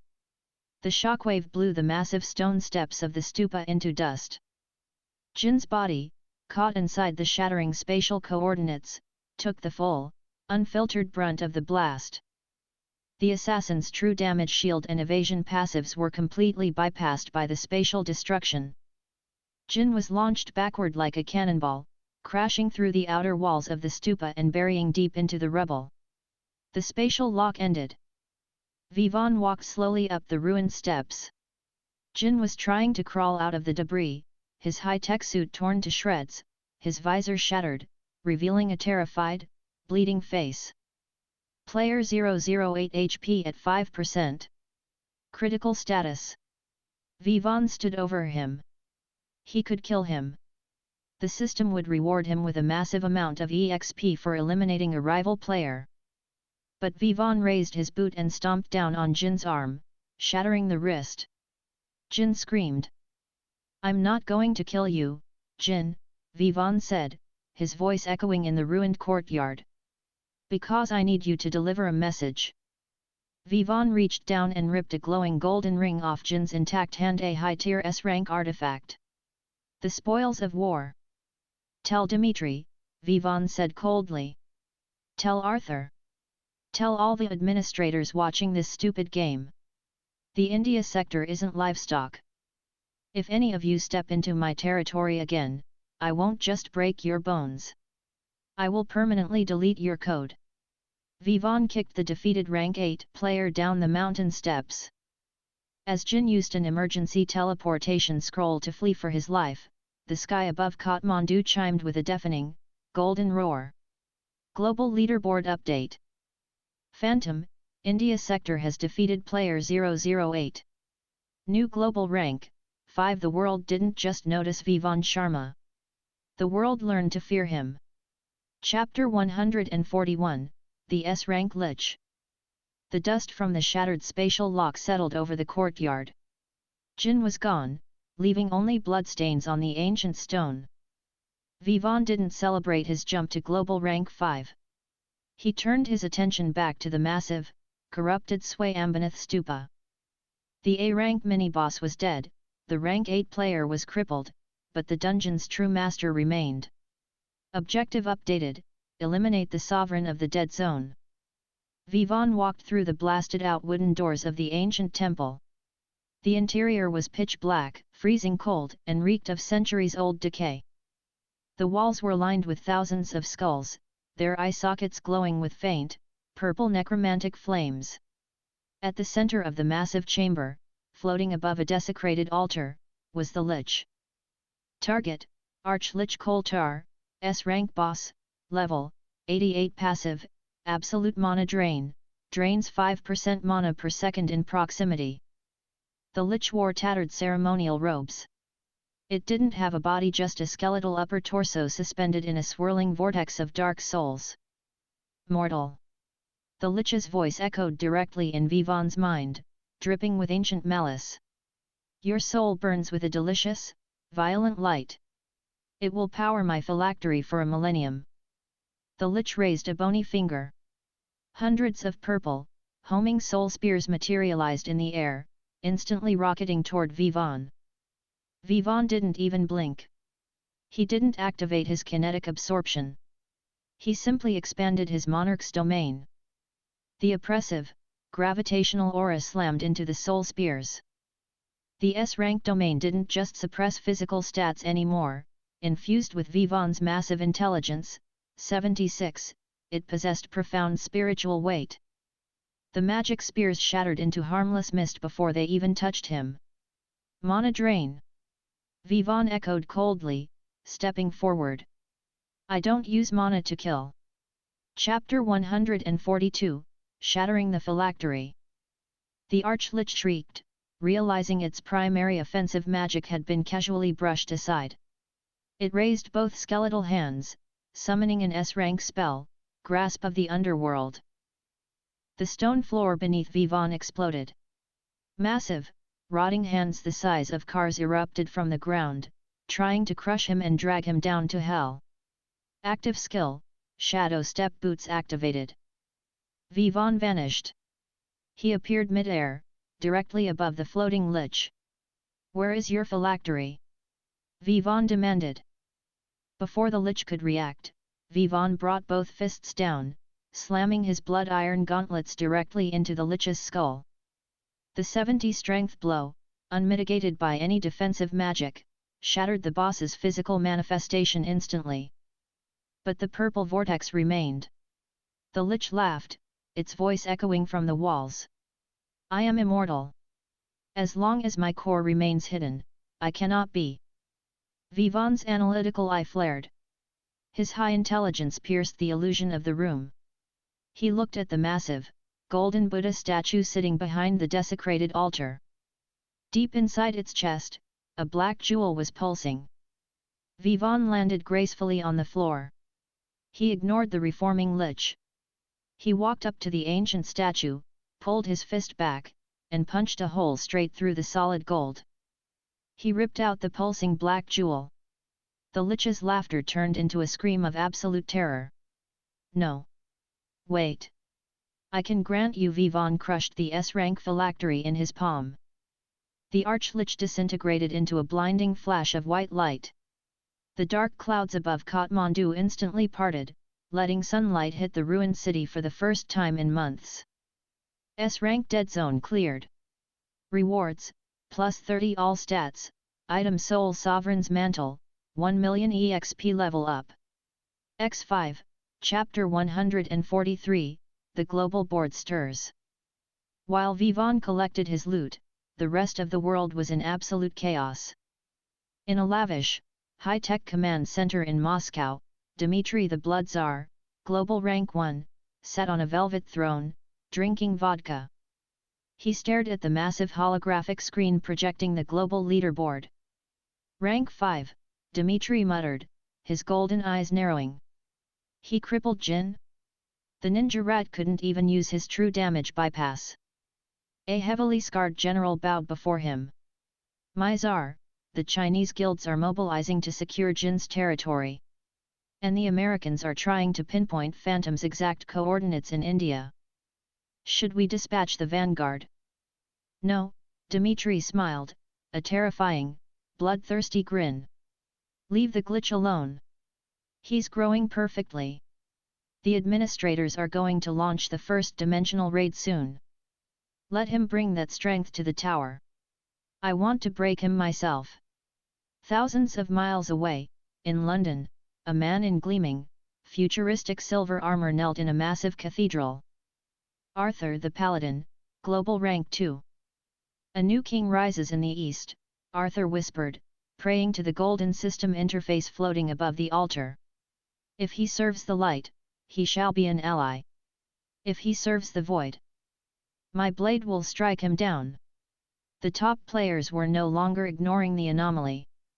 The target on Vivaan's back was now the size of a continent.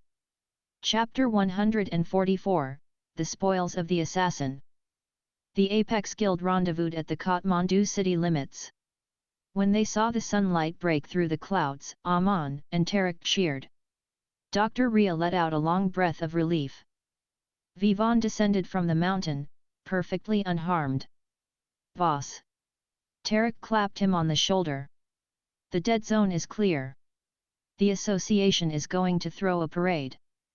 No parades, Vivaan said, tossing a massive sack of A-rank and B-rank cores to Aman. We leave before the international scouts arrive. Pack it up. Back at the Noida faction base, Vivaan sat in his private quarters to review his gains. His stats were now absurd. Level 35 stats, Strength, 100 Agility, 101 Stamina, 100 Intelligence, 106. He pulled out the ring he had ripped off Jin's finger. Item, Phantom Walker's Signet, S-Rank, * description, stolen from player 008. * passive, grants complete invisibility to thermal, magical, and technological tracking. Active, Shadow Decoy creates a perfect, tangible clone of the user for 60 seconds. He equipped it. Combined with his Sovereign's Mantle, a sleek black overcoat that provided massive magic resistance, he looked less like a high school student and more like a dimensional warlord. But hiding was no longer an option. He called a faction meeting in the underground war room. Chapter 145, the whole truth. Tarek, Aman, and Ria sat around the steel table. They expected to discuss finances, guild expansion, or dealing with the Indian Association. Instead, Vivaan locked the blast doors. I haven't been honest with you, Vivaan started, standing at the head of the table. About where my power comes from. About what the gates actually are. For the next hour, Vivaan explained everything.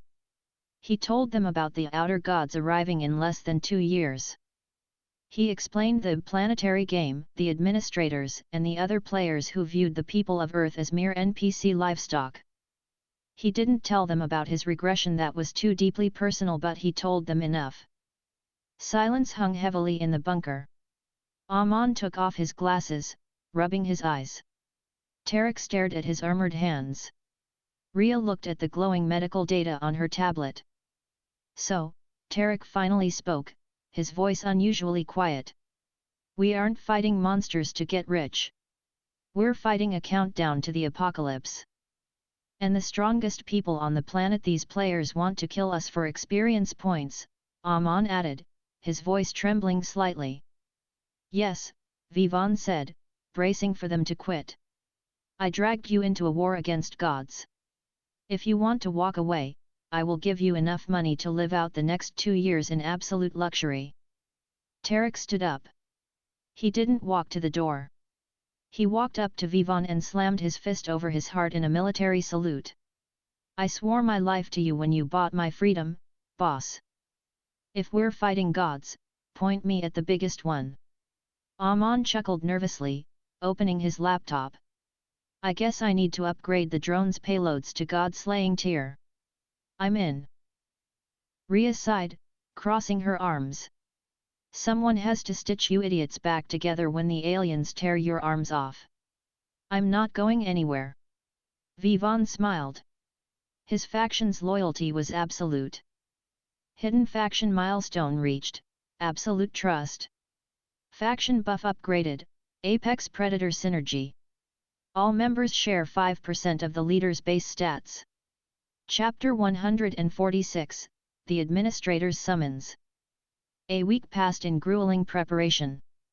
The 5% stat share transformed Aman, Tarek, and Ria into absolute monsters in their respective classes. On a quiet Thursday evening, while Vivaan was meditating in the high-gravity room, the world stopped. Literally. The gravity generators froze. The hum of the factory died. Outside, birds froze mid-flight in the sky. Vivaan's system screen didn't just pop up, it forcibly ripped itself open in reality, burning with an intense, blinding gold light. Attention all ranked players. The administrators cordially invite the top 20 global players to the first dimensional raid. Location, the Tower of Babel, Neutral Zone. Objective, survive.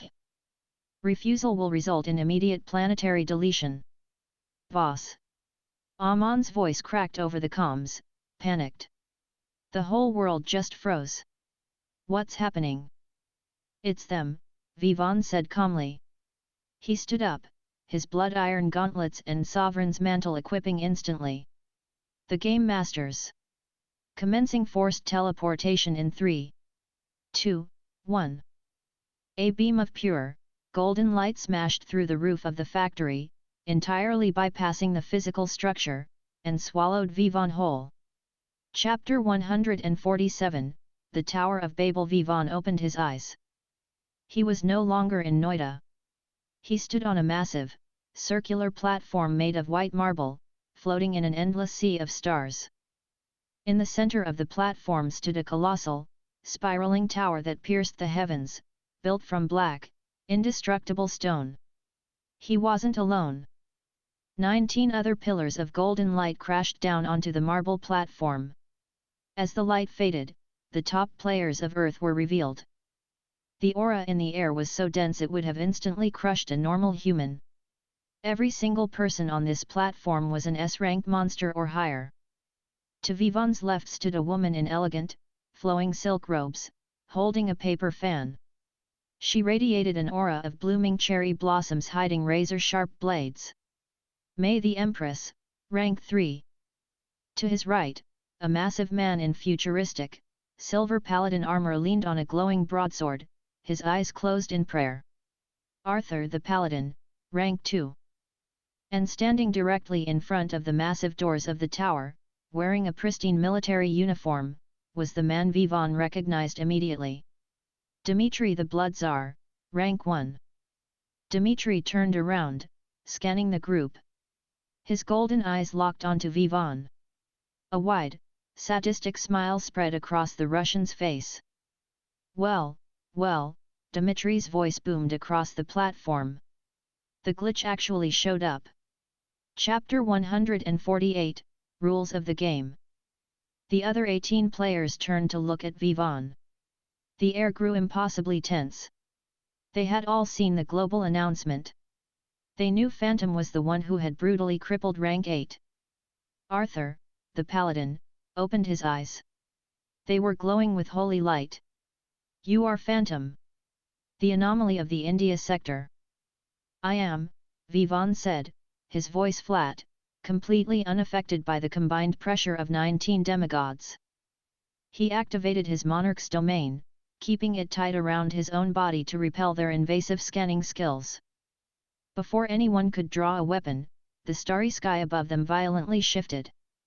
A massive, floating eye made of geometric light appeared over the tower.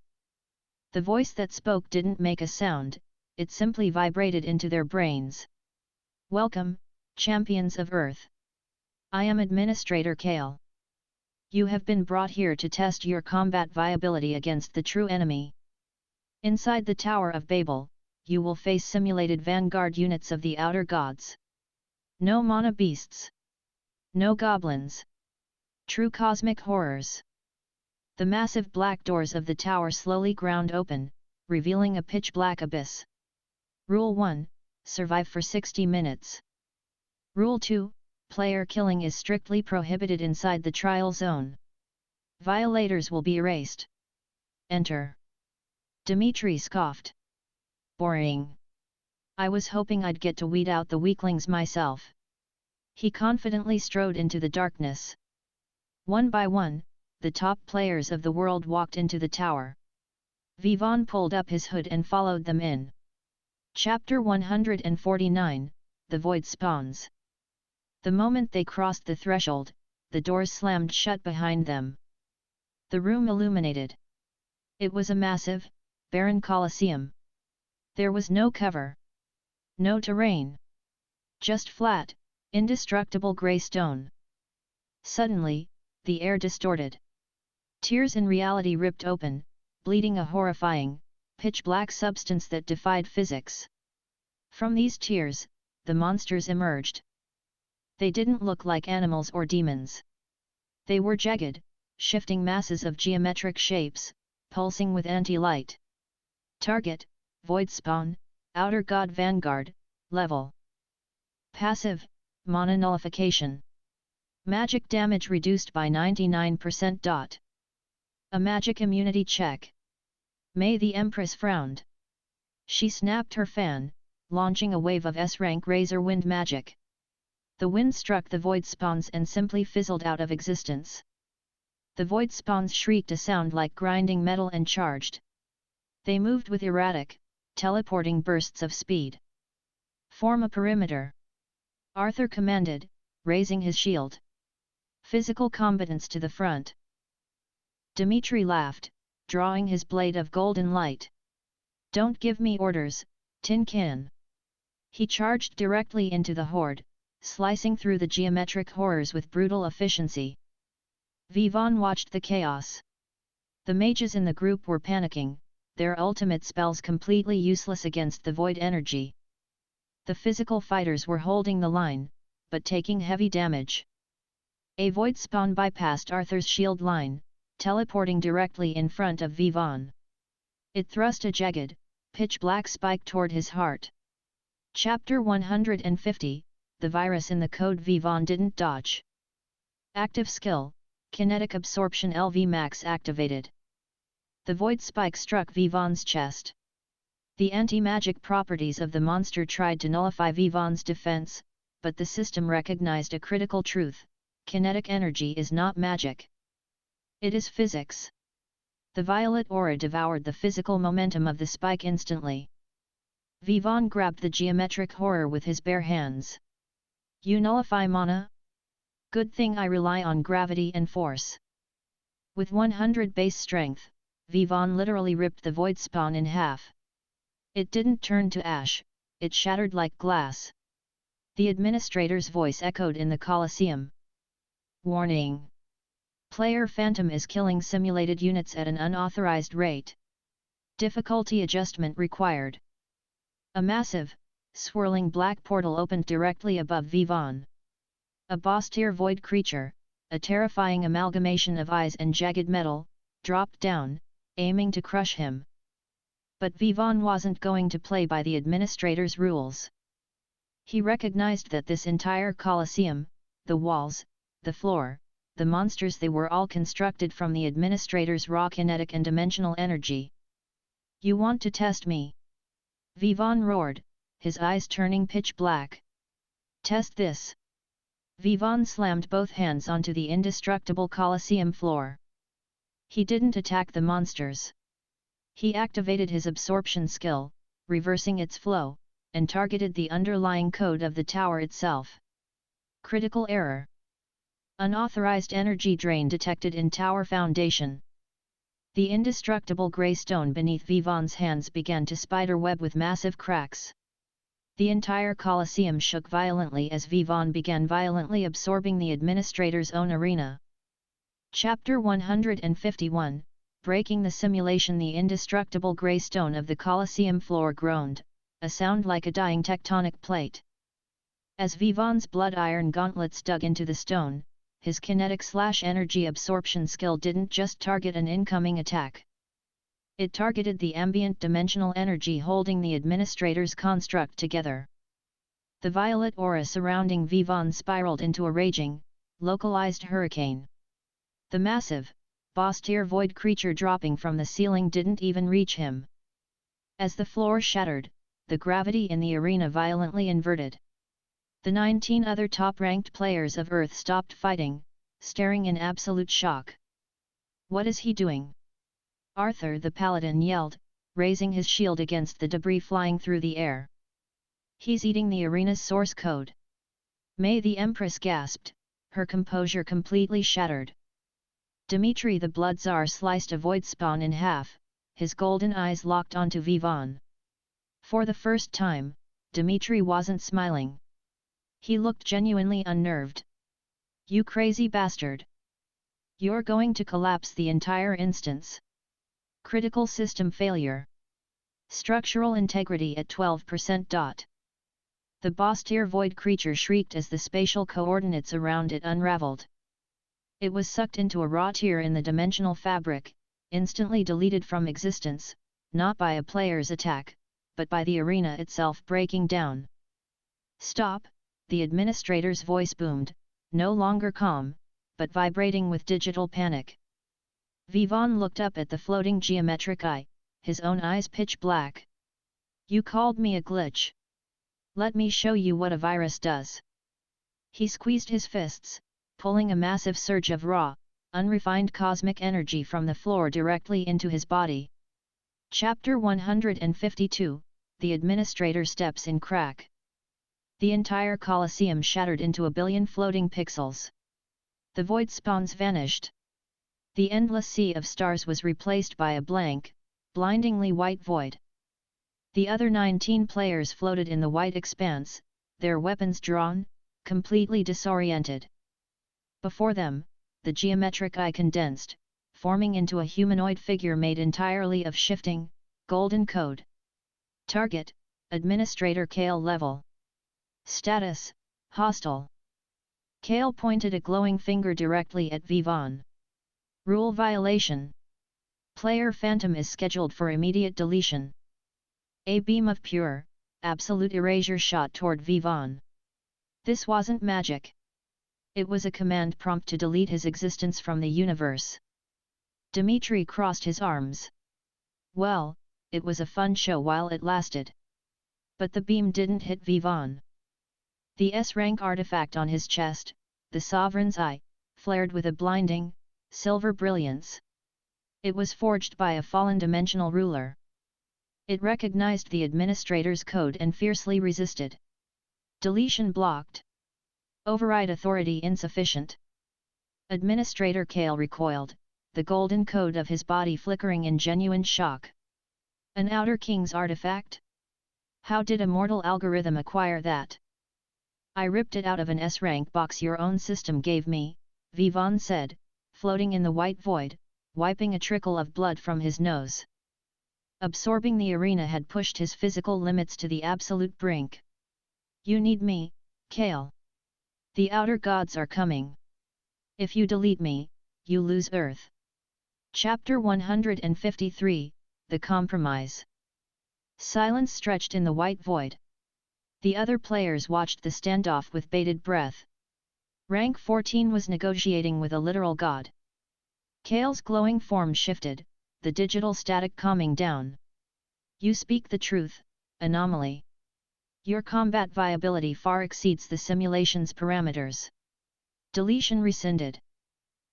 However, the trial has been irreparably damaged. Kale waved his hand.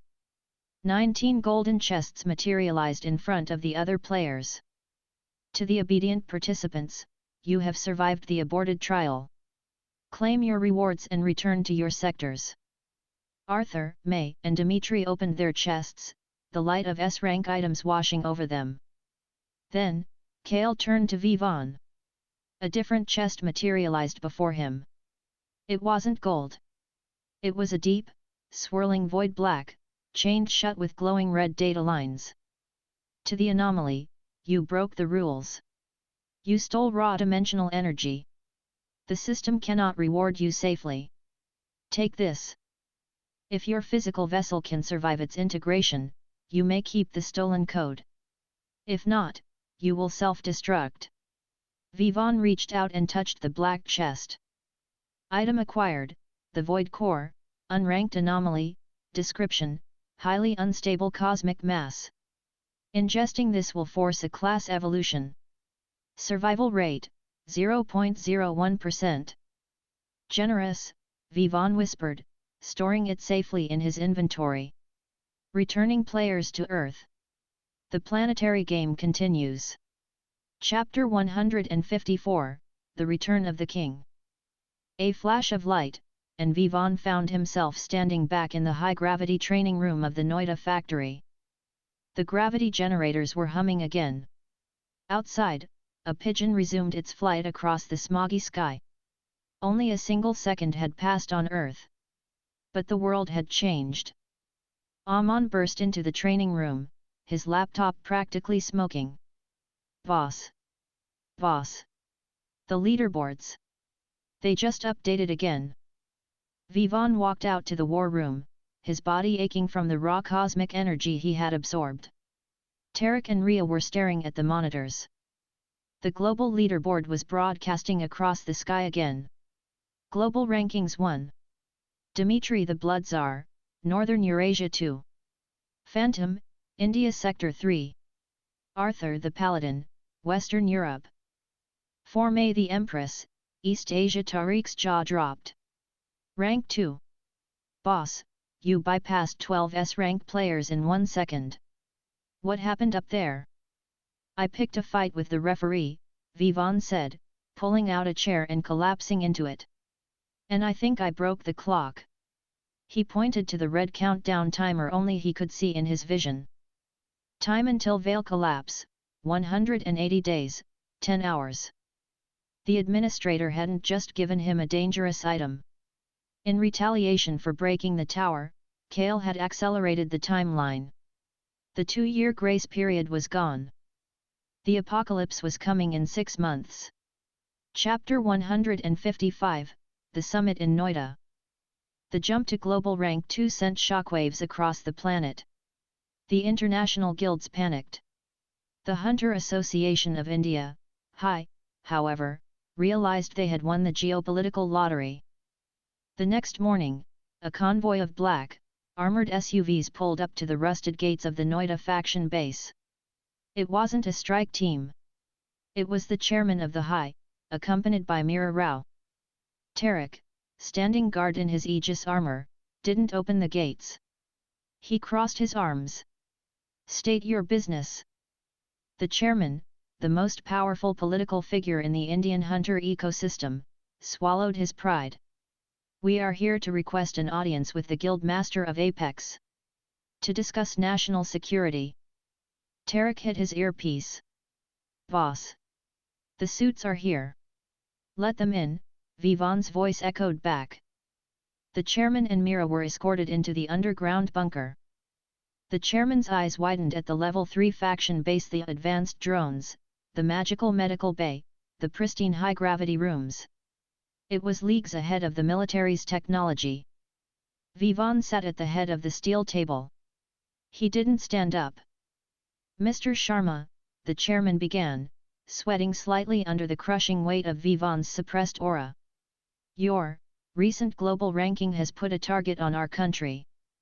The Americans and the Russians are demanding a global summit to draft you into a joint defense pact under their command." "I don't take commands," Vivaan stated flatly. "I know," Mira stepped forward. "Which is why we are here to offer you the total command of the Indian Hunter Armed Forces. Officially, you remain Apex Guild.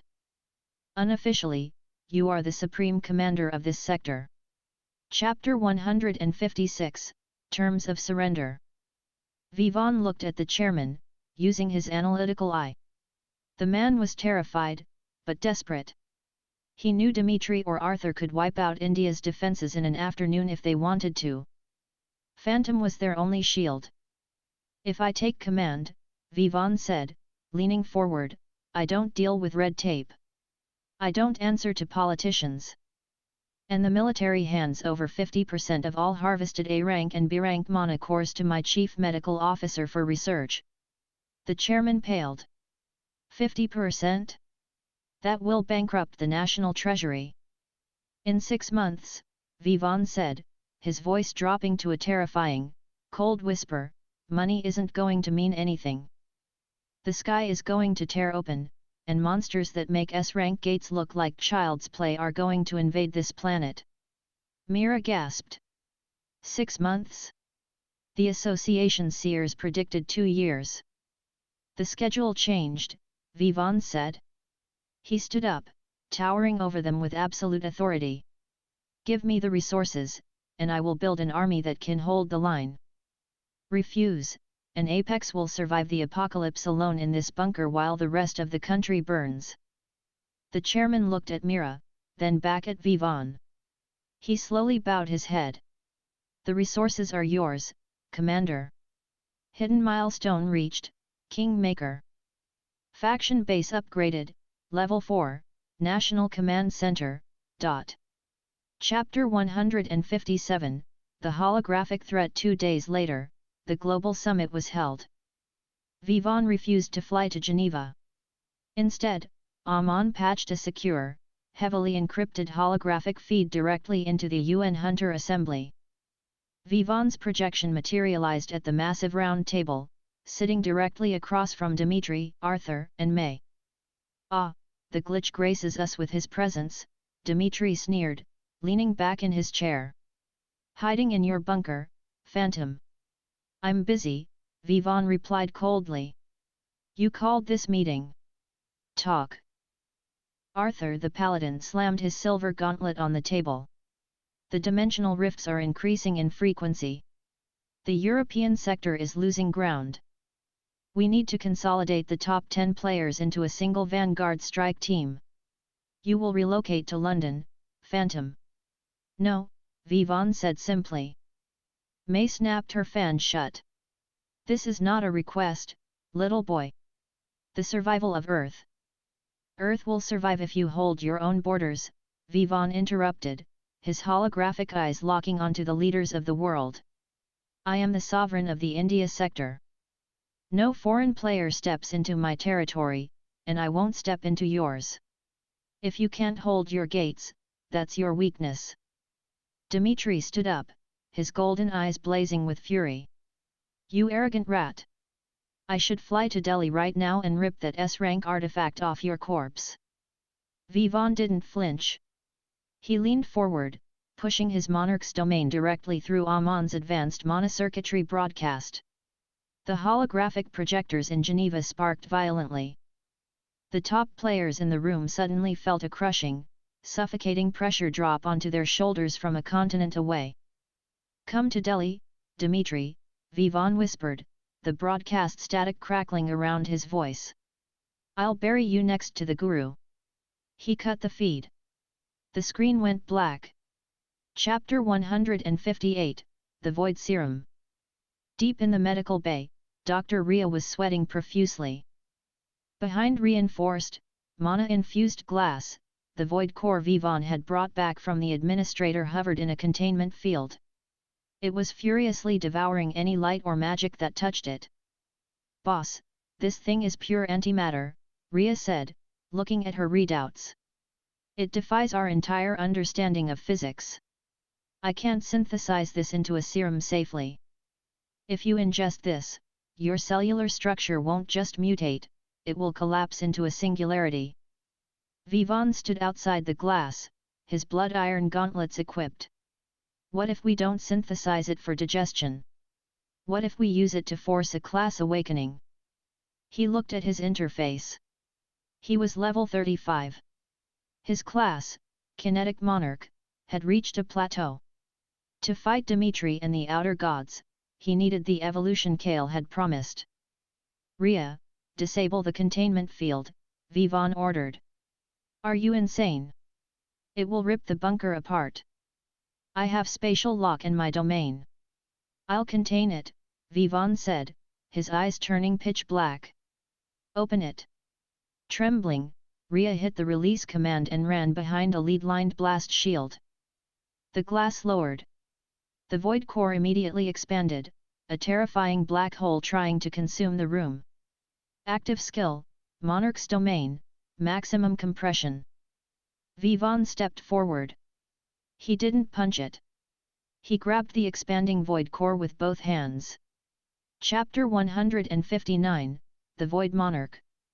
The pain was unlike the Leviathan tear. That was physical. This was existential. The void core tried to delete Vivaan's code from reality. His hands turned black, the digital pixels of his existence fraying at the edges. Warning! Existential threat detected. HP, 50%. 30%. 10%, boss. Tarek roared from the observation deck, slamming his fists against the glass. Vivaan gritted his teeth, blood pouring from his eyes. "I am not a glitch. I am the Apex." He channeled every single point of his 100 base strength, 100 stamina, and his S-rank Sovereign's Eye directly into his core. He forced the raw dimensional energy of the tower, which he had absorbed during the trial, to clash with the void core.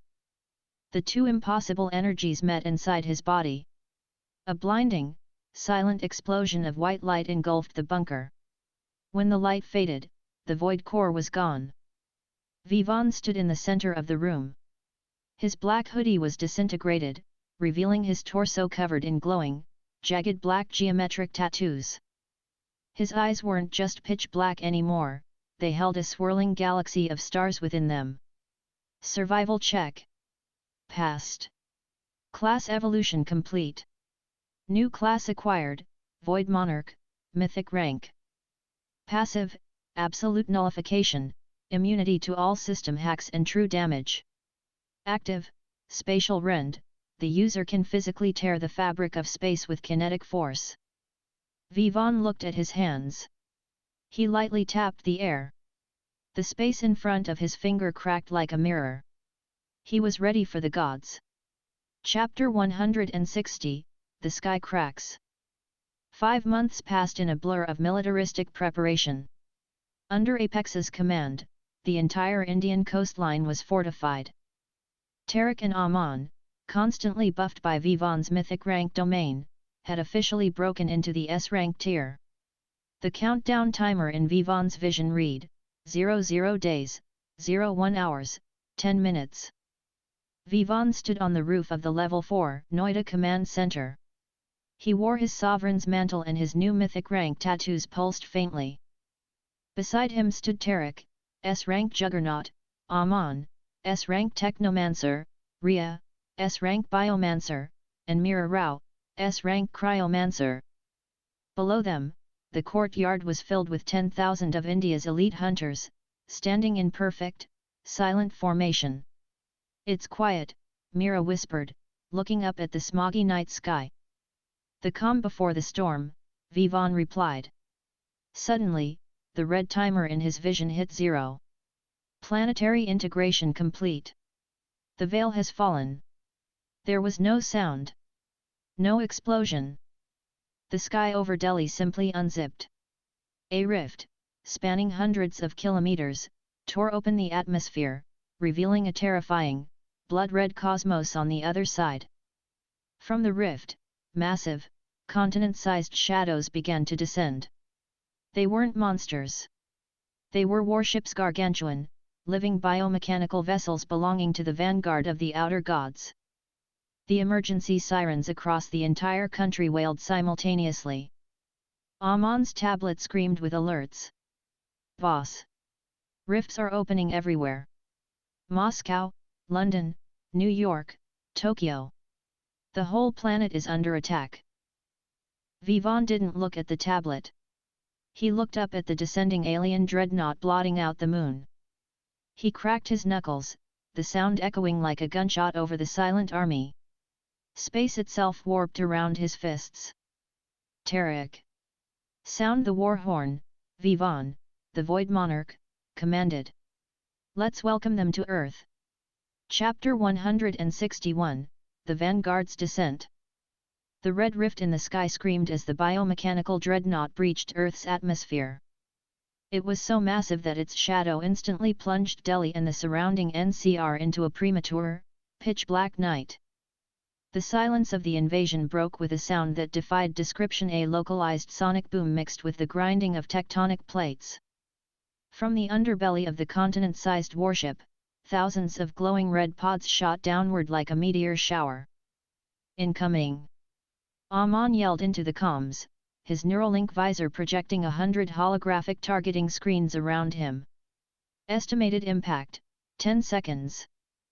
Vivaan stood at the edge of the command center roof, his cosmic-infused eyes tracking the pods. "Tarek! Mira! Do not let them hit the city. Break their momentum." Tarek grinned beneath his S-rank Aegis armor. He leaped off the 5-story building, landing in the center of the courtyard. He slammed his fists into the concrete. Active skill, unbreakable taunt, wide impact. A colossal wave of orange gravity magic erupted upward into the sky. Hundreds of the descending pods were violently pulled off their trajectories, crashing into the barren wasteland outside the city limits instead of the populated sectors.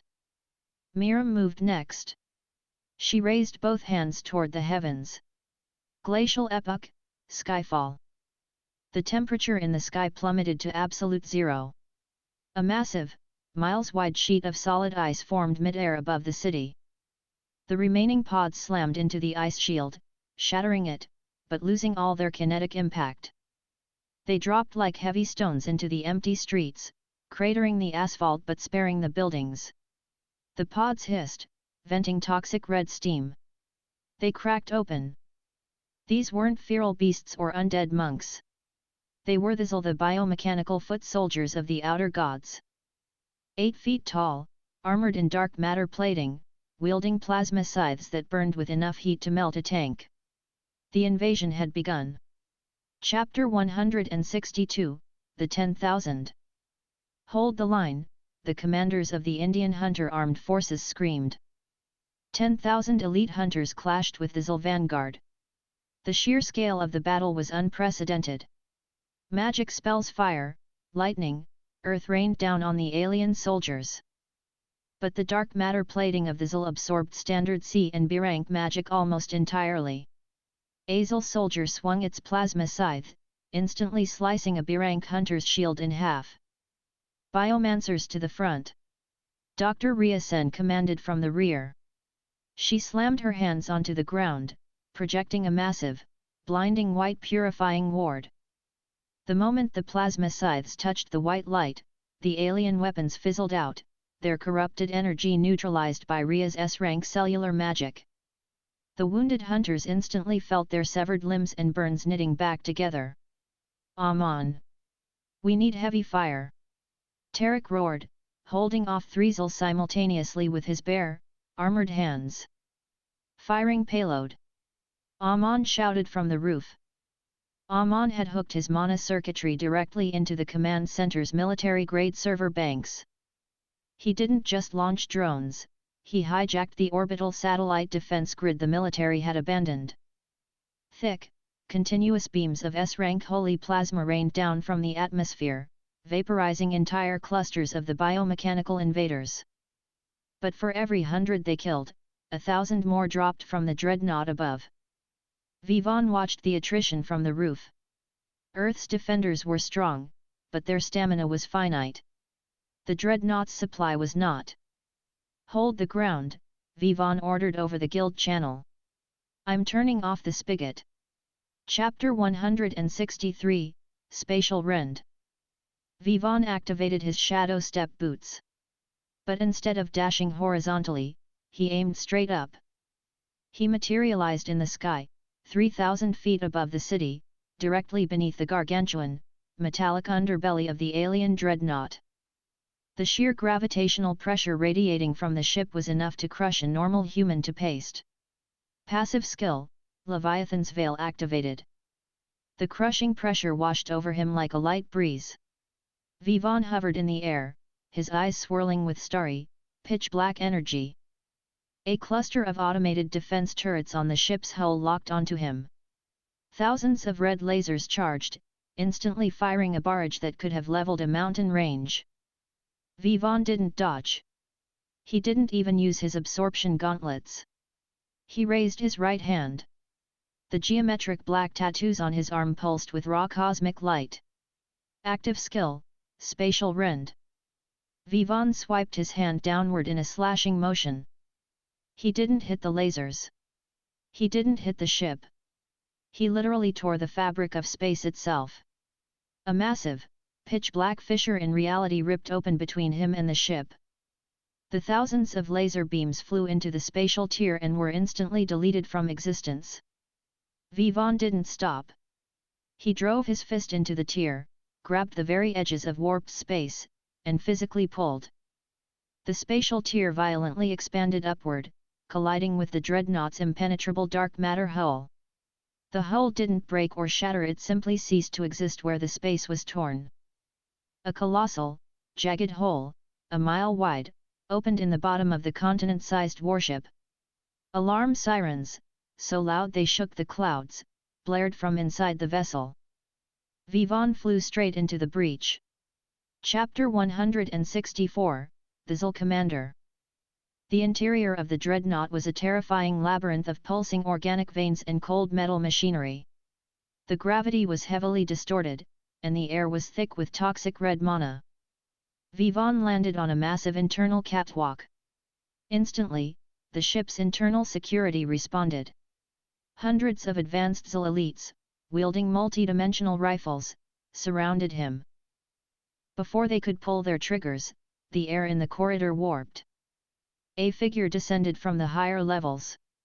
It was humanoid, but easily 12 feet tall, wearing sleek, silver liquid armor that constantly shifted. It didn't have a face, just a smooth, mirrored visor. Target, Zul Commander Zarrox class, Vanguard General of the Void level, 120 system hack active, reality distortion field. A native insect breached the hull. Zarrox's voice vibrated through the metal of the ship, translated by the system. Fascinating. Your administrator must have gifted you a toy you do not understand. The commander raised a hand. The gravity around Vivaan instantly multiplied by 1,000. The metal catwalk beneath his feet screamed and crumpled. Zarrox's reality distortion field hacked the physics engine of the area, attempting to crush Vivaan's internal organs into a singularity. Any S-rank player, even Dimitri, would have been forced to their knees, their defensive buffs stripped by the reality hack. Vivaan just stood there, rolling his neck. Mythic passive, absolute nullification activated.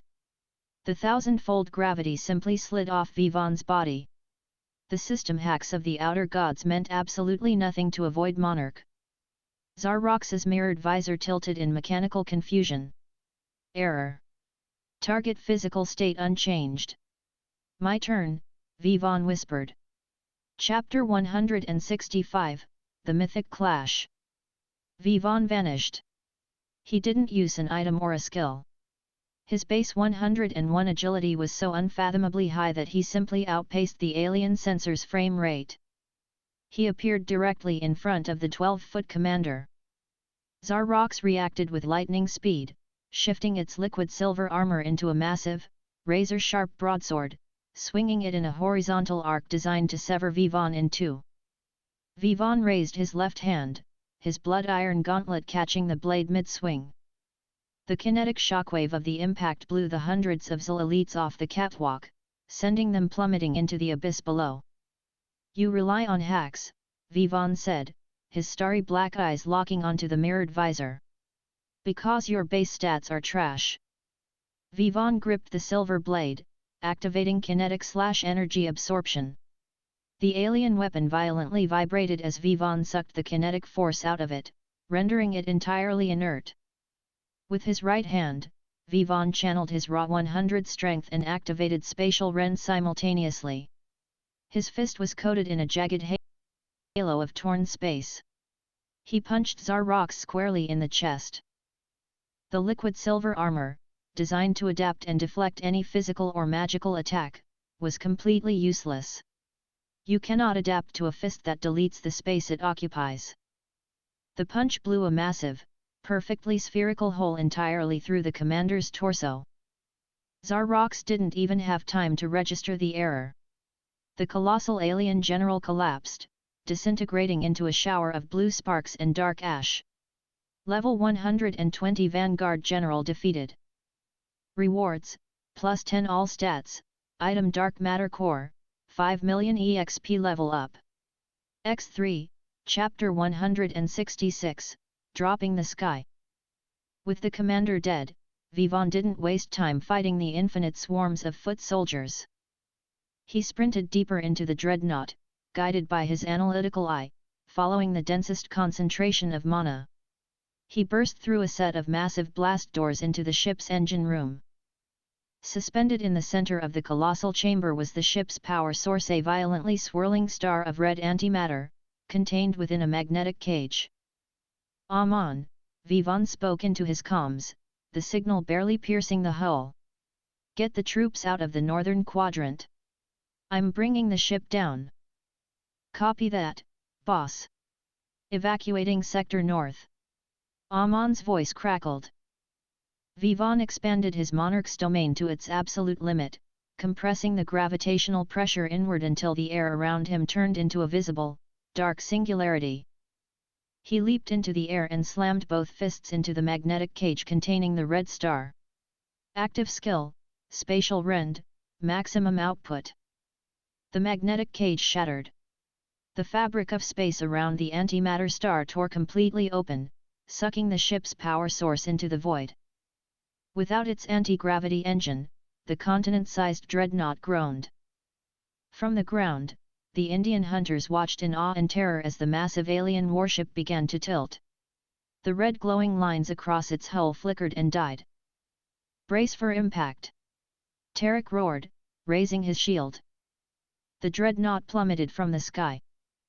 It crashed into the barren Aravalli Hills miles outside the city, the impact causing a localized earthquake that shattered windows all the way to central Delhi. A massive plume of dust and fire rose into the atmosphere. Before the ship hit the ground, Vivaan had already used Shadow Step to teleport back to the command center roof, watching the inferno in the distance. Earth 1. Outer Gods 0. Chapter 167, The Global Tally. The dust settled over India. The Zulfoot soldiers, suddenly cut off from their command ship and its reality-hacking buffs, were systematically hunted down and destroyed by Apex and the Indian armed forces. Casualties were in the hundreds, a miracle compared to what could have been. But India was only one sector. In the war room, Aman pulled up the global satellite feeds. The atmosphere was grim. London held, Aman reported, showing footage of Arthur the Paladin standing atop a mountain of alien corpses, a silver dreadnought burning in the background. Moscow held. Dmitry completely annihilated the ship that dropped over Russia. Beijing took massive damage, but May's guild managed to crash their target. Aman swiped the screen. The feed switched to North America. But the US sector, they didn't have a unified command structure. Their top players fought independently. The dreadnought over New York wasn't destroyed. It landed. It's terraforming the east coast into a dead zone. Ria gasped, looking at the sprawling red corruption spreading across the map. Millions are trapped in there. Vivaan stared at the map. The planetary game wasn't a skirmish. It was a war of total annihilation. Suddenly, the golden holographic screens forcibly materialized in front of every surviving hunter on the planet. Phase 2, The Incursion. Chapter 168, The Second Administrator. The golden screen didn't show the geometric eye of Kale. It showed a figure entirely wrapped in blinding white chains of code. Congratulations, surviving sectors. You have withstood the vanguard. I am Administrator Valerius. The outer gods have anchored their dreadnoughts on your world. If they are allowed to complete their terraforming, Earth will be consumed. The map of the world appeared on the screen. 6 massive red zones pulsed aggressively: New York, Rio de Janeiro, Cairo, Sydney, Berlin, and Johannesburg. Defending is no longer sufficient. To preserve your planet, you must go on the offensive. Global objective: infiltrate the 6 anchored dreadnoughts and destroy their terra cores. You have 30 days. Failure will result in the immediate deletion of the Earth server. The screen vanished. The bunker was dead silent. 30 days, Mira whispered, her usual icy composure cracking. 6 alien fortresses. And the American guilds are decimated. Who is going to clear New York? Vivaan didn't hesitate. We are. Tarek looked at him, a fierce grin spreading across his face. An away game. Finally. Aman, prep the heavy transport. Load the void tech. Ria, mass-produce the Leviathan serums for the elite vanguard, Vivaan ordered, slipping his sovereign's mantle back on. Before Aman could scramble to the computers, Vivaan's private comms channel beeped. It was an encrypted, direct line that only one other person on the planet had the arrogance to slice into. Chapter 169, A Call from the Tsar. Well. The glitch survived the first wave. Dmitry's voice echoed out of the comms speaker, dripping with condescension but laced with undeniable caution.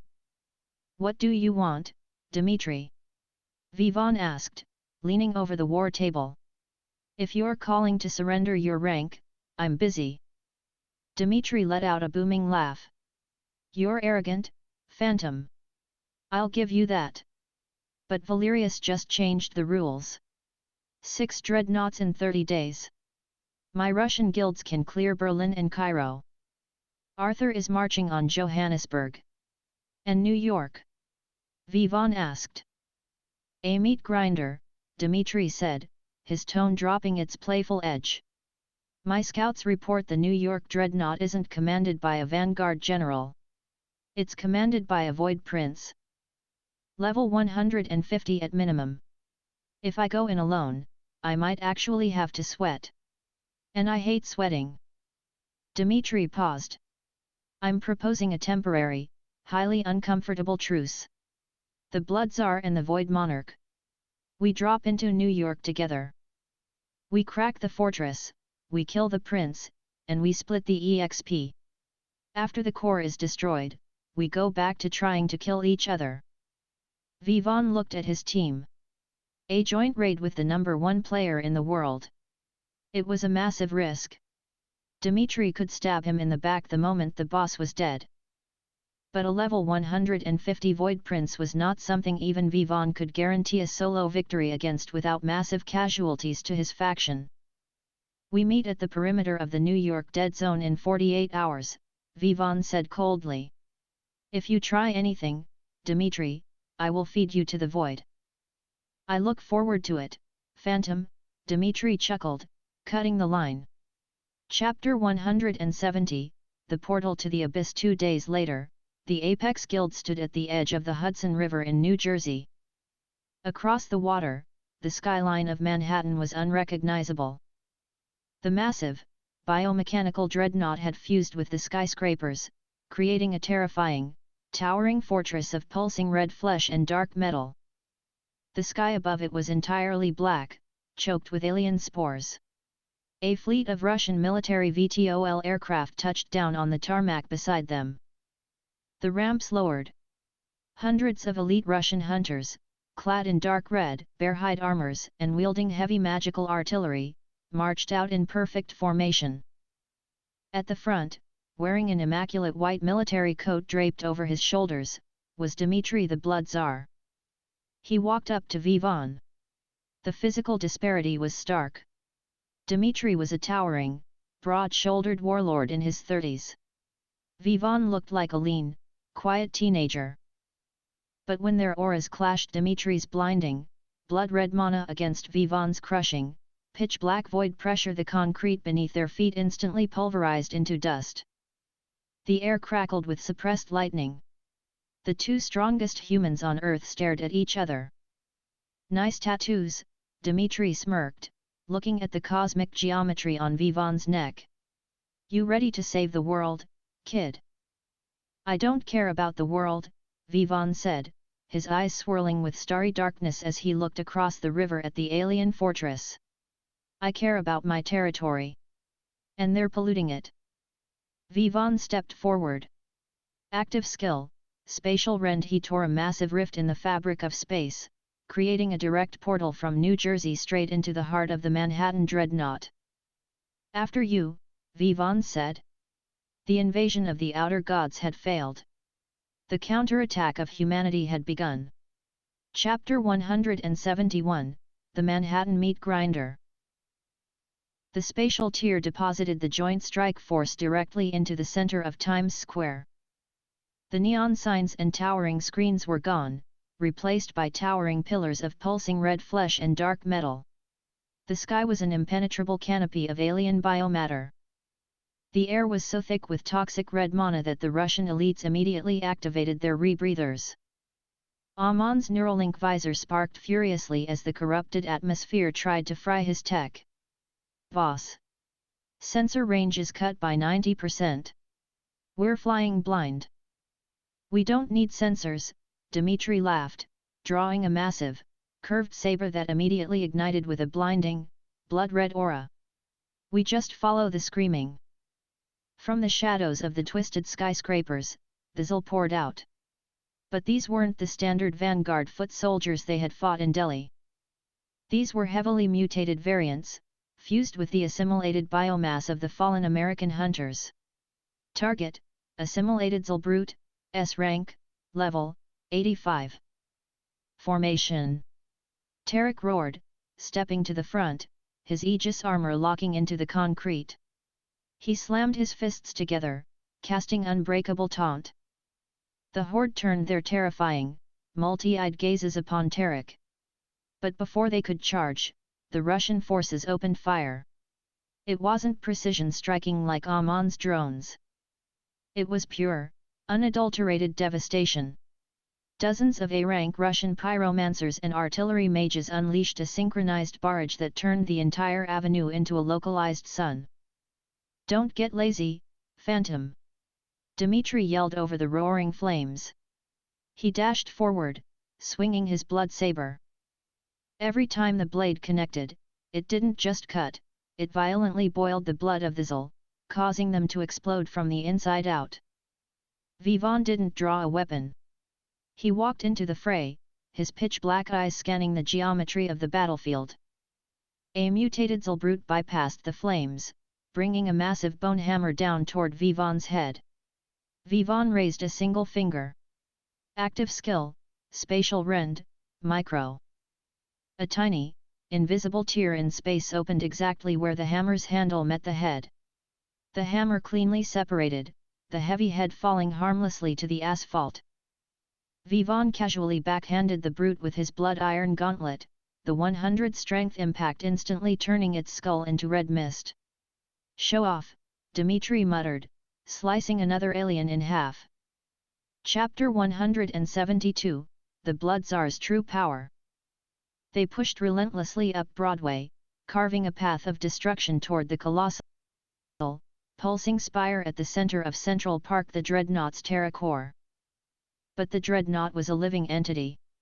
It realized that brute force wasn't stopping the invaders. The ground beneath them violently shifted. The asphalt peeled back, and massive, fleshy tendrils erupted from the earth, separating the vanguard from the main army. "Boss!"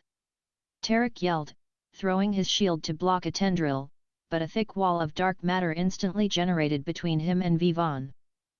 "Hold your position, Tarek. Rhea, keep them healed."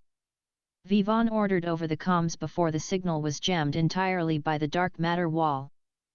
Vivaan and Dmitri were trapped in a sealed, biological arena roughly the size of a football field. The fleshy walls pulsed, and from the ground rose three massive, serpentine monstrosities made entirely of razor-sharp, dark metal scales and glowing red eyes. Target, Dreadnought Guardian Serpent, S-rank mini-boss, level, 105 passive, physical reflection, returns 50% of melee damage to the attacker. Physical reflection, Dmitri whistled, resting his saber on his shoulder. "That's a hard counter to your little punching gimmick, kid." "And your sword," Vivaan pointed out calmly. "I don't need a sword," Dmitri grinned. The Russian player snapped his fingers. The blood from the hundreds of Zul they had slaughtered in Times Square suddenly defied gravity. It ripped itself off the asphalt, flowing through the air like a crimson river, and condensed around Dmitri. Target, Dmitri the Blood Tsar. Mythic skill activated, Hemomancy, Blood God's Arsenal. The blood hardened into three massive, floating lances, vibrating with terrifying kinetic and magical energy. Dmitri didn't swing them, he simply pointed his finger. The blood lances shot forward at Mach 3, completely bypassing the physical reflection passive by detonating as liquid magic upon impact. Two of the guardian serpents were instantly obliterated in a shower of red mist and shrapnel. Dmitri looked back at Vivaan, a smug, arrogant smirk on his face. "Learn your place, Rank 2. Chapter 173, A Lesson in Gravity. The third guardian serpent let out an ear-piercing shriek, enraged by the death of its siblings. It ignored Dmitri and lunged directly at Vivaan, its massive jaws opening to swallow him whole. "Want me to handle that one too?" Dmitri laughed. Vivaan didn't move. He let the massive serpent close the distance. Passive skill, Leviathan's Veil, deactivated. Active skill, Monarch's Domain, reverse compression. Vivaan didn't punch the serpent. He knew the physical reflection would damage him. Instead, he manipulated the gravitational field of his S-rank domain. He reversed the crushing pressure, turning it into a hyper-localized anti-gravity well directly beneath the charging serpent. The monster, weighing hundreds of tons, was violently launched upward into the air, its momentum completely hijacked. As the serpent flailed in the air, helplessly suspended in anti-gravity, Vivaan looked up at it. "I don't need to touch you to kill you," Vivaan whispered. He raised his hand and closed his fist. Active skill, Spatial Lock. The S-rank artifact flared. The space around the floating serpent instantly crystallized. Then, Vivaan activated Spatial Rend. But instead of tearing the space, he commanded the torn space to collapse inward. The frozen spatial coordinates around the serpent violently shrank, crushing the beast from every possible angle simultaneously.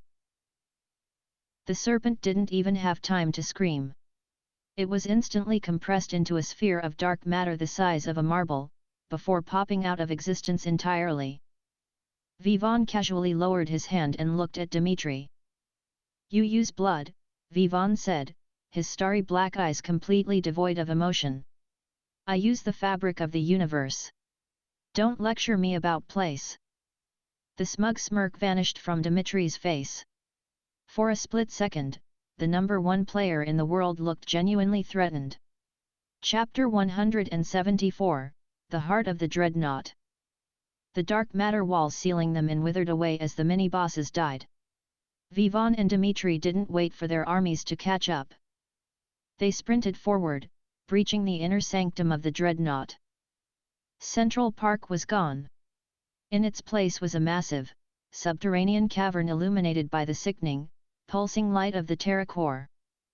The core was a colossal, beating heart made of corrupted energy, suspended over a lake of boiling, toxic plasma.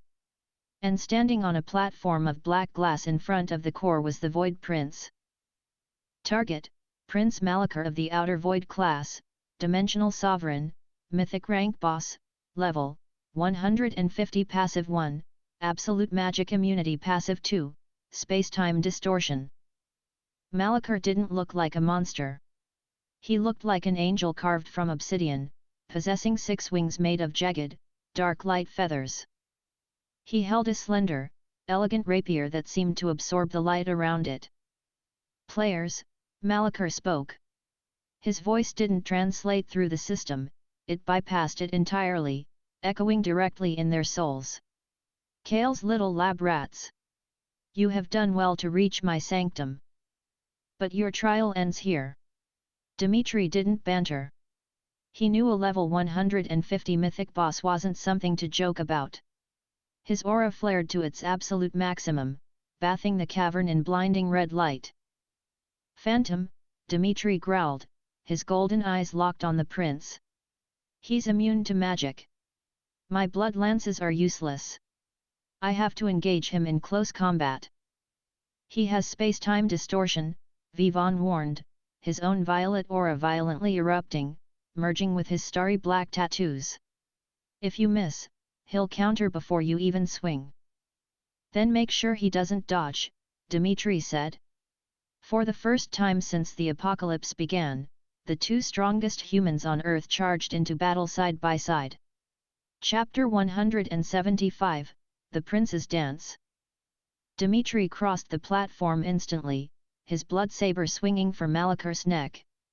"Boss passive triggered, space-time distortion." Dmitri's blade didn't miss, the space it was traveling through simply stretched. A swing that should have taken a millisecond took 3 seconds. Malachar casually stepped aside, raising his rapier, and thrust it toward Dmitri's heart. "Now, Phantom!" Dmitri roared. Vivaan had already used Shadow Step, appearing behind Malachar. Active skill, Spatial Rend, Gravity Anchor. Vivaan didn't attack the prince. He drove his torn, spatial rending hands into the black glass platform, anchoring the fabric of space itself to his 100 strength frame. He violently pulled backward, negating the prince's spatial stretching. Reality snapped back into place like a rubber band. Dmitri's delayed swing suddenly accelerated to Mach 5. The blood saber slammed into Malachar's obsidian wings, shattering 2 of them in a massive explosion of dark light. Malachar hissed in pain, his aristocratic composure breaking. "Insolent mortals!" The prince spun, his rapier blurring into 1,000 afterimages. He bypassed Dmitri entirely and dashed toward Vivaan, realizing the Void Monarch was countering his spatial hacks. Malachar thrust his rapier perfectly at Vivaan's throat. Passive, Leviathan's Veil activated active skill, Kinetic Absorption LV Max. The rapier pierced the veil. It hit the purple aura. But it didn't stop. The blade was forged from outer void matter. It sliced through Vivaan's absorption field, plunging deep into his left shoulder. Chapter 176, The Cost of Blood. Vivaan choked, blood spilling from his lips. The dark light rapier burned like liquid nitrogen inside his flesh, actively decaying his S-rank vitality. Warning! Lethal void corruption detected. HP, 60%. 45%. 30%, Malachar leaned in, his obsidian face inches from Vivaan's. You steal the power of the void, human. But you do not command it. Malachar twisted the blade. He doesn't have to, Dimitri's voice whispered directly behind the prince. Dimitri hadn't retreated. While Malachar was focused on executing Vivaan, Dimitri had driven his own bare hand directly into the blade of his blood saber, cutting his palm to the bone. Mythic skill activated, Hemomancy, Blood Tsar's execution. Dimitri grabbed Malachar by the back of his obsidian neck with his bleeding hand. The Russian player's blood forcefully injected itself into the boss's dark matter circulatory system. The prince froze, his eyes widening in absolute horror as Dimitri's invasive blood violently rejected the alien biology. Detonate, Dimitri whispered. Malachar's entire upper torso exploded from the inside out. The force of the internal explosion blew Dimitri backward, crashing into the cavern wall. Vivaan fell to his knees on the black glass, pulling the rapier out of his shoulder, gasping for air as drive. Ria's residual healing buffs fought the corruption. The level 150 boss lay on the floor, its upper body completely destroyed. Chapter 177, The Betrayal, Fakeout. Silence fell over the terracore chamber. Vivaan coughed up dark blood, using his blood iron gauntlet to push himself up. He looked over at Dimitri. The Russian Tsar was leaning against the wall, his white coat ruined, his breathing ragged. He looked at the massive, pulsing terracore hovering over the plasma lake. Well, Dimitri wheezed, a dark smile returning to his face. We killed the prince. But I think I'll be taking the terracore EXP for myself, Phantom. Nothing personal. It's just good business. Dimitri raised his hand, aiming a condensed spear of blood at Vivaan's injured chest. Vivaan didn't look panicked. He looked tired. You really are an idiot, Dimitri, Vivaan sighed. Before Dimitri could throw the spear, the shattered remains of Malachar on the floor violently twitched. Warning! Boss Phase 2 initiated. Prince Malachar has assimilated the terracore. The massive beating heart above the plasma lake suddenly liquefied, pouring directly into Malachar's ruined body. The obsidian flesh rapidly regenerated, larger, completely monstrous, and pulsating with unstable terraforming energy. Dimitri cursed, instantly dropping his aim on Vivaan and throwing the blood spear at the regenerating boss. The spear bounced harmlessly off a new, impenetrable red energy shield. I told you, Vivaan said, standing up, his starry eyes flaring. Don't count your EXP before the loot drops. Chapter 178, The Dual Assault. Target, Malachar, the Terra Fiend, Mythic Rank Boss Phase 2, Level, 160 Passive, Terra Shield, immune to all damage below 100 base stats. The monstrous Malachar let out a roar that shook the entire island of Manhattan. It didn't have a sword anymore. Its arms had morphed into massive, sweeping scythes of corrupted plasma. My blood magic can't pierce that shield. Dimitri shouted, dodging a massive plasma scythe that melted the black glass platform. We have to break the barrier. Give me all your kinetic energy. Vivaan roared back. Dimitri didn't question it. The arrogant Tsar knew when to follow orders. He charged forward, unleashing a flurry of absolute, full power strikes with his blood saber directly onto Vivaan's blood iron gauntlets. Vivaan didn't block, he absorbed. Kinetic absorption LV max, overload imminent. Vivaan absorbed strike after strike from the number 1 player in the world. The violet aura around him shifted into a blinding, pure white light. Get clear! Vivaan commanded. Dimitri used a blood step to teleport to the cavern ceiling, hanging upside down. Vivaan turned to the towering Terra Fiend. He activated his shadow step, bypassing the sweeping plasma scythes, and appeared directly point-blank in front of the boss's impenetrable red shield. Active skill, Spatial Rend and Kinetic Overload. Vivaan didn't just punch the shield. He used the absorbed power of the Blood Tsar and his own 100 strength to literally tear the shield's physical code. The impenetrable Terra shield shattered like cheap glass, sending shockwaves that blew the plasma lake into a tidal wave. Chapter 179, Consuming the Prince. Now, Dimitri! Vivaan roared, his arms completely numb from the recoil. Dimitri dropped from the ceiling like a red meteor. Ultimate skill, Blood Tsar's Guillotine. Dimitri channeled every drop of mana he possessed into a massive, 30-foot executioner's blade made of solid, hyper-compressed blood.